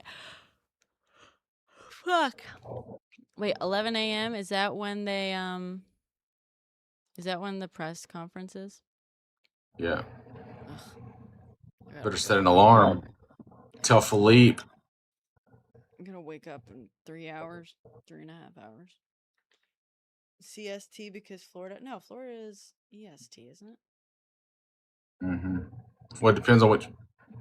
All of Florida, I think.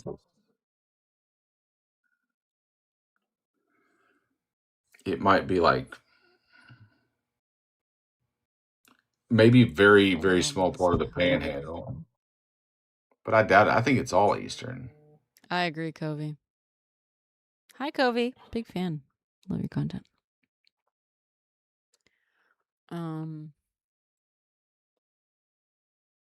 Florida's Eastern. All of Florida except Pensacola is Eastern. Yeah. Thank you guys. Thanks for staying up with us tonight as we just fucking. Oh my god, Noriega was January 3rd. I gotta make a video about that. Maybe I'll do that and then I'll go to sleep for 4 hours. I'm gonna try to wake up for the press conference. Although it's just gonna be a bunch of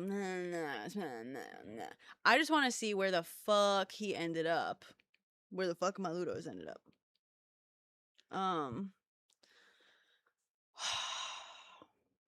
Yeah. I'd be very interested. Where do you? I missed Zoran's inauguration because I was asleep, so maybe we can. So whatever. What can be done? About what? It's done, guys.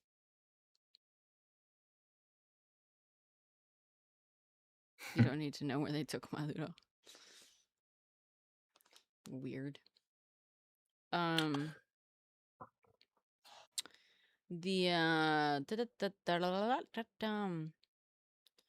was I gonna say something? Oh, my mom. I was just gonna read out my mom's thing. So she woke up like 30 minutes ago, and I was excited. She said, "Oh my god, what fucking criminals!" I hope Maludo recorded his conversation with Trump and U.S. officials, so when they go back on their word of allowing him and his wife to live somewhere in exile peacefully, his people will release it. And I was like, when was that agreement? Because rumor has it, and I was like saying, he left by securing an agreement with Miami Herald. He said, I don't know, or I know, I'm just speculating, of course, but it was too easy to get him and his wife alive. And that's when I said that, Miami. And she said, I wouldn't be surprised because Maduro has said he was willing to step down if they left Venezuela alone. But U.S. will break the agreement by putting him in jail. And if they have the promise on tape, ...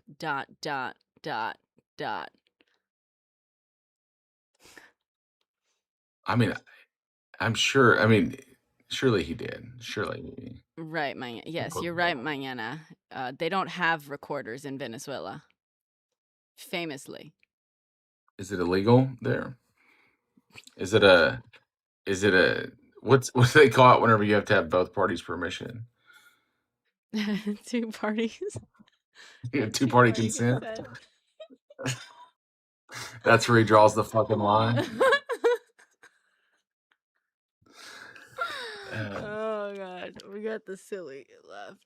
His Risa wife's floja, like, "Hey, as we say. hey, Can't find anything record the on this on conversation." Canada News. Oh, has Canada not found out yet? That's why Gracie was asking. Gracie, my friend in Canada, came on and she texted me as this was happening. She was like, "Is this true? I just woke up. What's happening?" And I was like, "Yeah, girl. Canada still hasn't learned, hasn't found out." Jesus. Do you think he had anything on his person other than his underwear at that hour? I'm sure he had his bags packed. Yeah. How surprising do you think this actually was? To who? Him? The U.S. has the only technology in the world, yeah. From this live and then our news. Damn. Holy shit. There isn't one thing about it? That's crazy. Oh, fuck, I'm hungry. Yeah, it's all negotiated. I think 100%. I think he's known for a week. And then what? He agrees to be exiled to some fucking islands that they've... I mean, that would be the... I mean, where else would you go? He agrees to give up all the oil. That's what Matato's gonna do. He agreed to give up all the oil a year ago. Yeah, he also... Yeah, didn't he already say they could fucking have it? You could have all the oil and all the rare earths. Like, he's like, your companies can come take control of it. That's where the Rubio thing gets a little Apparently, more Canadian clear. news doesn't know that the U.S. bombed Venezuela and kidnapped Maduro. That's fucking weird. So I feel like things are at a slower pace in Canada. It's like, we'll get to it. They just didn't think. They're like, it's a Saturday. What could have happened overnight? No one bothered to like Google, did the U.S. bomb Venezuela last night? What is the big Canadian? Oh, they do There's have like a the big news. Okay. You're the first, MZ, you're the first Canadian in here out of several that is saying that you're seeing it like on the fucking news. There's like multiple people in here being like, it's not on any Canadian news right now. Do you think she means, like, I wasn't saying, I was just about that. What what is the right wing news outlet in Canada? It's like, it's got a weird fucking. That makes sense, Sarah. Yeah, I'm Eastern Standard Time. I was only up because I was gonna film that stupid video.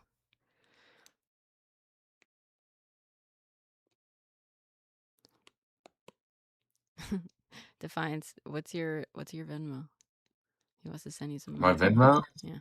Who does? What is it? My Venmo? I don't know. It's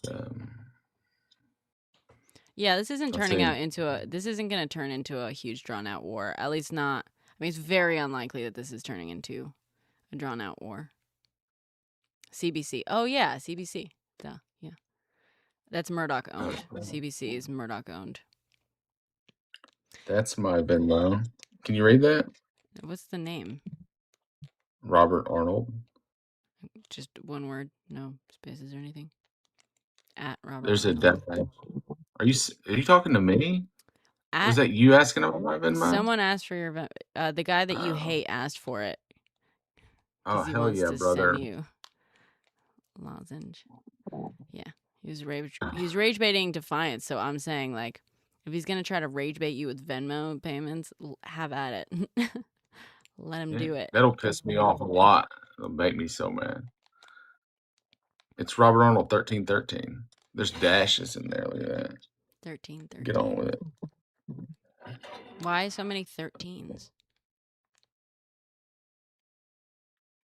I don't. When I was real young, it was my baseball number, and then it was my high school baseball number, and it was supposed to be unlucky, and I tried to flip that shit on its head. I did Anyway, too. and now It was my lucky number for the longest time. Now my lucky and so then number is 113, but I still consider 13 lucky. But my yeah. my special number, because 13 comes up all the time. So 113, 113 is my like super special lucky number. And then I started getting 13s tattooed like on Friday the 13th and stuff. And so You I know, have them like in Spain, the on my purse. unlucky day is Tuesday the 13th. Sorry, I interrupted you. No, I was just showing this 13 that you can't see because I can't get a good angle on my. It's Tuesday the 13th, eh? Yeah. I wonder why that is. I just like being silly. I used to know. I think you were born on a Tuesday the 13th. I feel like I used to know a reason for it. The legend comes from that's when the Knights Templar were disbanded. And that's why it was unlucky. That's not how international law works.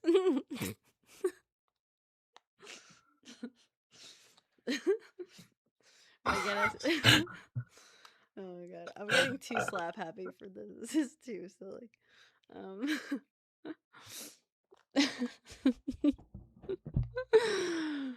Okay. And on that note, on that giggle, what did I say I was gonna do? Oh, I was gonna make a video about how Noriega got. That's not how any of this works. I might have to go to sleep and then I'll make a video about Noriega.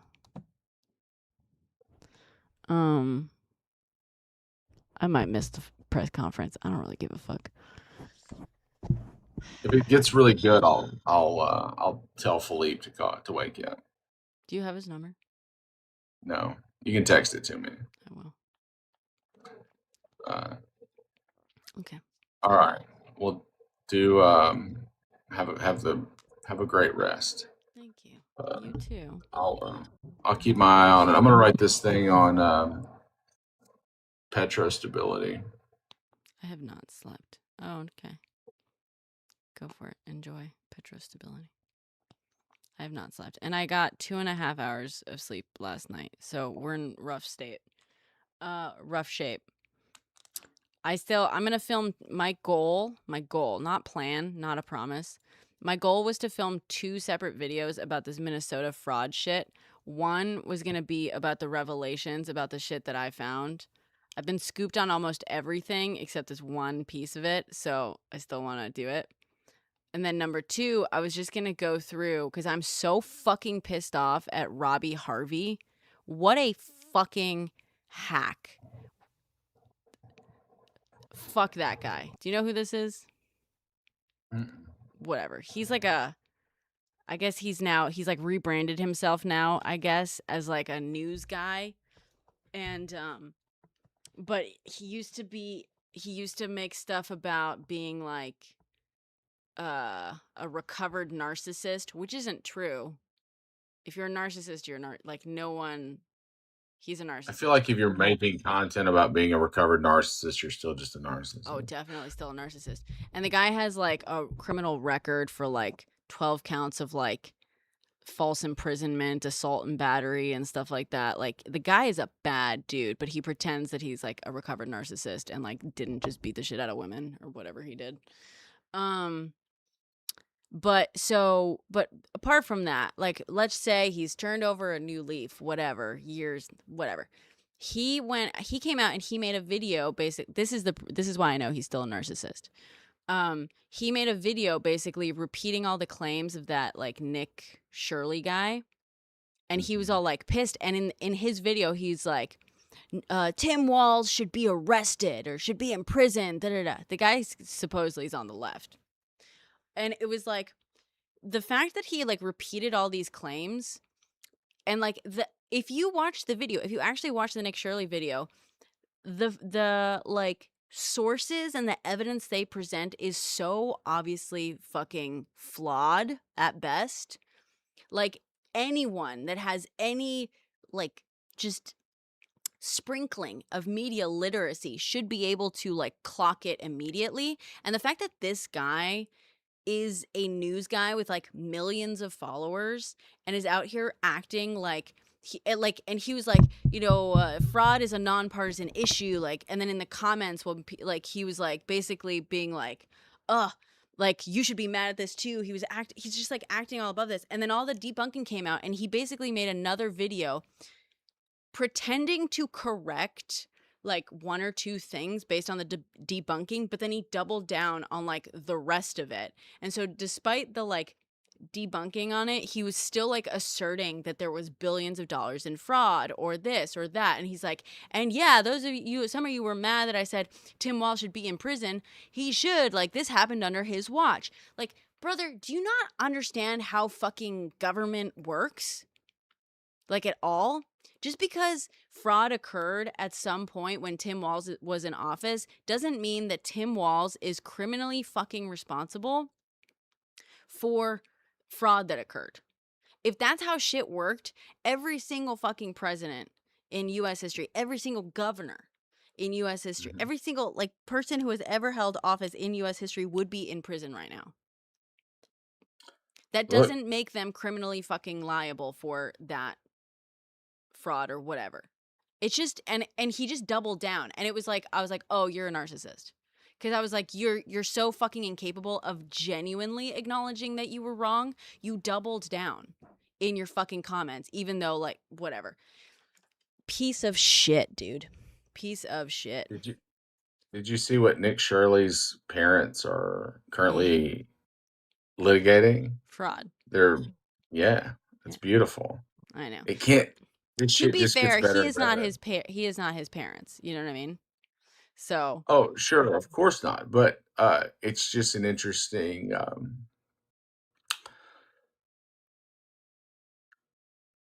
The way the kid talks about fraud and the way fraud ought to be prosecuted, and how he's so he's so like pure as the driven snow, that nobody can get him. It's like you've got. Oh yeah. I know what you're referring to. You're the product of. No, he's not his parents. But it's just an interesting family life there. Whatever. Well, so my thing is, one, what was the Fed doing? Not auditing anything. Two, what do other states do? Tell us what went wrong. Well, here's the thing, Simon. Just on the daycare thing, there are 4,000, at least according to one article, 4,000 daycare centers in Minnesota alone that are eligible for CCAP funds. 4,000, right? And these allegations, and I'm here to fucking break it to you. Minnesota has fraud, but so does every other state, right? And Minnesota, maybe we can say Minnesota has more fraud. We don't actually know that for a fact, but we do know that Minnesota has fraud for a fact, precisely because they have been taking steps. Tim Walz has like signed a bunch of executive orders, and there's been attempts in recent years several times to pass legislation, and finally, like this year, legislation was passed. But strengthening this like fraud, prevention and also weeding out, because following the pandemic, a bunch of shit, got loosey-goosey. But that's how you get that like giant fraud case, the Feeding Our Future fraud case. The reason that case became a thing is because they are investigating it and like weeding it out. You know what I mean? That is a sign of people like looking for fraud now. First, but also I can guarantee you there's fraud in Minnesota, and I can guarantee you that there are more than 10 daycares in Minnesota that are committing fraud right now. The fact is, this dude, and it's so wrong for so many things. I'm not going to do my whole video right now. You'll just have to watch it. But the fact that this guy selected 10 fucking Somali-owned daycares to go to and claimed that there was fraud based on some bullshit, if he was actually out here weeding out fraud, he probably would have also found some non-Somali owned daycares, don't you think? Out of 4,000 daycares receiving CCAP funds. Might have found at least one of them that wasn't Somali owned. Just saying. Whatever came of that info on the others not being available publicly? Oh yeah, so the other thing, the number is not, so the CCAP numbers, this is part of my video, are not available publicly. And I was trying to find like the explicit, I basically went through the Minnesota statutes, and there's like specific lists that say what kind of information is publicly available. And, you know, for within these welfare, it's, you know, CCAP is part of the welfare programs. It's not welfare, but you know what I'm saying. That's like what it's called. And in all the like information that can be made, there's like strict regulations on who has access to what sort of information and like when it can be made available. Nowhere does it list like the amount of money that is being received by providers, by specific individual providers or individuals themselves, as being publicly available information. Now, that said, that information can come out if it's part of like a court case, or if it's part of, in some cases, an investigation after said investigation has concluded, and if it's like considered to not be like a violation of privacy and stuff. And you can submit like a public records request, but you are more likely than not going to, I was told, because I was like, it looks like this would not be available. And I was put in contact with someone like actually in Minnesota that works with state legislators.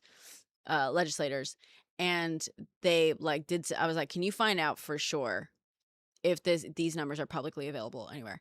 And they got back to me like 2 days later, and they're like, confirmed, like the numbers are not publicly available. You can submit a public records request, but it is very unlikely that those specific numbers would be released because it's a privacy issue. So this guy is walking around claiming all this fraud. And by the way, and he makes a lot of stupid claims about the fraud too. Like in the very first daycares that they look at, he's like, oh, there are 2 daycares that are registered to the same location. And he's like, this one got these funds these years, and this one got these funds these years, right? And the first one has funds for like 2019, 2020, 2021. And then the second registry license has funds that it's being received that he's claiming are fraudulent, which is crazy, in the years 2022, 2023, 2024. And so clearly, you know, the license has just changed names at the same location. Like the first one is active for 3 years and then it switched to the new one. And yet for some reason, then he's like, the third number, the highest number, 2024, is like 1.6 million total for the year. And the other one that's clearly hasn't been active for several years, the highest number is like 700,000. And he's like, that's $3 million a year that this one location is receiving. What? No, it isn't. No, it fucking isn't. You combined 2 random year amounts and claimed that they're like operate like, you know what I'm saying? It's like, it's some fucking bullshit. And then also, you know, the other issue is those numbers that he's touting, if they are in fact accurate, he acquired those illegally. He acquired those CCAP numbers most likely illegally, or more specifically, a Republican illegally released private data numbers. Like, it's just whatever. There's so much wrong with it. It's so fucking stupid. Yeah, no, Rebecca. Well, so Rebecca, that's the other. Sorry, I'm just gonna keep.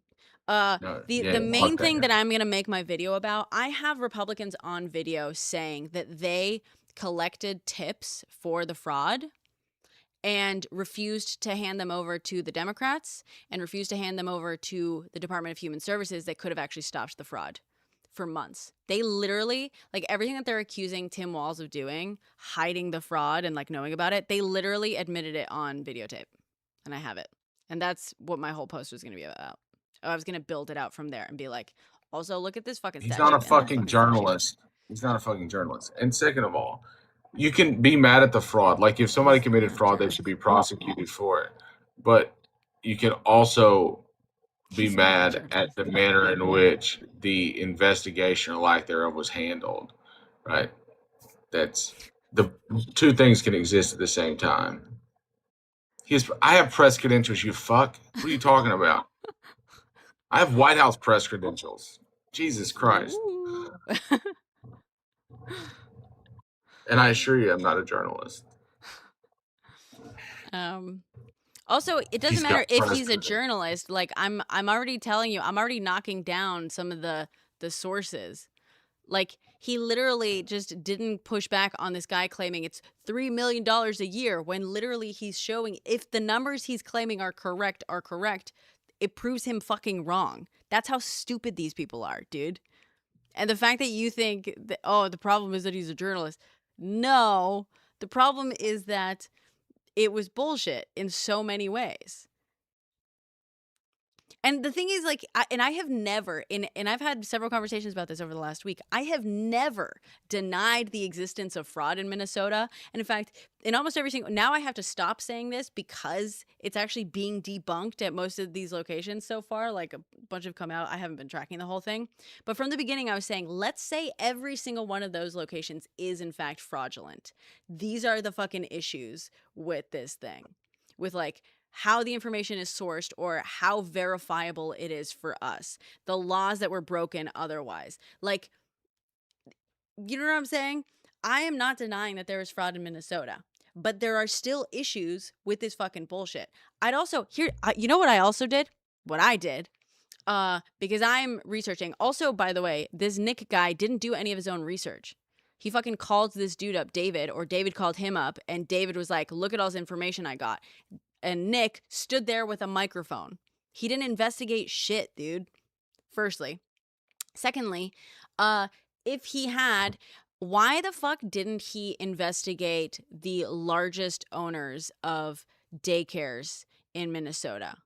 There's one with 72 centers and another with 58. I looked them up. I looked their licenses up, and they have the exact same types of like violations and infractions, in some cases way more than the daycares they went to look at. And some of them have open violations that have yet to be fixed. Why didn't they visit any of those locations? Could it be because some of those are owned by private equity and they're white owned? Like, why not go to the largest for-profit centers in the state?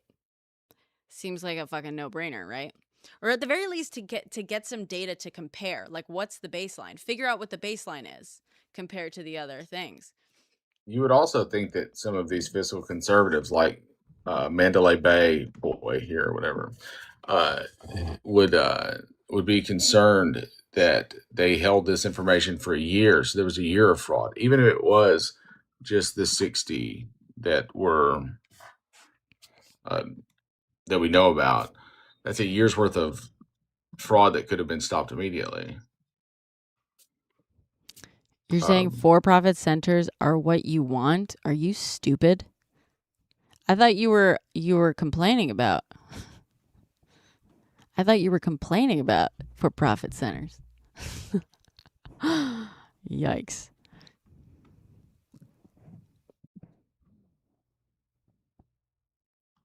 Now you're invested? Yeah. I know. I gotta make the video. I gotta make the 2 videos. Well, the one where I'm gonna drop the thing that still hasn't been seen, the one thing I haven't been scooped on.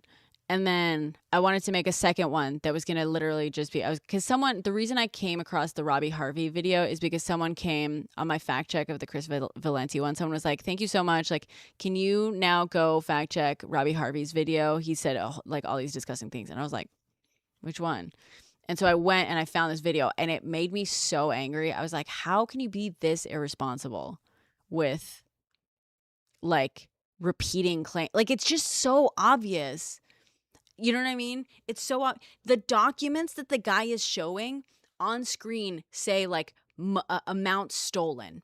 That's how you know that these numbers, that this like screenshot or whatever of a document, the source document, isn't an official document. That is some dude that typed into a computer amount stolen. Do you think that there is a government document that just tracks all the fucking daycares and is like, amount stolen by this daycare? Like, you know what I'm saying? And people saw that, and no part of them went, huh, that's interesting. I wonder where these numbers are actually coming from. You know what I'm saying? Also, there's another part where the guy holds up a document and he's like, yeah, I think he said like Tim Walz or the Democrats like broke this statute, Minnesota statute, whatever, like says the number, right? And Shirley puts on screen some text describing what the statute says. The text is a fucking Google AI summary. Instead of putting up the actual statute, it's a Google AI summary. If you look up the actual statute, the Google AI summary is wrong. It's fucking wrong. Like, I can't, and like, it just drives me crazy because when I watch shit like this, like, I was prepared to, like, fraud happens. Once again, fraud happens. Fraud happens in every community. Fraud happens in the Somali community. It happens in the not Somali communities. That's like, I'm not claiming otherwise. So I'm ready to look at and like, just look at the evidence, right? When I'm watching this video, I'm ready to see what the evidence is. But immediately, I'm like, the fuck is this? Like, why am I looking at a Google AI summary on screen? Why am I looking at random cutouts from documents that we haven't been told the provenance of, so that we can't look up and verify them? And why does it say amount stolen? That's not from a real government document. Like, I clocked it immediately. And it just like, it's so shocking to me that so many fucking idiots saw this and didn't for 1 second go, huh. Now, wait, what's the source for there? Like, whatever. People are so fucking It's stupid. confirmation bias at its fucking finest. Yeah. Yeah. That's the shitty part. Is they don't give a fuck. Like, they're just gonna take it and run with it. And all they do is they need it long enough to cause some drama. But I do have evidence that the Republicans actually were committing crimes and hiding the fraud in Minnesota, ironically. So, anyway, I keep getting distracted. But that second video that I would like to make, if I don't just burn out and lose steam on this, is I would like to basically go through that Nick Shirley video. I wanted to pop up like a little clip of the Rob Harvey thing and be like, hi, Rob Harvey. My name is Brenna Perez, and this is Media Literacy 101. How to spot bullshit from a mile away. And then just like go through some of the things of like, this is how you should, like, these are some red flags for sources of information that you should look out for, you know? And just explaining like, listen,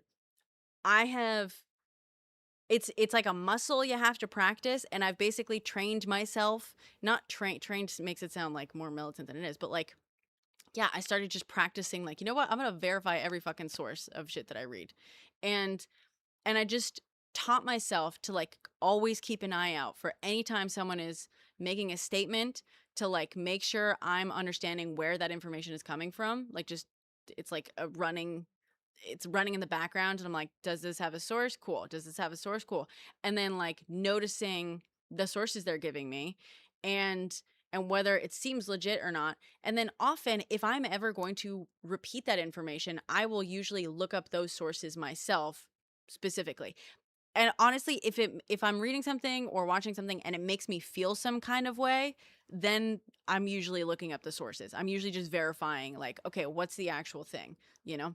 And so I just wanted to be like, these are some things to look out for. Like, these are some things that should jump out at you immediately when you're watching a video like this, that's like presenting you with evidence that are like documents. Okay, they say documents, they say paperwork, but they don't say what documents or what paperwork. They just start waving papers around wildly, and they never like physically show you close up.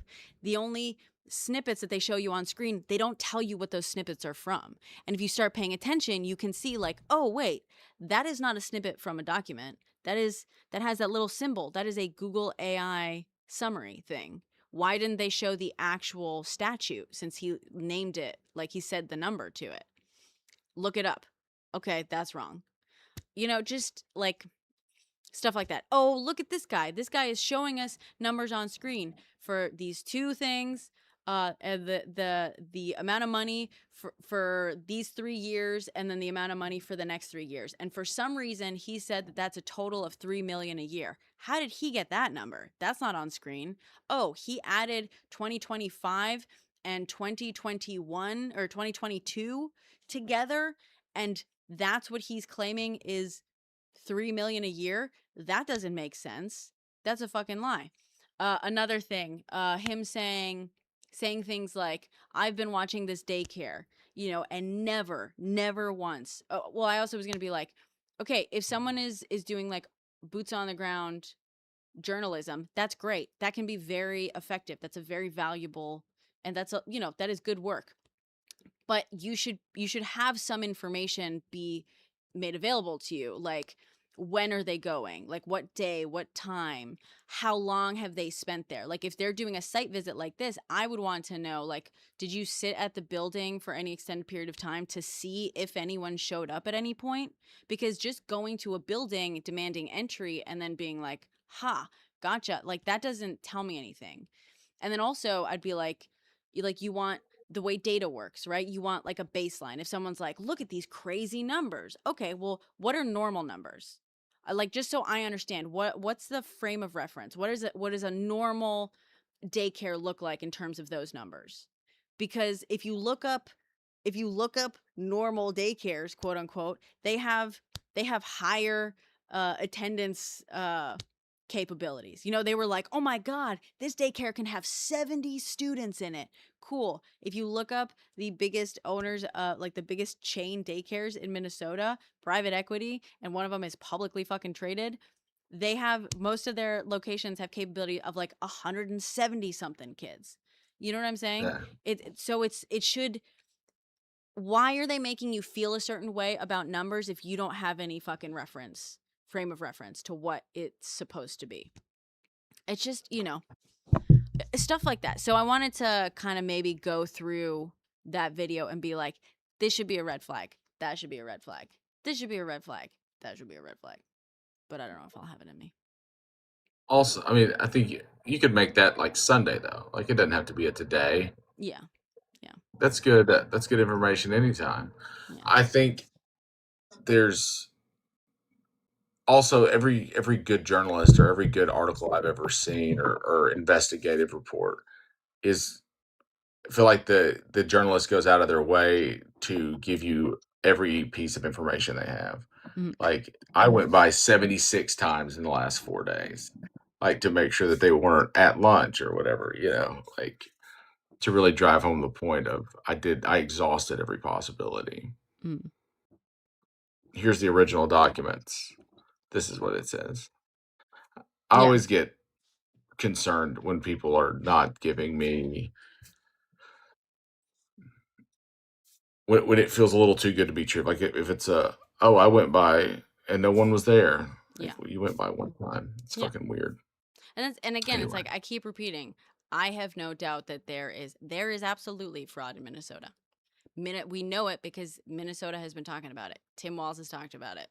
Like, they have been, it's been a thing that they've been talking about taking a bunch of steps to fix. Yeah. Period. Like, I am not denying that. And it's just whatever. Yeah. It's just so fucking irresponsible. It drives me crazy. It drives me crazy that people didn't see that and immediately go, wait a second. What? I try to, whenever I'm like providing firstly, I try to provide sources for everything. I've started like allowing myself to give a little bit more background information without providing sources for every detail included in background information, because it just takes hours to just be like, and here's a source for the background, this, you know. But when I do, I always put it on screen, but I also always try to at one point include the title of the document. So if it's like an article, I'll include like the the title of the article, and I'll try to squeeze in the journalist's name on screen. Usually, sometimes it's tucked in near the bottom, so it's hard to see. But so anyone can look up any article that I'm citing by looking up the title of the article, you know? Or if it's like a document, like, you know, whatever, like a PDF thing, but I found it like online. I will try to show the title of the document if I'm not naming it just verbally. Book, same thing. Just anything, I will try to show what the actual name or title of it is so you can look it up yourself, and then I'll show you the actual like kind of chunk that I'm pulling from. It's just whatever.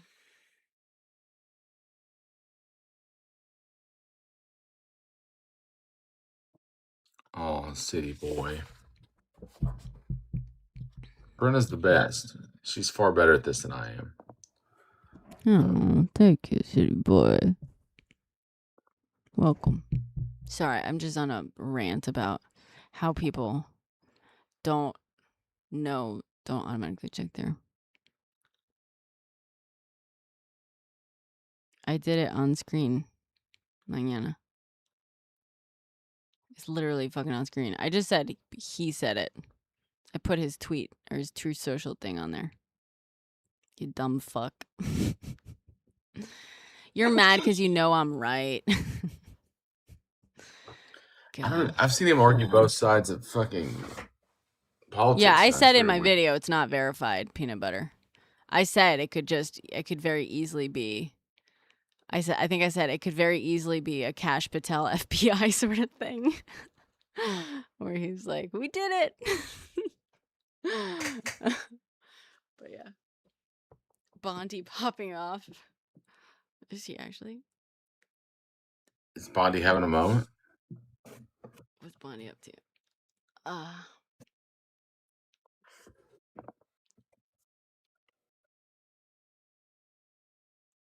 They're mad because they're giving facts. Who's giving facts? Here's the thing about facts. Facts should be able to be fact checked. And the reason you should like give your sources is so that people can fucking verify what you're saying. You know that I can type up watch this amazing thing. I'm going to show you. I'm going to type up a document real quick. Let me see. La la la. Okay, here we go. File new document. What's your username? Lauren Alexis.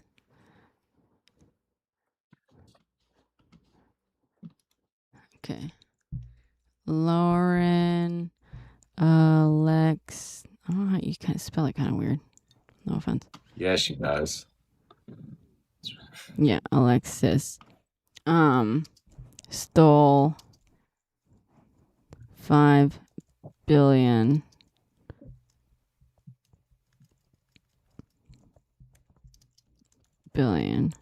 from Minnesota. Okay.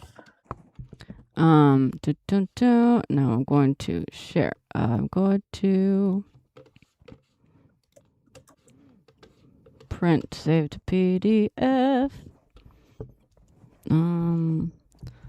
Lauren Alexis. Cool.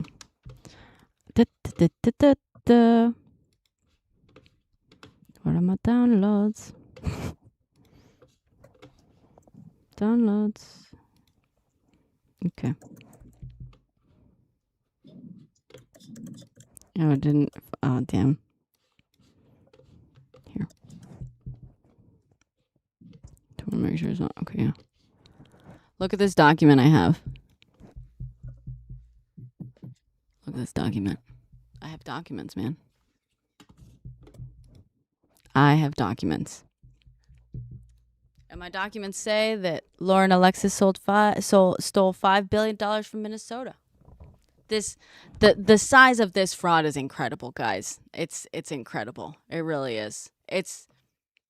I've been watching Lauren Alexis for 9 years, and never have I seen her not stealing $5 billion from Minnesota. I'm telling you.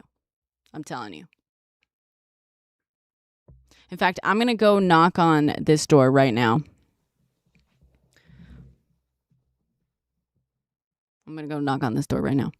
This is Lauren Alexis's apartment. Trust me.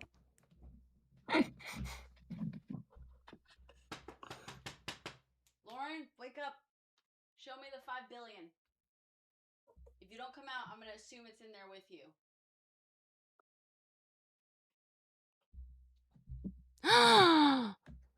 Lauren's in there with her $5 billion. See?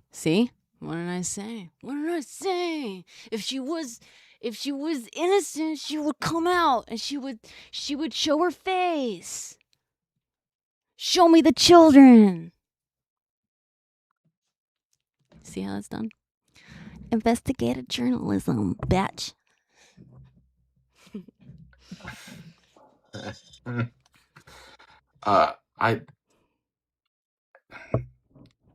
I'm gonna go watch this podcast thing that this clown's talking about. Whenever we get done here, and then I'm gonna be really mad because then I won't be able to be like, you motherfucker, like he didn't say it, he didn't have any of that shit, and then I'll just have to know about it, like in my life. Wait. Which podcast then? Patrick Bet David. Oh, who's that? I don't know. It sounds like some right wing bullshit, but yeah. Okay. Yeah, let's find out. Yeah, please. I can't do that to myself. Let me know how bad it is. I'm sure it's terrible. I'm sure it's chock full of confirmation nonsense. So I'm pretty excited you guys about pretending like you don't know who PBD is. I genuinely don't, dude. Who the fuck? PBD. I'm sorry. Really? Are you genuinely like? You genuinely think we're just bullshitting you on that? Jesus Christ. You people are fucking insufferable. The name of the goddamn a podcast is Patrick Bet David, and you think,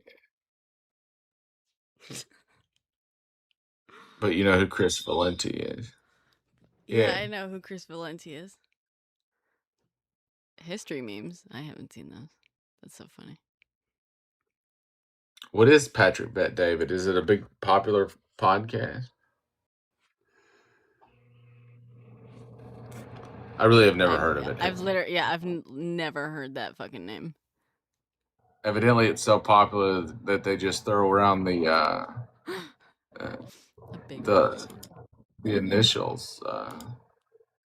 It's a plan against bro. I know all the secrets. It's a plan against bro. I feel like Mignana was an American fan. Gotcha. I just know like Joe Rogan and I know the other guys by face, that like the row of 4 that sit on that couch and pretend like they weren't Nazis 3 weeks ago. Yeah. You know what I'm saying? They're turning hard. They're what? They're turning hard. They're making a left turn. What is that guy's name? Yeah, row 4. They're like, there's like a couch. I think there's 4 of them, right? Yeah. And like they sit kind of, I mean, in like a semicircle row. I don't fucking know, you know. Is Theo right wing? I think so. Theo. I think mostly. A little bit.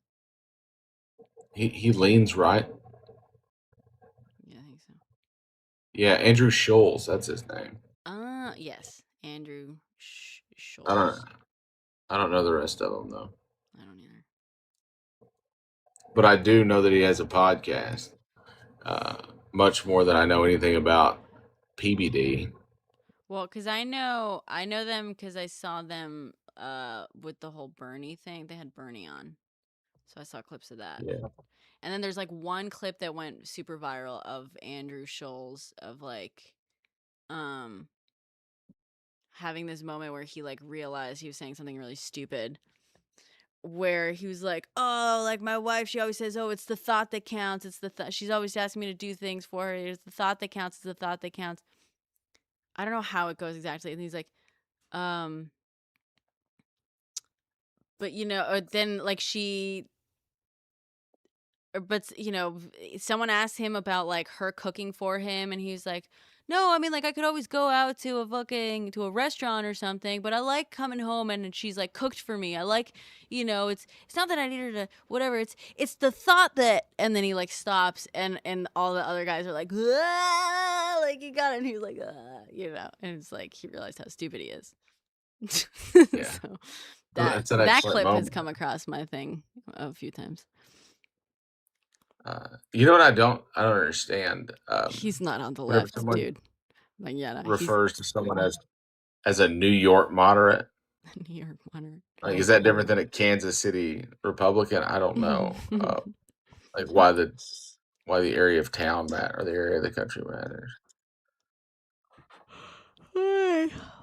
Yeah, it depends Who's on the Aaron context, Wexler? Nick. I don't know who that is. Aaron Wexler. West Side Comedy Club. I don't know what that is either. Recently got into the Bulwark. Still don't know. I've heard of the Bulwark, but I don't really know what it is either. That's that Tim guy, right? He always has puka shells on. That's the one. I only know him because he used to be on like, he used to be this, he'd be on like MSNBC a lot, super randomly. And I was like, who the fuck is this jabroni wearing puka shells every single fucking day? And now he's into pearls. He wears the pearl necklace.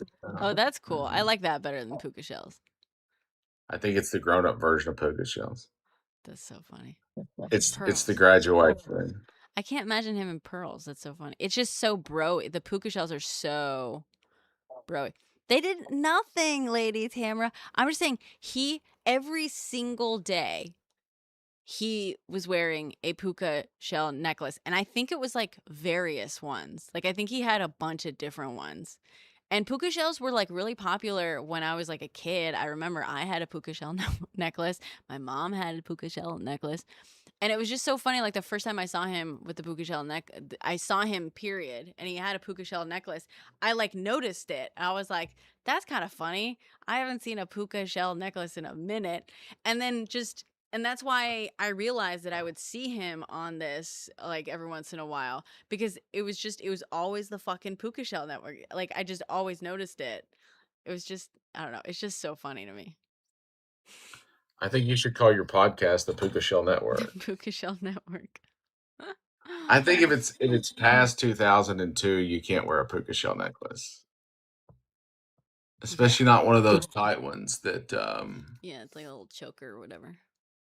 The pearls don't. I mean, I guess I don't really give a shit too much about whatever someone else wears, but I feel like you're making a real choice with a puka shell necklace. It's a choice. You can wear it. Go ahead. Follow your bliss. It's just a fucking it is because you have to hunt that down at this point. You know what I mean? Or you're still wearing it, like you just always had it. Well, that tells me a lot about what you've decided to do with your life, like where you see yourself. Like I know where you peaked if you're wearing a puka shell necklace. I know what the best part of your life has been so far. City Boy said, "Lol, I had to look up photos of him, and he's wearing the puka shell." I'm fucking telling you. What's his name? Tim Miller. Is that right? Tim Miller. Yeah, that's him. Where's the puka shell? Hold on. Oh, there it is. That's the puka shell. That's the puka shell. Look at that. That's two puka shells. That's a puka shell. Is that a puka shell? I think that one's a pearl. Is it? Is it? Oh, yeah, that is pearls. Or beads. That's not pearls. That's beads. Oh, that looks like beads. Interesting. Beads, pearls. How are all these photos? Oh, yeah, beads and pearls. That's crazy. Hold on. When did he make the switch? because I could have sworn it was puka shells for the longest fucking time. Did you misjudge this man? No, I know it was puka shells. Maybe it was like the. Come on, don't. That feels. Unless it was like, what was it? The not the. Oh my god, the pixels on MSNBC or whatever. Yeah. I called a puka shell the flat ones that were like. Yeah, there's like a couple of variations. The flat ones are definitely puka shells, but there's like a couple of variations where I feel like the flat ones that are very tight say something different about you. Yeah. As a human being. Maybe it has never been puka shells and it has always just been the TV. Yeah, because he's worn others that are like a tribute, a thing.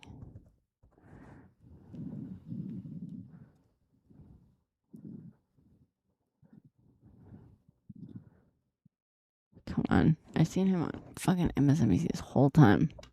Should I just Google puka shell?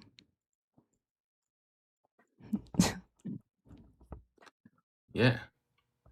Tim Miller puka shell. Oh, with pearls. Men in jewelry. Halloween costume.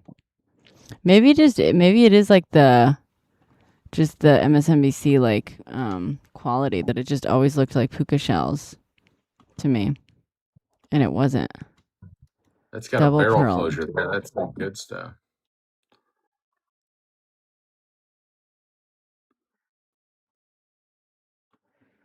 Has it always been pearls? Oh my god, I feel like everything I know is wrong. It's always been pearls, hasn't it? I think you may have judged that man too harshly. It wasn't harshly. I just like the only reason I remembered him is because of the puka shells. The world is a lie. God, it's fully. It has to. It like absolutely has to be the like. Yeah, like look on MSNBC. It's like I would look up and I would see some like this. This is gonna be better quality than I ever fucking saw. Just watch it. I can see where you would think it's puka shell. Yeah. Because it is a very short pearl necklace. And it's not actually a pearl necklace. That's the thing. That's not what real pearls look like. I don't think. No. I'm going to be honest with you. I don't own any real pearls. Well, I do.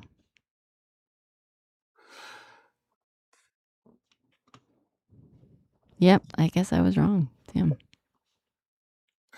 Well, Tim. That's crazy. Oh my God. My entire image of him in my head is like totally different now.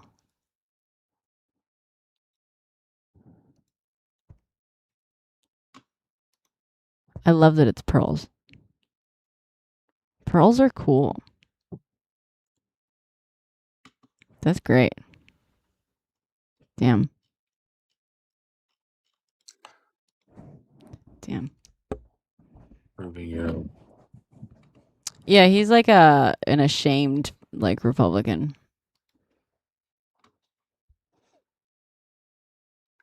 I don't think you should. Is he a Republican?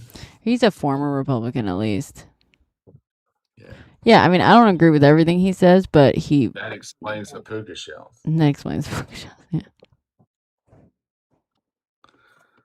But he fucking talks shit about the Republican Party nowadays all the time. Yeah, I don't agree with everything. I don't agree with everything he says, but you know, he does fucking hate most Republicans these days. I don't know. Whatever's left of the Republican Party is hot trash anyway. Yeah. So is Nicole Wallace, by the way. That like photo of him with the woman on MSNBC. Nicole Wallace used to work for like George Bush and the Republican Party and stuff. She's the National Security Advisor. Nicole Wallace was? Mm-hmm. I didn't know that. I just knew she was. Nicole. She was going to write my forward for my book. Really? I really like her. Couldn't get it to me in time. That's too bad. I really like her. Yeah, she's good. She's definitely not a Republican anymore. Yeah. But she has like a lot of good insight where she's like, back in my day, like this was like this is how we did things. Yeah. It's a very good contrast of postmodern conservatism versus traditional turn of the century conservatism, which are both bad but different. It was a little more likable. Like, it was a little more beer drinking Republican. What the fuck? She looks great. Yeah, a real sweetheart. She lives in Connecticut. Does she? I think she lives in New York. She has a house in Connecticut. Well, she works in New York. You know. She managed the McCain-Palin ticket. Yes, that's right. Fucking wild. That was the worst ticket. And it was so bad. What a fucking terrible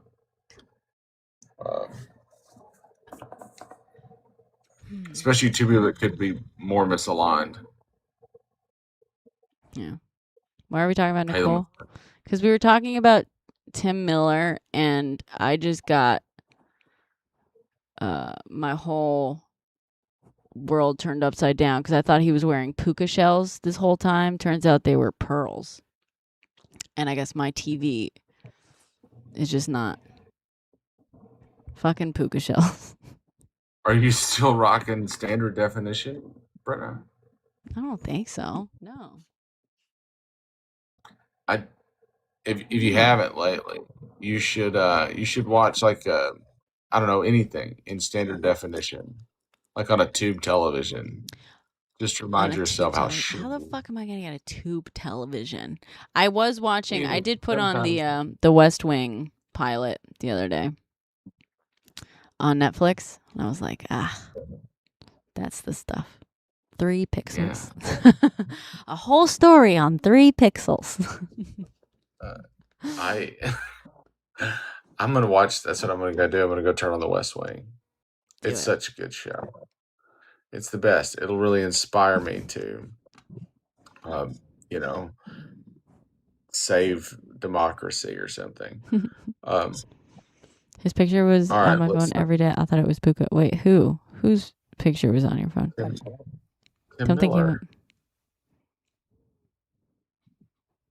So you did think it was Puka. Anyway, thanks for hanging out, Defiance. I had the best time. Good. Sorry I talked about you so much. No, it always works out for the best that way. No, I was like, chat was on something today. Most of you are great. Do you remember the time that the last 2 hours you talked about a movie that you wrote and nobody responded? There were like 300 people just listening to us talk about a movie. Yeah. Do you remember that? Yeah. Good. I was like, is anyone in here? Are you guys just... And someone was like, I'm in here. I was like, chat, say something. What's happening? It was, yeah, legit. How many of them do you think just fell asleep with us on here? I have fire. There were a couple hundred people, like 290 or something. Right now? So, half of them. No, when we were doing the movie thing. Yeah. Been awake the whole time. There's some of you guys that are asleep right now. I can tell. There's nothing wrong with that. Live your life, you know? I know. I love falling asleep with listen to someone. It's like occasionally, whenever you get your low voice, you remind me of Delilah from. You know what I'm talking about? The radio personality. Yes, someone said that once. What is she? Yeah, someone said this like over a year ago to me. Delilah, radio personality. What does she do? She doesn't do it anymore, but in the 90s, when we were children, she was like the late night like radio host. Yeah. And she would talk real close to the microphone. And she real do soft. That NPR thing. Yeah. Sweaty balls. Sweaty balls. If you just, it was always like song dedication. There is good news tonight about the mother of talk radio and her lifelong of gratitude. Yes, that's Delilah, providing inspiration and hope to callers. I try to pour a lot of hope out. Holy shit, she's still alive. She is. She is, yeah. I fully expected her to be expired. I don't know. I guess she's on when TikTok. I was She's still doing the Shut show. That's so funny. Brenna, we got to get Delilah to do a live with us. About what? I don't give a fuck. What are you talking about? Yeah, I see that she's not that old now. I'm going to tell her you thought she was dead. It's the first thing I'm going to say to her. I'm going to send you her were a message. so old that you were dead. Hey, Hey, I know, mine didn't the same Nick.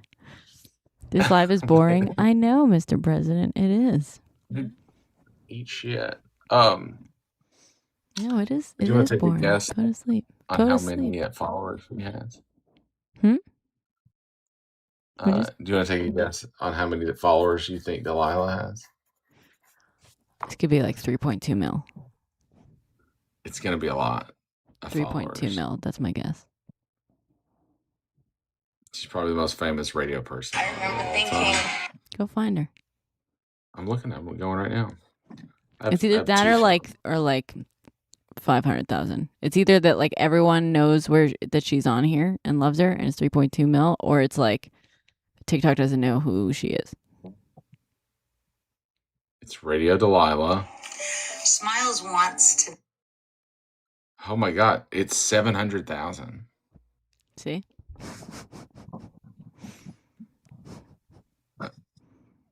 This is great. We're about to make friends with Delilah. Now, if I can. I can't wait. I think we can get her on the live. I'm sure we can, maybe. I don't know. I'm not interested in this now. I need sleep. Go to bed. We'll see you tomorrow. Today. I look like Matt. Yeah. Yeah. I get that one. So, what happens? Not much is gonna happen, Fox. Not for us in the States. We'll see. Venezuela's gonna have some stuff happening. And then it kind of depends on what they decide to do about Maduro here. Are they gonna do a whole kangaroo court prosecution? Are they gonna let him like go sail off into an exile sunset? We'll see. Well, I guess we'll find out. Look, it's 8:00 there. You've got 3 hours before the Yeah. I don't know if I'm gonna make it. I don't know if I care. You're not gonna make it. I'll watch it after the fact. I'll get the Spark. Spark Notes. Text me anything crazy that happens. Well, I will. All right. Well, I'll talk to you soon. Make good choices. We'll see you out there. You too. All right, Bye. chat. Thank you guys for hanging out. Love y'all. This was fun. If World War II ever starts, I want to be here with you when it does. All right. Good night, guys.